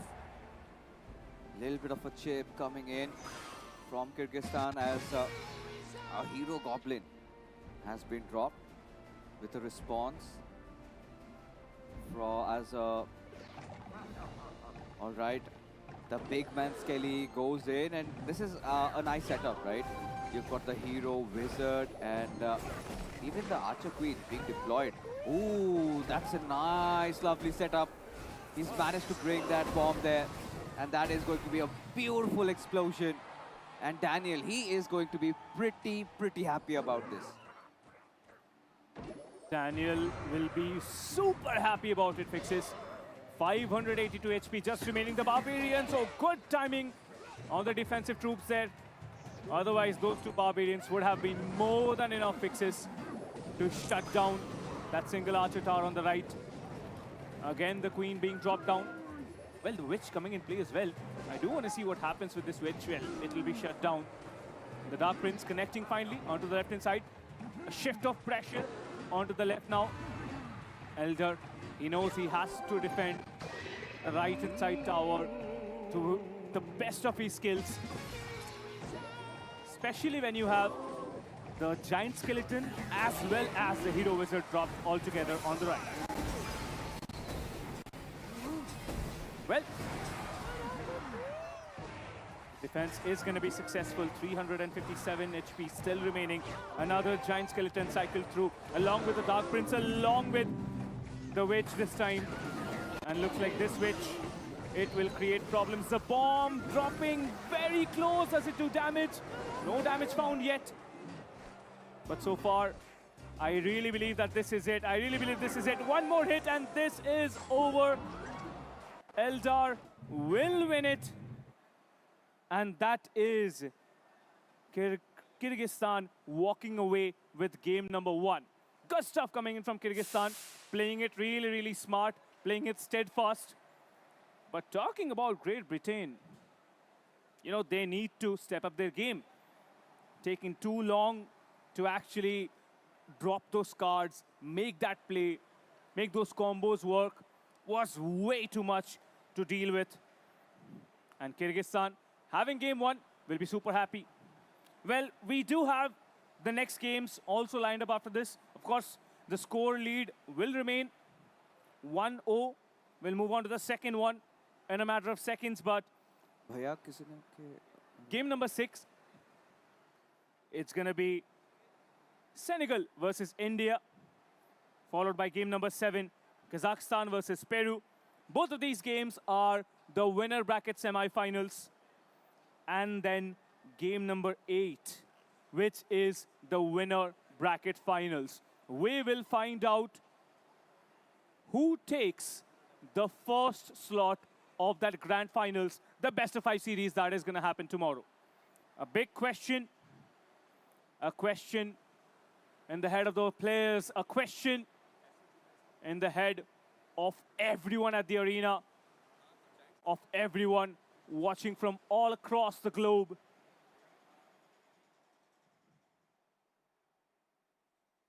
Well, talking about the overall meta changes, so much has changed in this game over the years, with the most recent change on that Giant Skeleton. 1300 damage if he reaches the tower just with that bomb. Just with that dropped bomb, and that is huge if you ask me. And of course, the hit speed. It been increased from 1.4 to 1.3 seconds.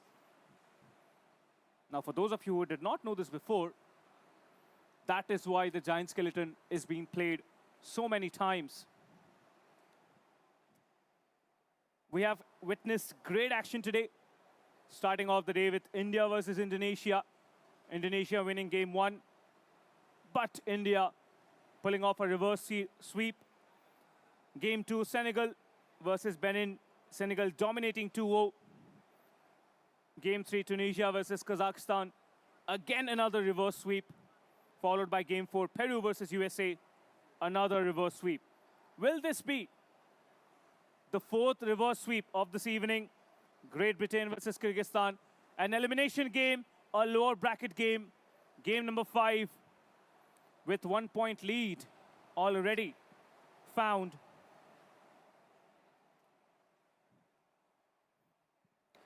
Yeah, I mean, the kind of a start that Great Britain have had, especially abusing that Giant Skelly deck.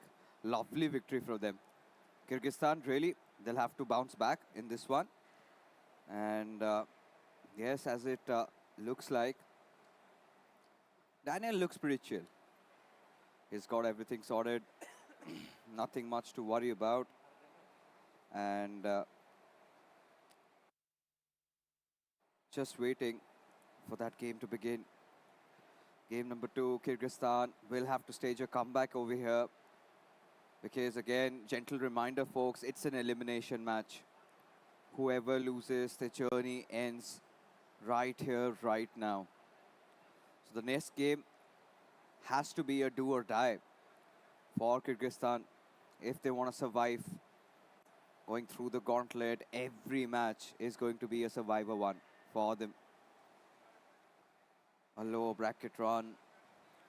But even for Great Britain, I really liked how confident they were with the kind of a push that Daniel was initiating, especially constantly abusing the giant skeleton. And it felt like Kyrgyzstan did not have any answer to that. I honestly didn't expect that the giant skeleton will be cycled over and over again.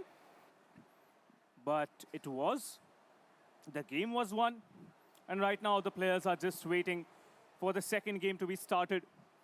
Is it going to be the second 2-0 or the fourth reverse sweep of the day is the question.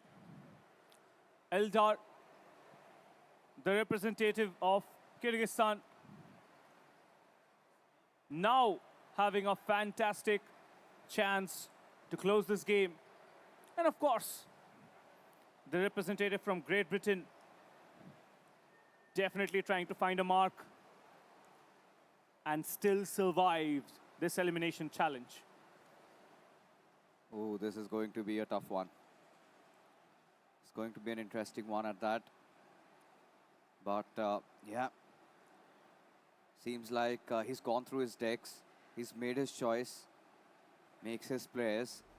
And on his, it is game number 2 live finally, folks, once again. With Great Britain having that lead and Kyrgyzstan having to stage that comeback. Well, for now, Daniel, he has that lead and he will want to keep it. Saint Belikin, interesting name in there. Oh, look at the balloon. Finally up the lava balloon. My prayers have been answered. Yeah, your prayers have been answered. Looks like simplicity might just be the key for Daniel to close up this game. Yeah, a lot of damage done. The lava hound popped. 28-93. In return, absolutely nothing touched fixes. And it's already been a minute. Yeah, I mean, a little bit of damage coming in from that balloon dropping down. So again, Daniel off to a really great start.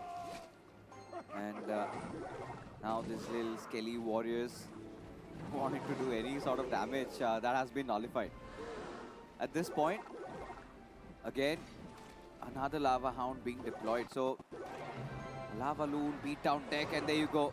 The RG is coming in, but the barbarians, they come in hordes and should be enough. It's an easy situation to deal with, and now, of course, the towers will do the damage. But this time, however, Daniel has cycled it from the right-hand side. Has the hunter deployed, the zap coming into play, and look at this. The balloon connecting, and even the lava hound. He Yep. does not look phased at all. And the lava pups will do a lot of damage before the final minute begins. 790 HP now remaining. Eldar in deep trouble. Daniel leading at the moment. Baby Dragon will be spawned. Should be able to take care of the defensive part. But on the left, again, that RG has been dropped. I do not understand, Fixes. Why is there no follow-up cards along with that RG? I think he's trying to wait it out so that he can inflict damage from the right-hand side. Because what does not really make sense is also the fact that he's got that RG, but he knows that Daniel will be having those barbarians at the go. Even the Mecha Minion being deployed as another set of that lava loon really comes into play. The hunter once again deployed. This time has been pulled down. Can be dealt with, but the lava hounds They do not want to give up. And look at this. What a sweep that was. Having that hero minion just doing the job, switching at the right moment. And that's an amazing, amazing victory for Great Britain. And Daniel knows it. Absolutely elated. Had to work hard for that. But that's a quite convincing victory as Great Britain survives. Whilst for Kyrgyzstan, their journey ends here. Yep, really unfortunate. Better luck next time, that's all that I can say for Kyrgyzstan. But Great Britain, they came up with a very, very common, a very, very highly played deck. Yes. And this deck has been going on for years.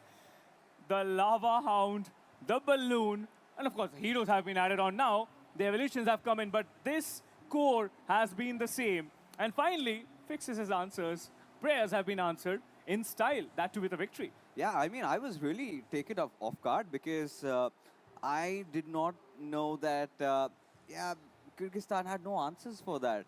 Especially two big questions. We saw that Royal Giant being deployed on the left-hand side, but then suddenly Daniel had a response with those Barbarians. Now, since that happened, I was expecting actually that he's he should be luring out the Barbarians first and then maybe initiate a push with the RG. But that did not happen. Instead, Daniel was controlling the tempo of the game.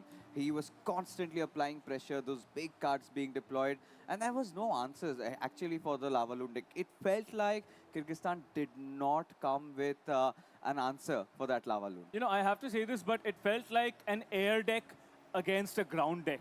And whenever that happens, we know that the air deck will always have the advantage, especially when you have a Lava Hound and a Balloon in play. And he had no tower, and he had no defensive structures. Like, he did not have any cannon or anything he would No have had. Tesla. Yeah. No that follow-ups really for that hurt him. RG, like I was mentioning. There is no follow-up. Even the Goblin Barrel that was being there, that was there in the deck, it was dropped and immediately countered. So that is where everything that could have gone wrong went wrong for Kyrgyzstan. No worries there, but look, congratulations to Great Britain. They have survived this journey. They have moved on to the next round. But now, Yes. one of the most important games in the tournament, it is India versus Senegal. It is an individual who has just completed a reverse sweep versus an individual who has closed off a 2-0. The stakes could not be higher. Whoever wins this goes directly to the winner bracket final. So, you know what? We have to welcome them on stage, and I believe we are ready to welcome them. So, our host, Ocean Sharma, please take it away. Let the world unite. Wasn't that a quick one? But I know we really want to see some more action brewing up. And for that, obviously, the next teams, they have seen it all, they have done it all. They have won their previous games. But now for this one, will they be able to continue the domination? That is one question that I asked from them. So please put your hands together for Team Senegal.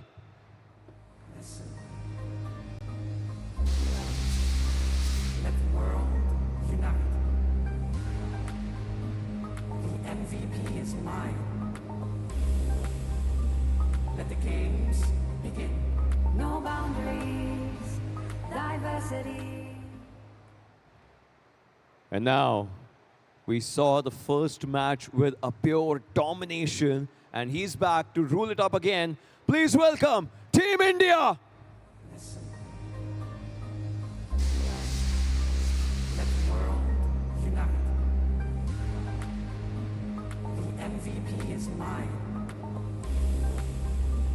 Let the games begin. No boundaries. I know, guys, you have dominated your previous games, but this one, it might just be a tough challenge, so I wish you both all the very best once again. You guys may take your seats. They're definitely ready.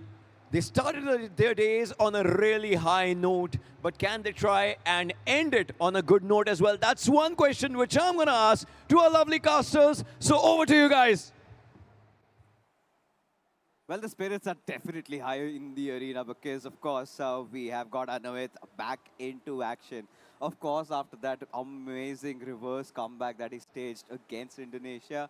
But right now, it is going to be a very tough match, especially against Senegal, as Team Senegal did manage to quite convincingly win their game 2-0. So that is going to be interesting, Captain. What do you think? What are your pre-thoughts about this game? Because we've seen the decks from both these players. But what are you expecting new to be coming out? You know, I am not expecting anything new. What I'm expecting is, what if the Hog Rider deck is again brought back, but this Okay. time the mistakes are not made? We All right. know how powerful the Hog Rider deck is, right? Yeah. But previously there were mistakes made from the Indian representative. What if that is brought in, and what if Senegal isn't ready for it? That could be a tough task because, I think the best example has to be the previous game, that match, right? The Lava Loon deck coming out of nowhere, just catching Kyrgyzstan off guard. So, I mean, that has to be something like a wild card just being safe for the best moment, right? But again, this is a winner's upper bracket matchup. So, even if somebody loses, they have another life. So, that being established, now India, I really want to see if Anuhit goes for a different sort of deck, something that he hasn't come up with. Because Giant Skeleton, I've been loving this Yeah. deck especially, has been very tough to deal with. But so far, we've seen a lot of these players actually get in the Magic Archer, the hero version of it, into play. We've seen a lot of that being used today. And we haven't seen a lot of those minions because, of course, they've been quite expensive. But anything could happen in this game. We haven't seen a single hero P.E.K.K.A yet. We have seen the big boy P.E.K.K.A. Yeah. We haven't seen the mini P.E.K.K.A. I'm talking about The the hero hero P.E.K.K.A. P.E.K.K.A, Yeah, yes. we haven't seen that, and That's I a think very expensive it commitment. is a very expensive one. But if you want to win it, I believe somebody has to actually. I think it will be brought up in such a game where, like, everything is at stake. And we haven't even seen Royal Guards. No, we haven't. Yeah. We haven't seen true. it. But what we want to see right now is the brackets, folks. So to have a better idea of where we are at right now. So we've got the winners bracket round 3, the game 1 beginning in front of us. So it's going to be India taking on Senegal. And then the next match, we've got Kazakhstan taking up Peru. So that is a match that really has me excited. And even the low bracket round 2 matches, they will also follow up. So look at this.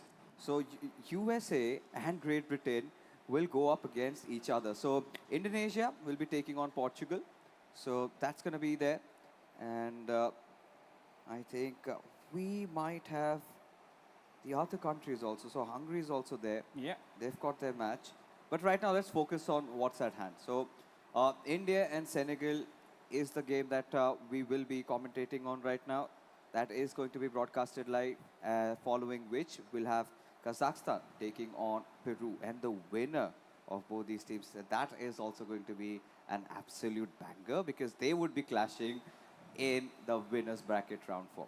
And that is going to be the last game for the day. So we wow. also find out one team who will have that confirmed grand final slot, like going through the upper brackets, of course. Yes. But whoever doesn't make it through the upper brackets, they're going to have a hard time. We have USA down there. We have Benin down there. We have Tunisia down there. And we saw how aggressive Tunisia did actually play out. Yeah. But along with that, we now also have, I believe the matchup was Great Britain versus USA. So either one of these countries will be going forward. And we know how strong these two teams are. But for now, let's just get back into game number 6 for the day. Senegal versus Team India. Sedina, an absolute fantabulous player who's going to be battling it out versus Anuhit, the Indian representative.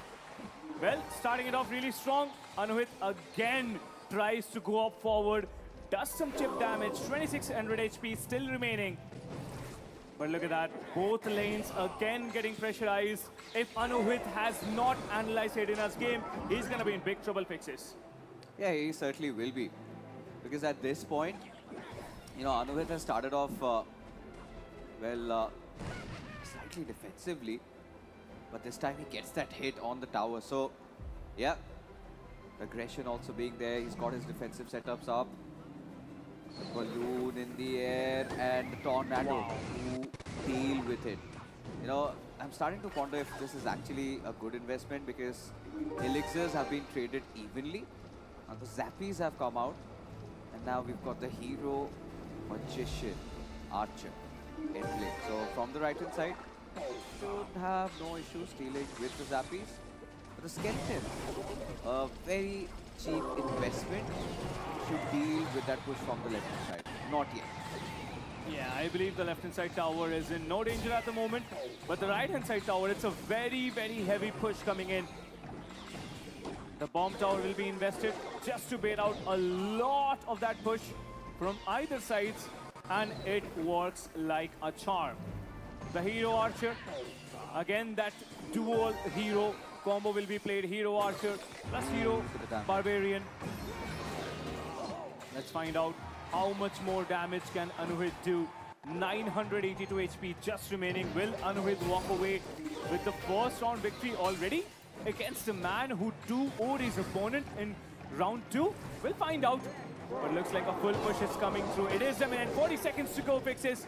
Let's find out what happens. Yeah, I mean, look at this. Defensive again. Bomb tower being deployed as once again Anuhit wants to go for the push from the right hand side with a clean wipe.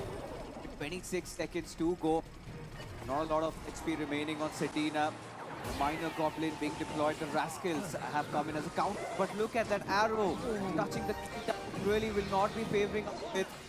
Going ahead right now as oh, the archer, magical archer, has been doing so much heavy lifting for Anuhit. And I've been loving how he's been putting it to good use. But now look at that. That goblin minor just sealing the deal, and a beautiful victory coming in for Team India. And there was a maximum of just 200 damage done on any of the towers in Anuhit's favor. I mean, that's just crazy. You pull up a reverse sweep, you come into the next game, and you do not even let your opponent take down even half HP of your towers. I'd say maximum HP that was taken down was, I believe, 7 to 8%. That's just crazy. But now Senegal, intention, a lot at stake here. Anuhit definitely happy, but you can see the pressure is still there. This is a very important game. Whoever wins this, they move on to the winner bracket finals. Yeah, and I think Anuhit looks locked and loaded, completely locked in, and he was looking quite confident with the setup he went with, the cards that he had, especially for the defense. He had the bomb tower, and even for the offense, the way he was dealing that explosive amount of damage with the goblins that he had, the minor goblins that he had, and I think he was quite prepared. Sedina, this time, I think he has to have a look at his deck once again, maybe rethink his strategy. He has to, pull out something special over there. But for Anuhit, I think he knows he's got his work cut out. He's feeling quite confident. I mean, considering how he had those jitters earlier on against Indonesia, the first game after he lost, I think he's bounced back and he's not looked back ever since. Yeah, true, no doubt about it. Anuhit, he's just showcasing what he's got. And I really believe, I don't know, I'm guessing maybe at this point, but Anuhit, he did not play his full hand. He kept a little bit of something reserved, of course, which he's slowly releasing and letting others know what he has to do. Anuhit, of course, has the support of the entire home crowd. Now, this time, the Global Esports Games happening in Mumbai, India. The entire country is standing beside him, cheering for him, and that gives you a huge morale boost. Absolutely does. And for Anuhit, of course, we've both unanimously have been supporting Team India for all the right reasons. But yes, also being one of those, home countries over here. So for that, Anuhit does have that little bit of a buff, right?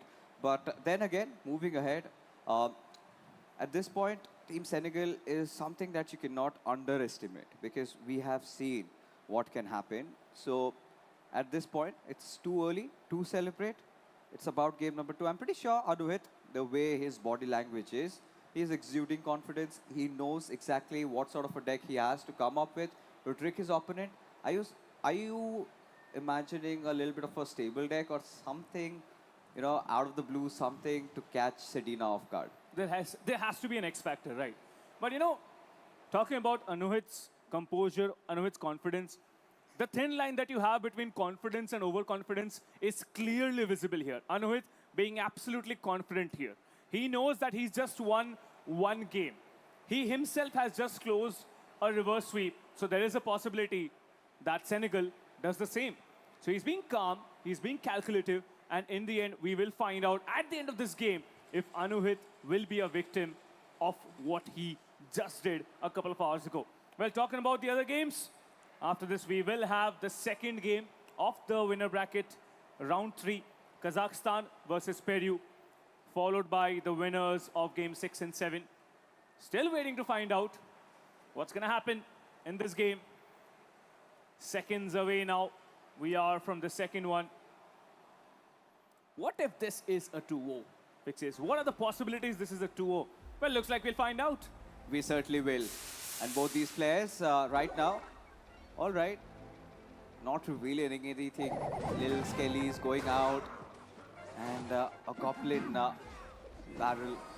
In fact, a Barbarian barrel, the hero edition of that being put out. A Dark Prince for the counter. A defensive miner comes in from Anuhit's side. And this is constant poke going on. The Berserker being brought out should chop him into nice little pieces there. Should get the job done, but the poison, all right, that looks very well set up. But the Royal Hawk coming in from Sedina, and there you go. The Big Daddy Knight takes the job, and now Anuhit really needs to follow up. Well, Sedina has realized that he has to maintain pressure. He has Oh, to put pressure no. from the start, but a perfect timing. A good bait coming in with that Dark Prince. But the Miner doing The damage. Mega Knight, the Bandit locks on. The Miner was also locked on onto the tower. A lot of damage getting done, but successfully defended. And like I was saying, Sedina trying to apply pressure from the start of the game. Well, a bait being played out again. Ooh. There's a barrel roll. There's a connection. Oh, that's single shot. A good defense coming in. But look at it. Yeah. He's gotten quite some damage there. 2 hits. And suddenly, Sedina slightly has the advantage. I think that should... I think this wizard should easily deal with the the hut. The Goblin hut over there. But the Royal Hogs being deployed.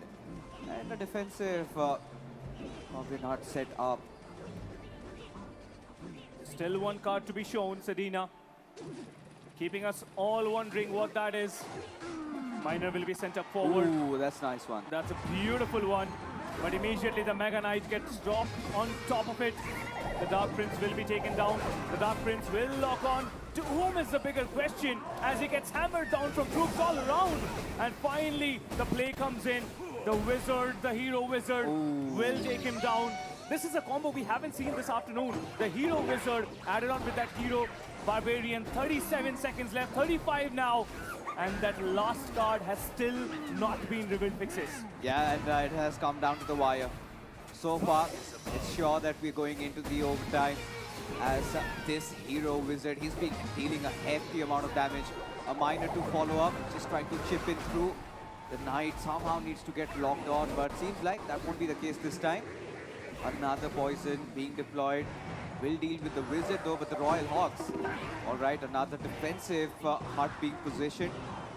And at this point, I think the Royal Hawks, before they even could think of doing that, the Ego Mega Knight drops in. The Berserker coming into play. The hero action being forced out, and yeah, that's going to be the end of it. Look at the HP, Fixes. It's like similar from both the sides. Finally, again, a defensive setup, a defensive hut being dropped down. But this time the Mega Knight will clean it up. The Mega Knight won't have any HP to get back into another fight. However, the initial push will defend, will be tackled by a lot of extent. The hero Mega Knight will again be, the Mega Knight will again be dropped with an evolution.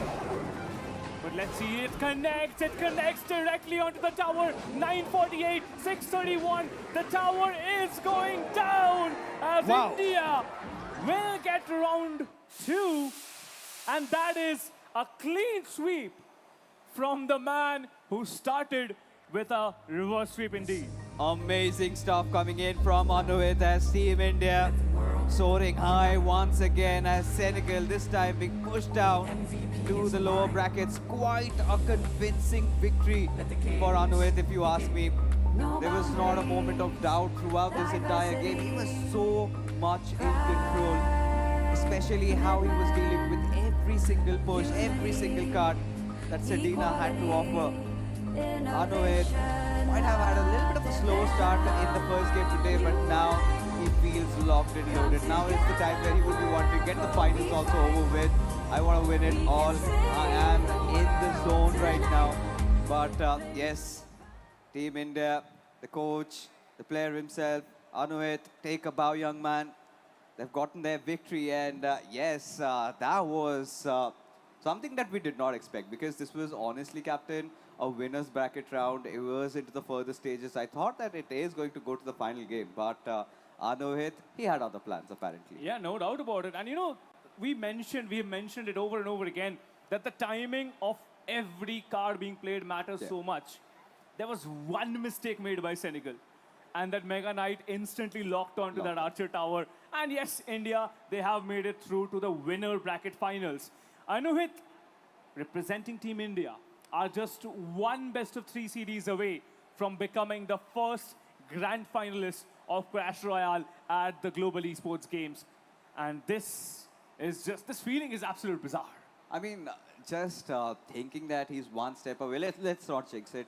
We've got this caster's curse. I'm not going to further elaborate on it or get in a little bit deeper. But then again, let's talk about what happened in the match. I really loved how he was constantly going in for that chip damage, how he was baiting all the troops on the central side whilst he had the miner just constantly chucking on the tower, and then the Mega Knight.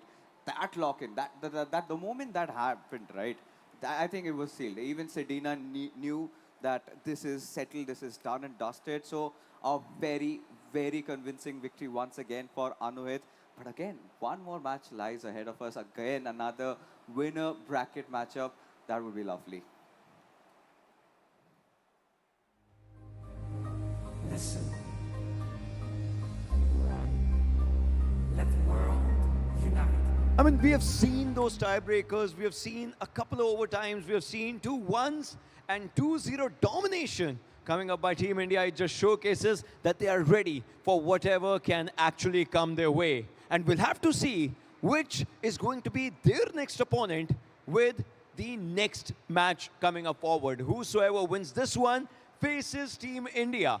Well, which one is it going to be? That's the question that will be answered right now. But for that, first of all, please welcome Team Kazakhstan. Listen. Let the world unite. The MVP is mine. Let the games begin. No boundaries. All right. Well, there is a big challenge which Team Kazakhstan is going to face. And will they succeed in that? That's the question. But for that, please welcome Team Peru. Listen. Let the world unite. The MVP is mine. Let the games. You guys both are ready, and I will wish you both all the very best for the competition that's coming up in front of you. You may take your seats, and with that, the next one, whosoever wins this, they are going to be facing Team India. So I hope you both guys are ready. So yeah, you can just go and take your seats. All right. This is going to be a tough competition. India has given its answer as a 2-0 against their opponents. Will someone be able to do another 2-0 to face the next challenge? We'll have to see that. But for that, over to the casters right now. You know what, Ocean, that is for a discussion slightly later. Because right now, we are focused on the match at hand, Kazakhstan against Peru. Now, the storyline building up to this, Captain, has been very exciting because, you know, for a moment we thought that Tunisia did have this in the bag, the way they began and how Kazakhstan really bounced back. And even with the mighty Peru going up against US, we felt for a moment that maybe it's an easy win for Wallace, but no, Eric had different plans in mind. So again, this is one of those games I really feel, Captain, that anything could happen, anybody could win. You know, I'd like to say that Peru is one of the dark horses of this tournament, right? Peru, they have not been that dominant like USA have been, like Senegal have been. But so far, I really believe that Peru, being the dark horses, they might just shut down Kazakhstan right here, right now. And, just face off India in the next one, which is going to be the follow-up game after this one. So I want to find out what kind of changes we are looking at. I want to find out if there's going to be any major deck changes. Now, we just saw before this India versus Senegal, the second game that was played, a double hero combo, which we didn't see so far this evening, Yes. this afternoon. That was the Wizard along with the Barbarian. Correct. It did not work out. Previously, before that, we did get to see the Archer along with the Barbarian. That did not work out. The double hero hasn't ever won this afternoon. Does anybody from these two teams up on stage risk that double hero play again, or do they stick with the obvious single hero or no hero strat? See, then again, we need to understand these are the winner brackets going on. You Yep. still have another lifeline. If you mess up it, you would not want to go down that road because then the pressure just surmounts and it becomes so difficult for a team. Again, coming back to the conversation, I do not think or I do not recommend right now unless and until you've practiced a lot with a double hero composition that you go on with that deck. But regardless, I think stick with what has been working out, stick with what the meta has been, because with the recent patch update, there has been a lot of changes after the World Championships. But again, coming back over here, it's more about the storyline that I'm really focused at, putting aside the decks that these both players might go up with, because, these are the two players that we thought might actually lose their games. But then they came back with a bang. They won both of their matches, and they've surprised everybody in the room, especially with Peru. Peru against USA. The first thought, Captain, is always that, yes, USA might be the stronger team, but Peru, they had such a nice answer. That match still goes down to be the most interesting matchup of what happened in that very last second, right? And you know what? I think it's time that we name both these teams as the dark horses of the tournament, because both these teams, they were technically outmatched if you look at the history of the tournament. So whoever wins this, they will have a huge upper hand. But Yeah. whoever loses it, they got to face either USA or Great Britain. They have to face Senegal. I mean, look at the stack of teams who are right now in the lower brackets. And I highly doubt anybody expected that these powerful teams will have to survive the lower bracket run. Yeah, that is going to be quite tough and nasty, especially the lower brackets, right? I mean, the last thing I would want to do is cover those matches, because then you know that somebody is going home, and yeah, that kind of hurts, but that's the part of the game. But then again, I mean, like you said, right, Great Britain and USA, that is going to be an absolute banger of a game. Imagine two great teams, and Daniel was also playing really good. He was just slightly unlucky over there, but everything set aside, focusing on this match itself. Now, if you actually have to choose a winner over here, are you thinking it's Team Peru or Kazakh in this game? Statistically speaking, it should be Peru because of what they have just done, taking down the Super Giants USA. But again, if you talk about overall strategy and then calculated moves, then I would love to go with Kazakhstan, because Kazakhstan, they were almost shut down. Like you mentioned, right? Tunisia, they were dominating. Yeah. So Kazakhstan, they were almost shut down. And coming back from a game that was almost lost, that is insane. So I think I would stick with Kazakhstan. You're going with Kazakhstan, but I still have a feeling that Peru might have this in the bag. Because, of course, the last game I went with Kazakhstan. I still, love them. But then again, let's find out as the game has begun. So Miraz representing Kazakhstan, whilst Eric representing Peru on the blue side.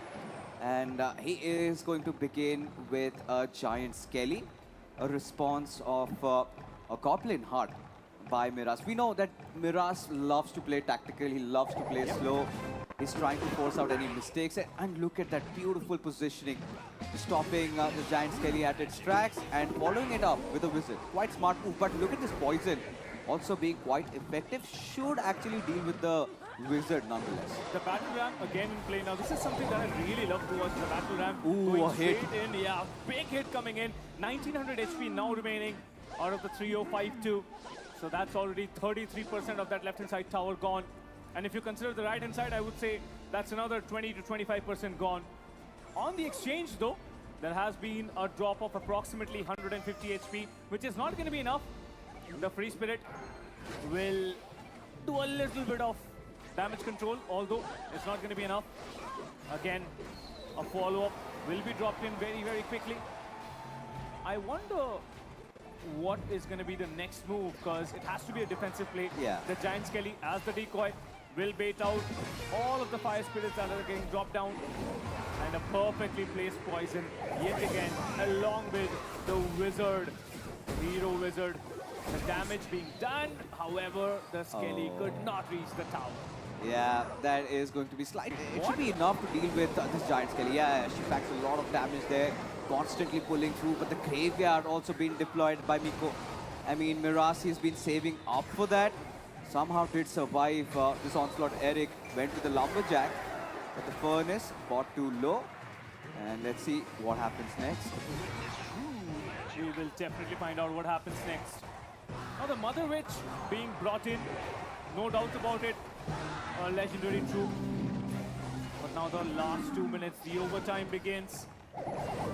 55 seconds to that triple elixir, and look at the dunk on the right-hand side. The Dark Prince followed up by that Giant Skeleton. That bomb should be able to take down that Goblin Hut, and it does. However, in return, a push will come through. That Wizard has to do a lot of work, and the Giant Skelly will actually assist him. And this time, I do not think there will be any mistakes made. An ample amount of damage has been done. However, that Valkyrie really, really well placed. Yeah, changing the game absolutely over there. We have to see how does Eric respond back defensively with the poison of his own and Royal Hawk to follow it up. But the Furnace should be enough, easily countered. And the Royal Hawks, that's all she wrote for them. But then again, Eric is constantly being poking from both the sides.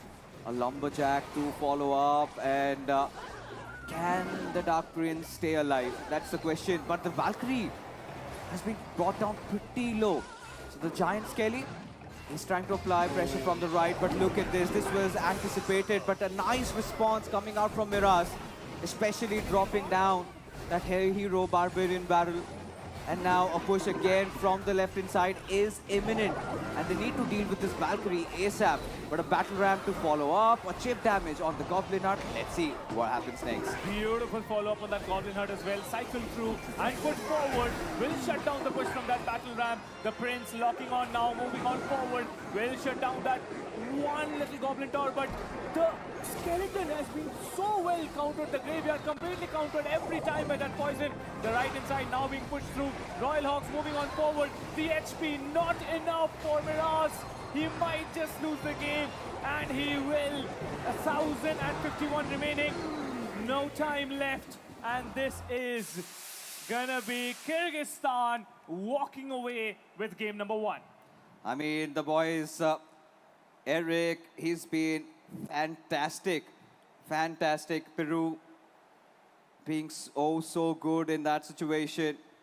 Lovely, lovely stuff. And, you know, Captain, at this point, again, pressure on Miraz. Once again, Kazakhstan really need to sweat this one out. They'll have to rethink their strategy because Peru, they look quite solid. Eric, with the way he was making those moves, I feel like, you know, Miraz kind of went back to his shell. He wanted to be quite defensive before he could have his offense, but it was all about Eric controlling the tempo. And so I think deservedly so, considering after a victory from USA, he's got his morals really high. And there did not seem a moment where it felt like, yes, Miraz was actually making a comeback into the game. It was just Eric through and throughout. You know, I still believe that there could have been a better card replacing the Graveyard overall, because it did not find any value whatsoever. Every time he dropped the Graveyard, there was a poison in return, or there was some other troop completely covering it up. Yeah, a Mother Witch there. So there was no value found with that Graveyard. There was a little bit of lesser read, I believe, but no worries. He still has one more game to go. Unless he loses this one, then he's again in deep trouble. But this game had so many layers, especially in how beautifully Eric was actually playing, right? Constantly keeping his opponent in check to put him into confusion that what he's really trying to do over there. We saw him pressuring through the right-hand side. Then the moment he's setting up his defensive troops on the right, he has one battle ram at the ready on the left-hand side. So that is one thing that I've been loving what Eric has been doing. He's bringing in so much creativity and so much control, because one wrong move and you're cooked in that situation. So Eric has everything calculated right till the T.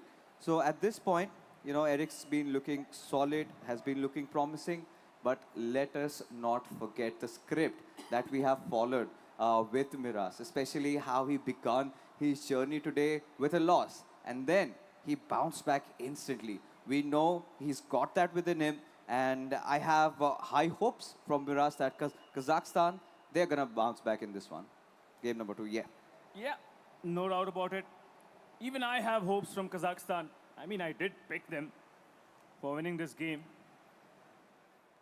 So let's see, but Peru, talking about them, now in the deficit, a little bit in trouble. They have taken down the super giants USA. Let's find out if they can do it again against Kazakhstan. India lying in a wait in the upper bracket finals, in the winner bracket finals, to find out which one of these teams Anuit has to face, which one of these players Anuit has to face to make it through as the first grand finalist of Clash Royale at the Global Esports Games. Yeah, I mean, at this point, I'm starting to get a little worried because, again, we know how good Eric has been, right? And if he goes on to win, we know he's going to face Anuhit next. And this could be one of the potential grand finalist matchup as well, because you're heading into the upper bracket finals, and that is going to be an interesting showdown for sure. But again, it's too early to say anything, because one thing that we know about Miraz is that he is a true fighter. He knows how to make a comeback. He did that against Tunisia. Even being 1-0 down, we knew that he held on to his composure, held on to his cool, and then he staged it. So this time, however, it's all about who controls the game's flow, right? It's all about who's trying to dictate the tempo, who's being more proactive than being reactive. Miraz, I think, might go for a little bit of an aggressive deck. He might go a little explosive in this one. Let's find out if he does go aggressive. And if he does, he better put it to good use. 2 more games possibly before we find out, well, 3 more games at least before we find out our first grand finalists. Kazakhstan versus Peru. Kazakhstan having the lead 1-0 in a best-of-3 series. Taking his time is the representative of Peru, making all the calculations pre-hand to ensure that there is a chance for that reverse sweep. But first, game number 2 has to be won. Looks like they're ready for the challenge, and we will jump into it in a matter of seconds now. Oh, we certainly will be. And Eric, yeah, a little bit of a thumbs up over there. Good luck to Miraz is what he says, and he's at the ready. He's all stoked up, excited, because he has been having a fantastic evening so far with the way how he's played so far, defeating the mighty United States, and now almost on the verge of taking down Kazakhstan. And for Peru, that's a moment of glory, and they're on the precipice of almost beating Kazakhstan and facing India for the upper bracket finals. That would be a show to behold. But for now, just waiting. Maybe slight delays from Miraz's side as he's still trying to get his deck figured out, because this has to be it, right? He cannot mess up from here, because if Miraz loses this game, he is going to be pushed down to the lower bracket, folks. It is finally time that we once again head into the arena to find out whether it would be Peru or will it be Kazakhstan staging a comeback.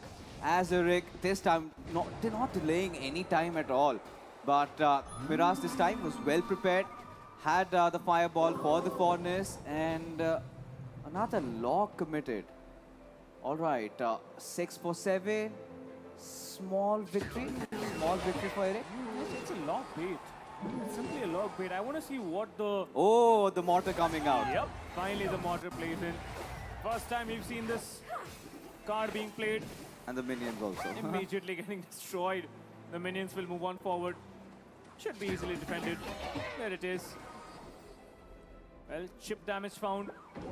onto the left side tower of Miraz. On the other side, Eric, he's lost almost 500 plus HP onto his right hand side tower. The right being pressurized, the cart cannon being pushed forward. This cart cannon is again a card which has not been played the entire afternoon fixes. Yeah. So this is a change of pace coming in from Miraz. I want to see what results can he pull up through. Oh, look at this. Ram Rider being deployed, the Hero Goblins into the play, the Furnace, ooh, not having the spirits at the right time. The Rascals will definitely tank up the damage as the Mortar can actually get locked in. And no, misses, and the Goblin should make a quick work of it. And the minions from Miraz's side. So far, Miraz, he's been quite calculative, and Eric, he is starting to feel the heat right now. Another Furnace being deployed, and there you go, heavy chunk of damage. This is what Miraz needed, and this is what we were talking about. Miraz never gives up. He always makes a comeback. Yep, and he's almost through with it, but double elixir. Now Eric will have a slight advantage considering he has very high elixir cards. The Mega Knight being deployed. Evolution almost ready. But the cannon card is going to be a big challenge to deal with. The minions being followed up as well. Well, instantly destroyed. Mortar will do absolutely nothing as the Mega Knight locks on and jumps on top of it. However, the Mega Knight will all be shut down immediately. So will the Ram Rider. There's no value found with the two highest DPS cards by Eric. Look at this. This is quite alarming. Oh, he had the zap at the ready. Electric strike. That's lovely. But now, I'm pretty sure this Mega Knight will be easily gobbled up by those tiny little minions there. And now, against the cart cannon, almost could not have it stopped over there. But finally, the Furnace will get the job done. But still, you know, Eric, he's not giving up. And now, he's got to deal with these little skellies. And seems like he's dealt with them enough. But what lies next? Because Miraz, he's going to play defensive. He's done the damage. And all he's got to do is keep Eric at bay. Exactly. Eric has to be just trying and trying and trying. And if Eric finds a mark, it's well and good. 1 minute, 23 seconds to go. At this rate, at the current momentum that we are following, Miraz will have game number 2. And we will be moving on to a decider. Looks like the Ram Rider will be going on forward. Does it ram? Ah, the lock perfectly timed and perfectly played with. Yes. This time Miraz looks much in control of this game. Fireballs from both the sides. Miraz, he does know that all he's got to do is just keep on cycling to the next fireball. 48 seconds at the go, but Eric, this could be a big push, especially with the Evo Mega Knight being thwarted off, the Rascals being dealt with. Now even the Skelly Balloon should have no difficulty considering the Furnace is well set up. But another Fire Knight, this time, in fact the Fireball, this time a defensive one at that. And the cannon also will go falling down, but the Ram Rider, can it connect? The answer will be no, as Miraz, he responds with a Mortal. Now instantly taken down. 18 seconds to go. No matter what he does, no matter what he does, knows it's Eric, over. yeah, he knows it's gone. He knows it's over. As Miraz will equalize the score. 1-1.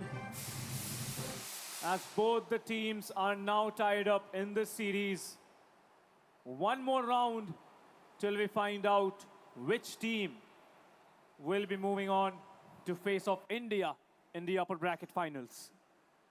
That would be very interesting to see, and it's going all according to the script. It's my told you captain moment, because we kind of knew that Miraz had it in him to make that comeback. And again, it's kind of the repeat of what happened when Kazakhstan faced Tunisia, right? Miraz just does not give up. A true warrior. He's got that blood in him. And now he is on the verge of pulling another one of those reverse comebacks. Well, we'll just have to wait a couple of minutes to get the next game on our screens. Everybody out here is trying to anticipate what the results will be. Kazakhstan building up a beautiful comeback streak in the first game, whereas Peru having probably the best storylines in this tournament so far. Peru, they have managed to secure the equalizer, but which team will it be out of Peru and Kazakhstan that will finally close off game number 7 for today? Now, whichever team wins, Fixes, I believe this is also very important to mention that whichever team wins, they're going to have to play against India immediately. No time for preparation, nothing. Ooh, that's an interesting point that you brought up, but I think we'll give a little bit of a leeway. We're still going to give 5 minutes for whoever the winner is. And of course, you know, to get his heads reset up, because Anuit, he's got that advantage otherwise. He's going to prep. And I'm pretty sure Anuit knows exactly what deck he's got to bring in. But again, you know, that is up for a different day, because right now we need to focus on what deck will Miraz come in with. Because we have seen in these situations, Miraz has always prevailed supreme. He knows how to handle pressure. But even for Eric, cannot rule him out, because against Wallace, that was one heck of a matchup. So both these players have made their individual comebacks. It literally went down to the last second of the overtime when he went up against Wallace. So for Eric, he knew that this time he's got to come up with a deck that Miraz has no answer to. Miraz, so far, I think he's succeeded in decks where he likes to play defensive, more in control, captain. So let's see what deck does Miraz come up with, and how will Eric answer him back? Well, Eric has to, like, Eric will be the first player who stops a reverse sweep. Throughout the course of this afternoon, there has been no one who has been able to stop a reverse sweep. So let's see if Eric can actually do that, or will his opponent simply again confirm another reverse sweep. Well, we'll see. But talking about whatever has happened throughout the course of the day since we started game 1, India versus Indonesia. India wins 2-1 with a reverse sweep. Game 2, Benin versus Senegal, a 2-0 domination by Senegal. Game 3, Tunisia versus Kazakhstan. Kazakhstan pulls off a reverse sweep, currently competing against Peru, who took down USA in another reverse sweep. Then it was Great Britain versus Kyrgyzstan, where we witnessed the first elimination. Kyrgyzstan were taken down 2-0 by Great Britain, but this is the decider of this particular series. Winner bracket semifinals. Number 2, game number 3. Goblins being split up into both the lanes. Skeletons being split up into both the lanes. Pressure applied equally on both sides. Royal Archer King dropped out on both the sides. Hero Archer King dropped out on both the sides. Damage will be dealt on the opponent tower, but not enough. 2971 on both the towers. But the Royal Hawks will be pushed up forward. Should be able to deal with this Goblin Hunt. Yeah, I think that's a nice defensive setup again from Eric. But so far, the card of the evening have been the hero Magic Archers, right? Undoubtedly. The Dark Prince coming in, and suddenly Miraz wants to play aggressive this time. Instantly switching gears, captain. And Eric, he's ready for it. In fact, he locks in one shot. So that is something that Eric did really well, and he must be happy about it.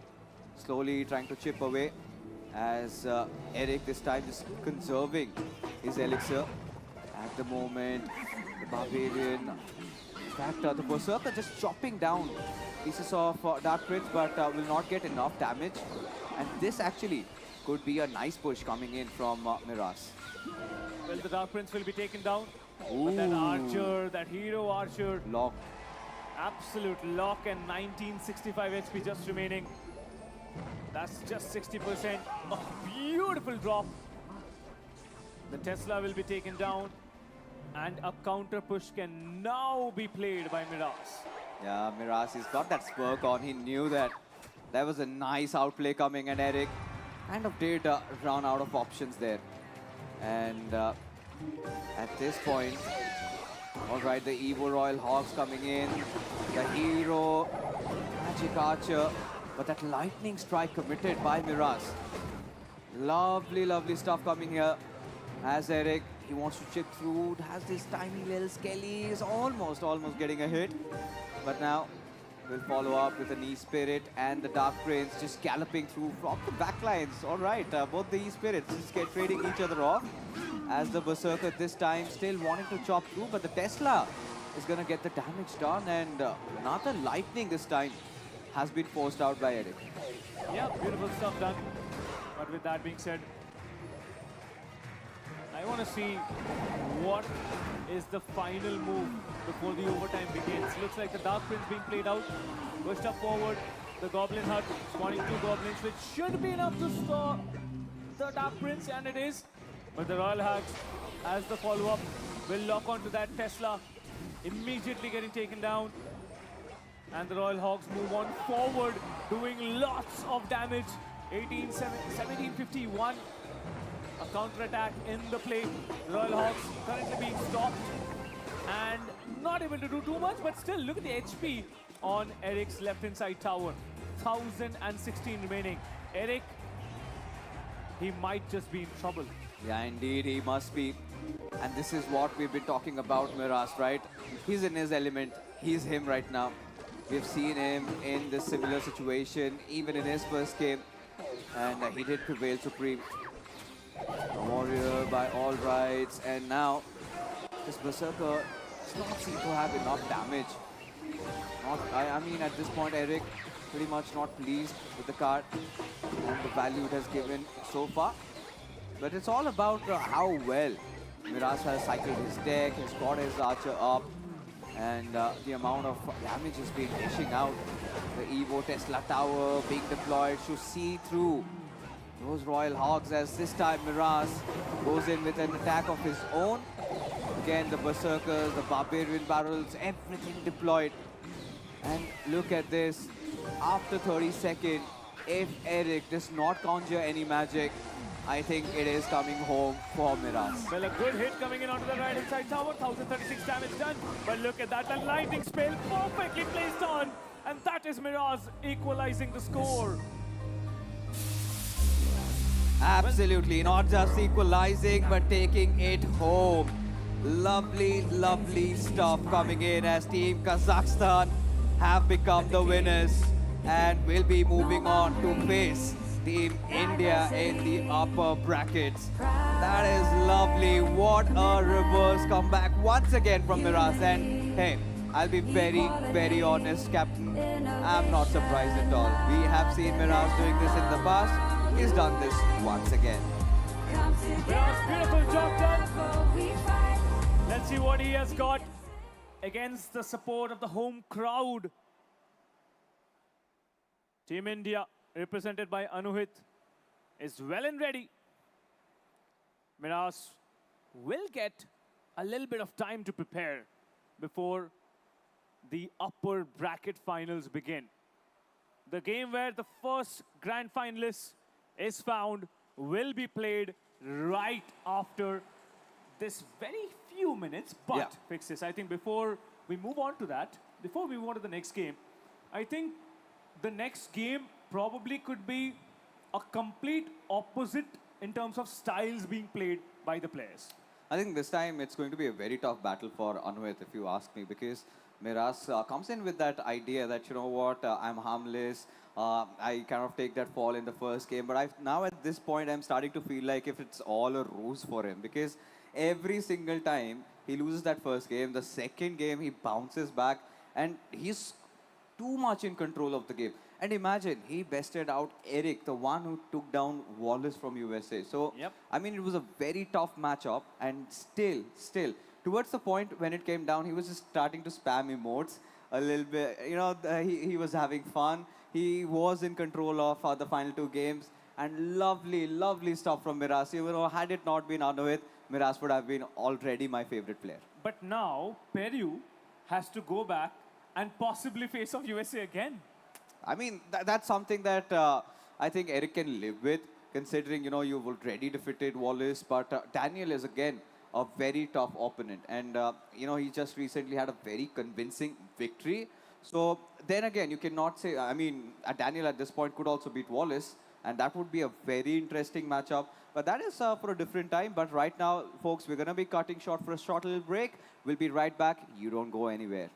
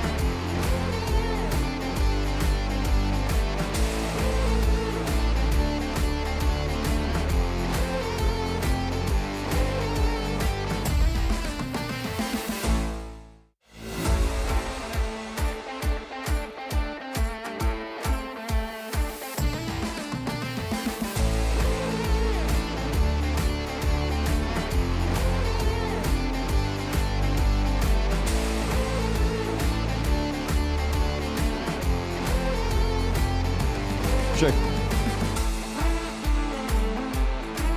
Done.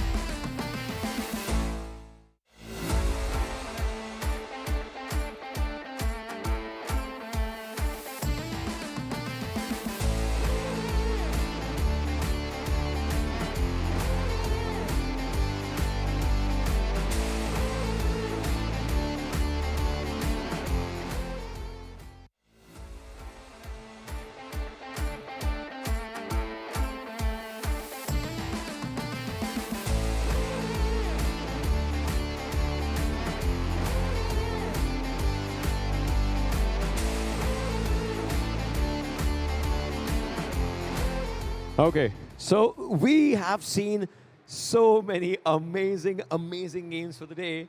But now it's time for that one game that will decide who ends the day on a higher note. We saw some teams dominate, we saw some games go to the tiebreakers, and we saw some decent 2-1 endings. But now it's time to start the final game of the day. And for that, please welcome Team Kazakhstan. Listen.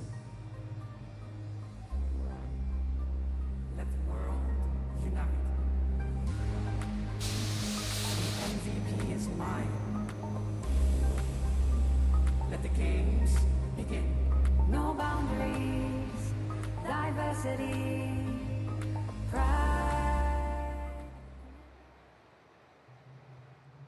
And now, for the final game of the day, the final team that walks in, will they be able to take Kazakhstan down, or will Kazakhstan fight back for the win? We'll have to see and understand. Please welcome Team India.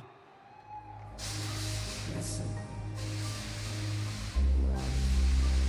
Let the world unite.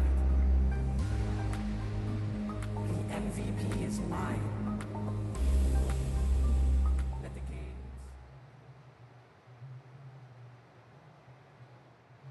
A decent clash of these titans. We'll have to see and understand what happens. 2-0, 2-1, maybe tiebreakers. Well, time will tell, but for now, all the very best. All the very best to you as well. I would request you to take your seats and yeah, let this one begin. I'm really excited to see what challenges might the other one face, but for that, we have our amazing storytellers. Over to our amazing casters. A little cold handshake at that before this epic upper bracket finale begins. That decides who heads in directly to the grand finals, folks. That is going to be one hell of a showdown. Team India taking on Team Kazakhstan. And we know Anuhit, he's got that time to prepare, but Miraz, he's forged, he's got that fortitude in him that now he can just go on and also win it. It could be anybody's game. True, no doubt about it. Talking about Miraz. True, no doubt about it. Talking about Miraz, he has been having the momentum for a long stretch of time. But talking about Team India, I think Anuhit, the way he started, first with the reverse sweep, then shutting down Senegal in a 2-0, he too has that fire already raging in him. I want to see if that fire that raging in him actually gets him to close another game with a 2-0. Now, if you see it in, like, you know, how I'm picturing it, Miraz, he's never won the first game, ever. Yeah. But he's always completed the reverse sweep. On the other side, if you talk about Anuhit, he's won a reverse sweep as well as he's won a 2-0 clean sweep. So there's high possibilities. This, again, is one of the closest matchups in this tournament.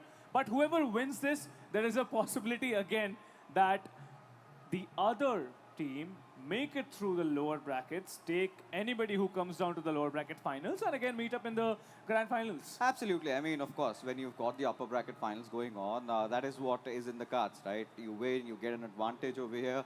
But if you lose, you still have the leeway, right? You'll be still waiting in the lower bracket finals. A quick look at the bracket once again. There you have it. So winner bracket round 4, or you can call it the winner bracket finals as well. The winner gets a golden ticket directly into the grand finale, and whoever gets defeated will head on through the gauntlet once again, and it's going to be such a long road. As you can see, few matches have already been completed. US did manage to beat Great Britain 4-2-0, and then we have Tunisia also beating Cuba there. So US and Tunisia will be locking horns, whilst in the round 3 of the lower brackets, we will have Portugal and Hungary taking on each other. And now, as we head on, so now India and Kazakhstan is what I'm mostly interested in, because now let's talk about both these players and how their decks have been shaped up so far. They have always come in with different set of decks, and Anuhit, this time, the second time he come out to play against Senegal, he looked quite confident. He was quite explosive. He was starting to take control over the games. But that is exactly the kryptonite you find in Miraz. He's the one guy that might not seem quite proactive at first, but as the game keeps on going, Captain, we have seen he's got a nice response. He starts off with a beautiful defense and then he switches to offense and slowly chips you down to death. So at this point, this is a matchup made in heaven right now. I really want to see who gets to be the winner. Talking about calling the tempo of the game. There have been so many players who play aggressively and control the tempo of the game, right? But Miraz has been one of those who plays defensively, and at the end, he goes all in. He knows exactly when to attack. He knows exactly when to find that loophole. And Correct. surprisingly, he's been damn good enough to find the loophole in every game that he's played so far. Yeah. Now, this is where I believe Anuhit will have the hardest challenge, because we've seen Anuhit's games. He has played a very consistent game, but any kind of a little mistake, it has cost him maybe a couple of seconds, maybe a little bit of something that he was not prepared for, going for a defensive approach when he's already playing an aggressive game.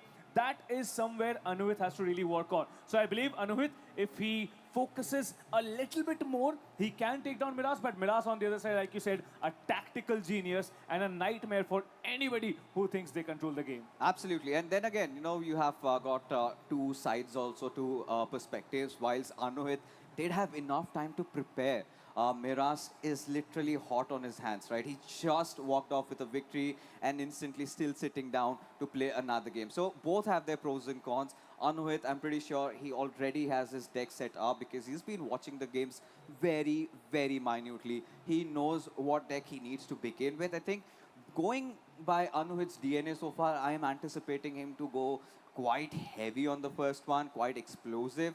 And it feels like, for Miraz, he takes that first game to gauge his opponent always. He's like, I don't mind you guys beating me. Have that false sense of hope because eventually I'm going to come back in game 2 and game 3 to win it. What if that is actually a strategy that he's been planning for? Could be. Just We'll take have the to win. queue in Yeah. with Ocean and talking to Miraz would give in more answers as he can only unravel those mysteries. But for now, Captain, I think, somewhere down the line, in the bottom of our hearts, we want Team India to win, but we know that Team Kazakhstan has been winning hearts and have been surprising everybody in the arena. Well, if this was not the perfect time to have the support of the home crowd, I don't know when it would be. Of course, it would be in the grand finals, but first, our boy has to make it through to the grand finals, right? And standing tall in front of him is Miraz, representing Kazakhstan. This is going to be a banger of a game, and this game will have everyone hot on their heels. We'll find out what happens. There's going to be no, too many delays. We'll find out exactly what happens in a couple of minutes more. But talking about, again, the overall decks that have been played. Miraz, he's shown us so many variations. However, Anuhit, he's stuck with his basic core. He has a very aggressive yet defensive approach. But on the other side, we have a defensive and counterproductive aggressive approach. So how does Miraz deal with it? I mean, at this point, both of these players haven't faced up against each other.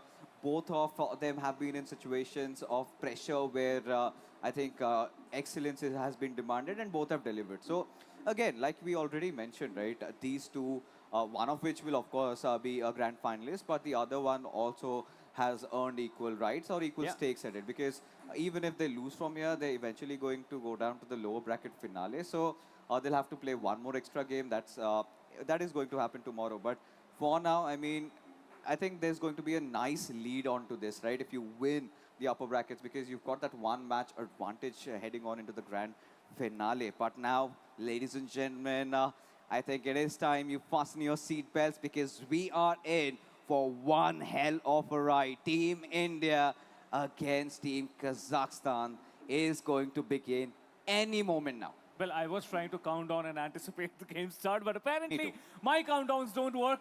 But hopefully, the hopes that all Indians have, considering that Global Esports Games is happening in India, we would love to see the Indian representative in the grand finals. Let's go on forward to game number 1, Anuhit versus Miraz, India versus Kazakhstan. All right, making quick work of that hero bar. And now the Skellies being deployed. Just eating through the time. And look at Miraz. He has not exposed his major cards. Both of them dropping down. Their magic hero archer over here.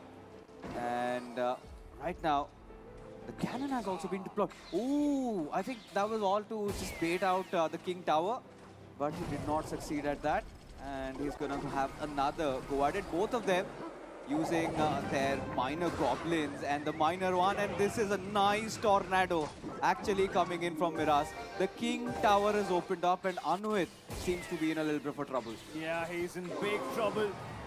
Because now that the King Tower is active, the defenses have mounted up. Let's find out what the call is gonna be from Anuhit. He has brought a cannon this time. Let's see what that cannon can do. Of course, limited range. Yes. Against that Hero Magic Archer, you won't be able to do anything. And look at that, the cannon just disappears without bringing in any actual value. The miner getting played again, Anuhit. He's really strong with that miner play. Yeah. But the counter has been brought spot on. Absolutely. I mean, even the coach was doing his homework from the back lines. Anuhit drops down a Mega Knight on the right-hand side and will not be following it up with any troops. But now he's deployed that bomber over there. But again, Valkyrie still will be winning, and that extra help coming in from the King Tower. And the Valkyrie lives to fight another day there. 60 seconds to go. Double elixir in play. Let's find out how things are going to work out. Okay. Again, a double hero play coming in. Now, this is the first time we are seeing Anuhit actually with a double hero play. The Mega Knight has been sent up forward on the right lane. Ah, look at that. Look at the damage getting done. Cannon disabled. And now Anuhit is finding some serious value. 2047 to 2401. Highly in the lead. But this time the Poison has to counter that push. The Poison was saved so long just to counter that initial push. Skeletons should be able to do the job, and they do. And Anuhit with a great counter coming in. Yeah, but no answer so far for the goblins there. And now the cannon slightly being aggressively deployed. But the archer quite fast at that as we head on into overtime. And look at this. The Poison again been deployed. And Anuhit is trying to make sure can get in as much damage as possible. Both of them just trying to chip each other's towers down. As the bomber will deal with that, but the log does reach its mark. Valkyrie should get a couple of hits, but no. Nice placement of that cannon by Anuhit. Oh, and he ensures that it does not hit his tower there. But still, this is going to be interesting. Dealt with it as the goblins will be taken down by the bomber. As now the goblin miners, they're also chipping the damage out. It's all about chipping each other off going on right now. But 1291, that's still Anuhit in the lead to 1946. Cannon again stopping a lot of that push. A minute and 5 seconds on the clock. Valkyrie pushed up forward. The Hero Miner will also go in forward, but the Mega Knight perfectly timed, perfectly dropped, and now the Valkyrie is in charge. Should be able to shut down, and he does. Oh, the archer has connected. The archer has connected, yes, and the Mega Knight will take care of it. Another push coming in. The Poison will be dropped on. 11:04. 1091, one last play, 38 seconds to go, Fixes. Absolutely, it has come down to this. Anuhit, he knows that it could be his moment, but look at those beautiful, beautiful archers and the Valkyrie getting the job done for Miraz. We knew it was going to be a close game, and Miraz, he has always been cold. He hasn't shown a lot of expressions, but there you know, he was celebrating that win. And Anuhit, he's been caught off guard, and the pressure starting to surmount. This is what we were talking about. Miraz has been going with a very hot run. He's got that hot hands, and Anuhit has been a victim of him. Anuhit again charged with pulling off another reverse sweep. But will he be able to do it? Miraz, the tactical genius, now ahead with first game victory. Will a reverse sweep be even possible? The momentum on Miraz's side, the advantage on his side. Miraz, however, he's calm, he's composed, and that is what I love about this player. Yeah, but then again, you know, at this point, you could really see Anuhit feeling the heat over here. Especially, I was kind of surprised that Anuhit still wanted to go with the minor deck, especially after Miraz already witnessing it. And seemed like Miraz was well prepared, especially how slow he started off, gave that false sense of hope to Anuit that, all right, over time, all he's got to do is play defensive. He brought it down to the wire, to those final minutes. And eventually, that push coming in through the Valkyrie, you had 3 Magic Archer heroes pushing through. So, that was a sight to behold, especially that lock-in at that one moment. I think that is where the game flipped for Anuit. But the margins are so slim over here, Captain. It's so difficult to say. But Anuit definitely has what it takes to bounce back in the next game. But what still worries me as this Warrior Minas, he does not want to give up at all. Well, let's find out what's going to happen. Just a minute or so till we have the second game on our screens. Well, both of us and all the audience, everybody's anticipating what is possible. Will Miraz continue his streak of wins? Or will Anuhit shut him down?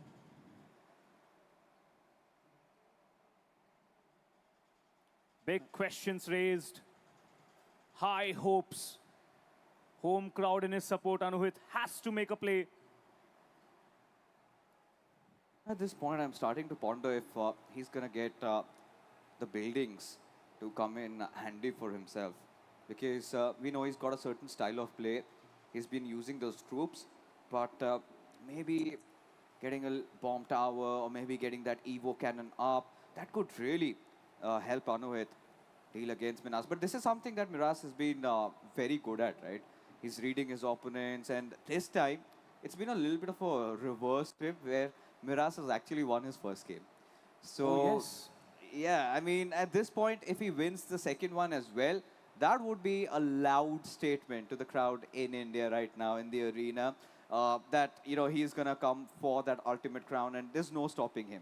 But Anuhit, he was slightly rattled. We could see from his body language, the nervousness is starting to creep in because there are a lot of supporters here waiting for him in the arena to perform. There are a lot of cheers. And at this point, Anuhit, he's got to have himself locked in. We know he can do it. It's all about the executions to be perfect, Captain. Well, let's talk about what buildings have been played so far. We have seen Anuhit move ahead with the Goblin Hut. We have also seen him play the cannon. Both of them didn't work out. However, on Miraz's side, he's played with the Goblin Hut. He's played with the mortar. He's played against the mortar. He's also played with the bomb tower. I mean, there's so many variables that Miraz can actually play with. He has so many decks and formations to go forward with. Anuhit, however, he's kept his core strong. And that is where his strength lies. However, that rigidity might be a problem against a player like Miraz. At this point, I'm starting to wonder if, somebody gets in a Lava Loon deck once again. I mean, something that you would not be expecting to happen in the upper bracket finals. But hey, if Anuhit does that, that would be crazy, Maybe catch your opponent off guard. Because at the highest level, when you're playing on upper bracket finals games, it's all about those tiny little changes that you make. Or maybe it's all about those mind games that you have to do with your opponent. The build-up is definitely there. Both these players are taking their time, and the voice in my head says, we are ready, folks, to head inside the arena once again. It is going to be game number 2 again for the upper bracket finals. If Kazakhstan wins this, they earn themselves a spot directly into the grand finals with an advantage of a game. But it is a match where Anuhit needs to stage that comeback so that he could still be in contention in the upper brackets. Just a few seconds to go. And then we will jump into the arena. Anuhit, hopes of the entire country lying in his shoulders now. Will he make it through? Let's find out. He has to first secure this round and then again claim a reverse sweep. Both the players taking their time to drop in the first card. What is the first card? What decks have been brought forward? And there it is. Miraz says, no worries, I'll lead the charge. And an immediate response comes through. A battle ram, Evo battle ram has been dropped. And on the other side, a Dark Prince. Well, the ram will be stopped and so will the Barbarians from spawn. Yeah, equal trades of Elixir, but still the Dark Prince surviving, and this looks to be a good start from Anuhit's sides, as has to deal with the Fisherman. If he can do that, would really help him. A lot being committed by Minas at this point. The Royal Hogs on the right-hand side, and there you have it. A push initiated from two different directions, but Miraz, he's got quick hands. Instantly dropped down that big Mega Knight, and will follow with a Spirit Empress. This time on the grounded state. Interesting. A big advantage that Anuhit has right now is all his cards are using lesser elixir compared to Midas, and I think that will be very crucial in the end part, especially when you have the double and the triple He's elixir got going multiple forward. hits. Yeah, and that Mega Knight has already created enough problems. The Mega Knight has tons of HP. If he jumps and locks onto your towers, you're basically 5 to 6 hits away from getting taken down. Already 2 hits were done. 1800 HP now remaining on the left-hand side tower for Anuhit. I mean, Miraz, he's just farming aura at this point. Was just looking to the crowd, chilling, just letting his elixir refill as he goes in with his next wave of attack. Beginning with that Royal Ghost. Will follow it up with that Fisherman. Anuhit, this time he's got his defensive structures up. It's an Evo Tesla cannon. Tesla tower, in fact. And will get the job done. As the Dark Prince followed by a Hero Wizard in the play, and this time a Spirit Empress on the flying stance. And now, oh, that's a nice tornado pull, and that is going to be a massive chunk of damage coming in. But look at this, the Evo R Royal Ghost dishing out so much damage, but now Tesla Tower, the Evo version of it, being answered by the Battle Ram, who are also in their Evo version, as Miraz, he is proving quite fatal right now. Yeah, Midas, he's just going aggressive. We've never seen this style from him before. This is the first time he's showing us that he can play aggressive as well. And look at that, Midas already crushing the hopes of Anuhit. Anuhit has to step up big time. Dark Prince dropped up. On the other side, we have the Royal Ghost coming in. It will go through Royal Hogs on the right. 2 seconds before overtime. And there we go. Whoever gets the Archer Tower down will be going up forward, will be winning this round. 1542 damage. HP still remaining. Tesla Tower dropped in, but so far, Midas has been conserving all his elixir for one big massive push, and here we go with that. I think Anuhit is in trouble. Could not deal. He had the that lightning spell, and look at this. This is what I was worried about. The Mother Knight again chipping through his towers piece by piece. But then again, Anuhit is got to hold on for the next 1 minute, 30 seconds almost. As now, this time, the Wizard, the Hero Wizard from the backline is going to come in. Spirit Empress being deployed by Miraz. And those arrows, ooh, doing quite a decent amount of damage. But look at this, another hit coming in from Miraz.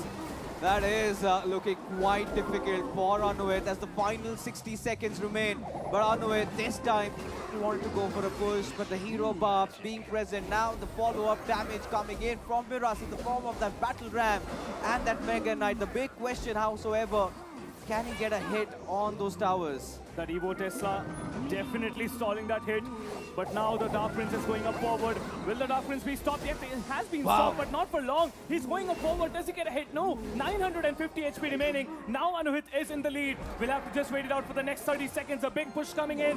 Anuhit, he has to pull this defense off. Miraz on the verge of winning this. But Anuhit, he's still not giving up. Another push.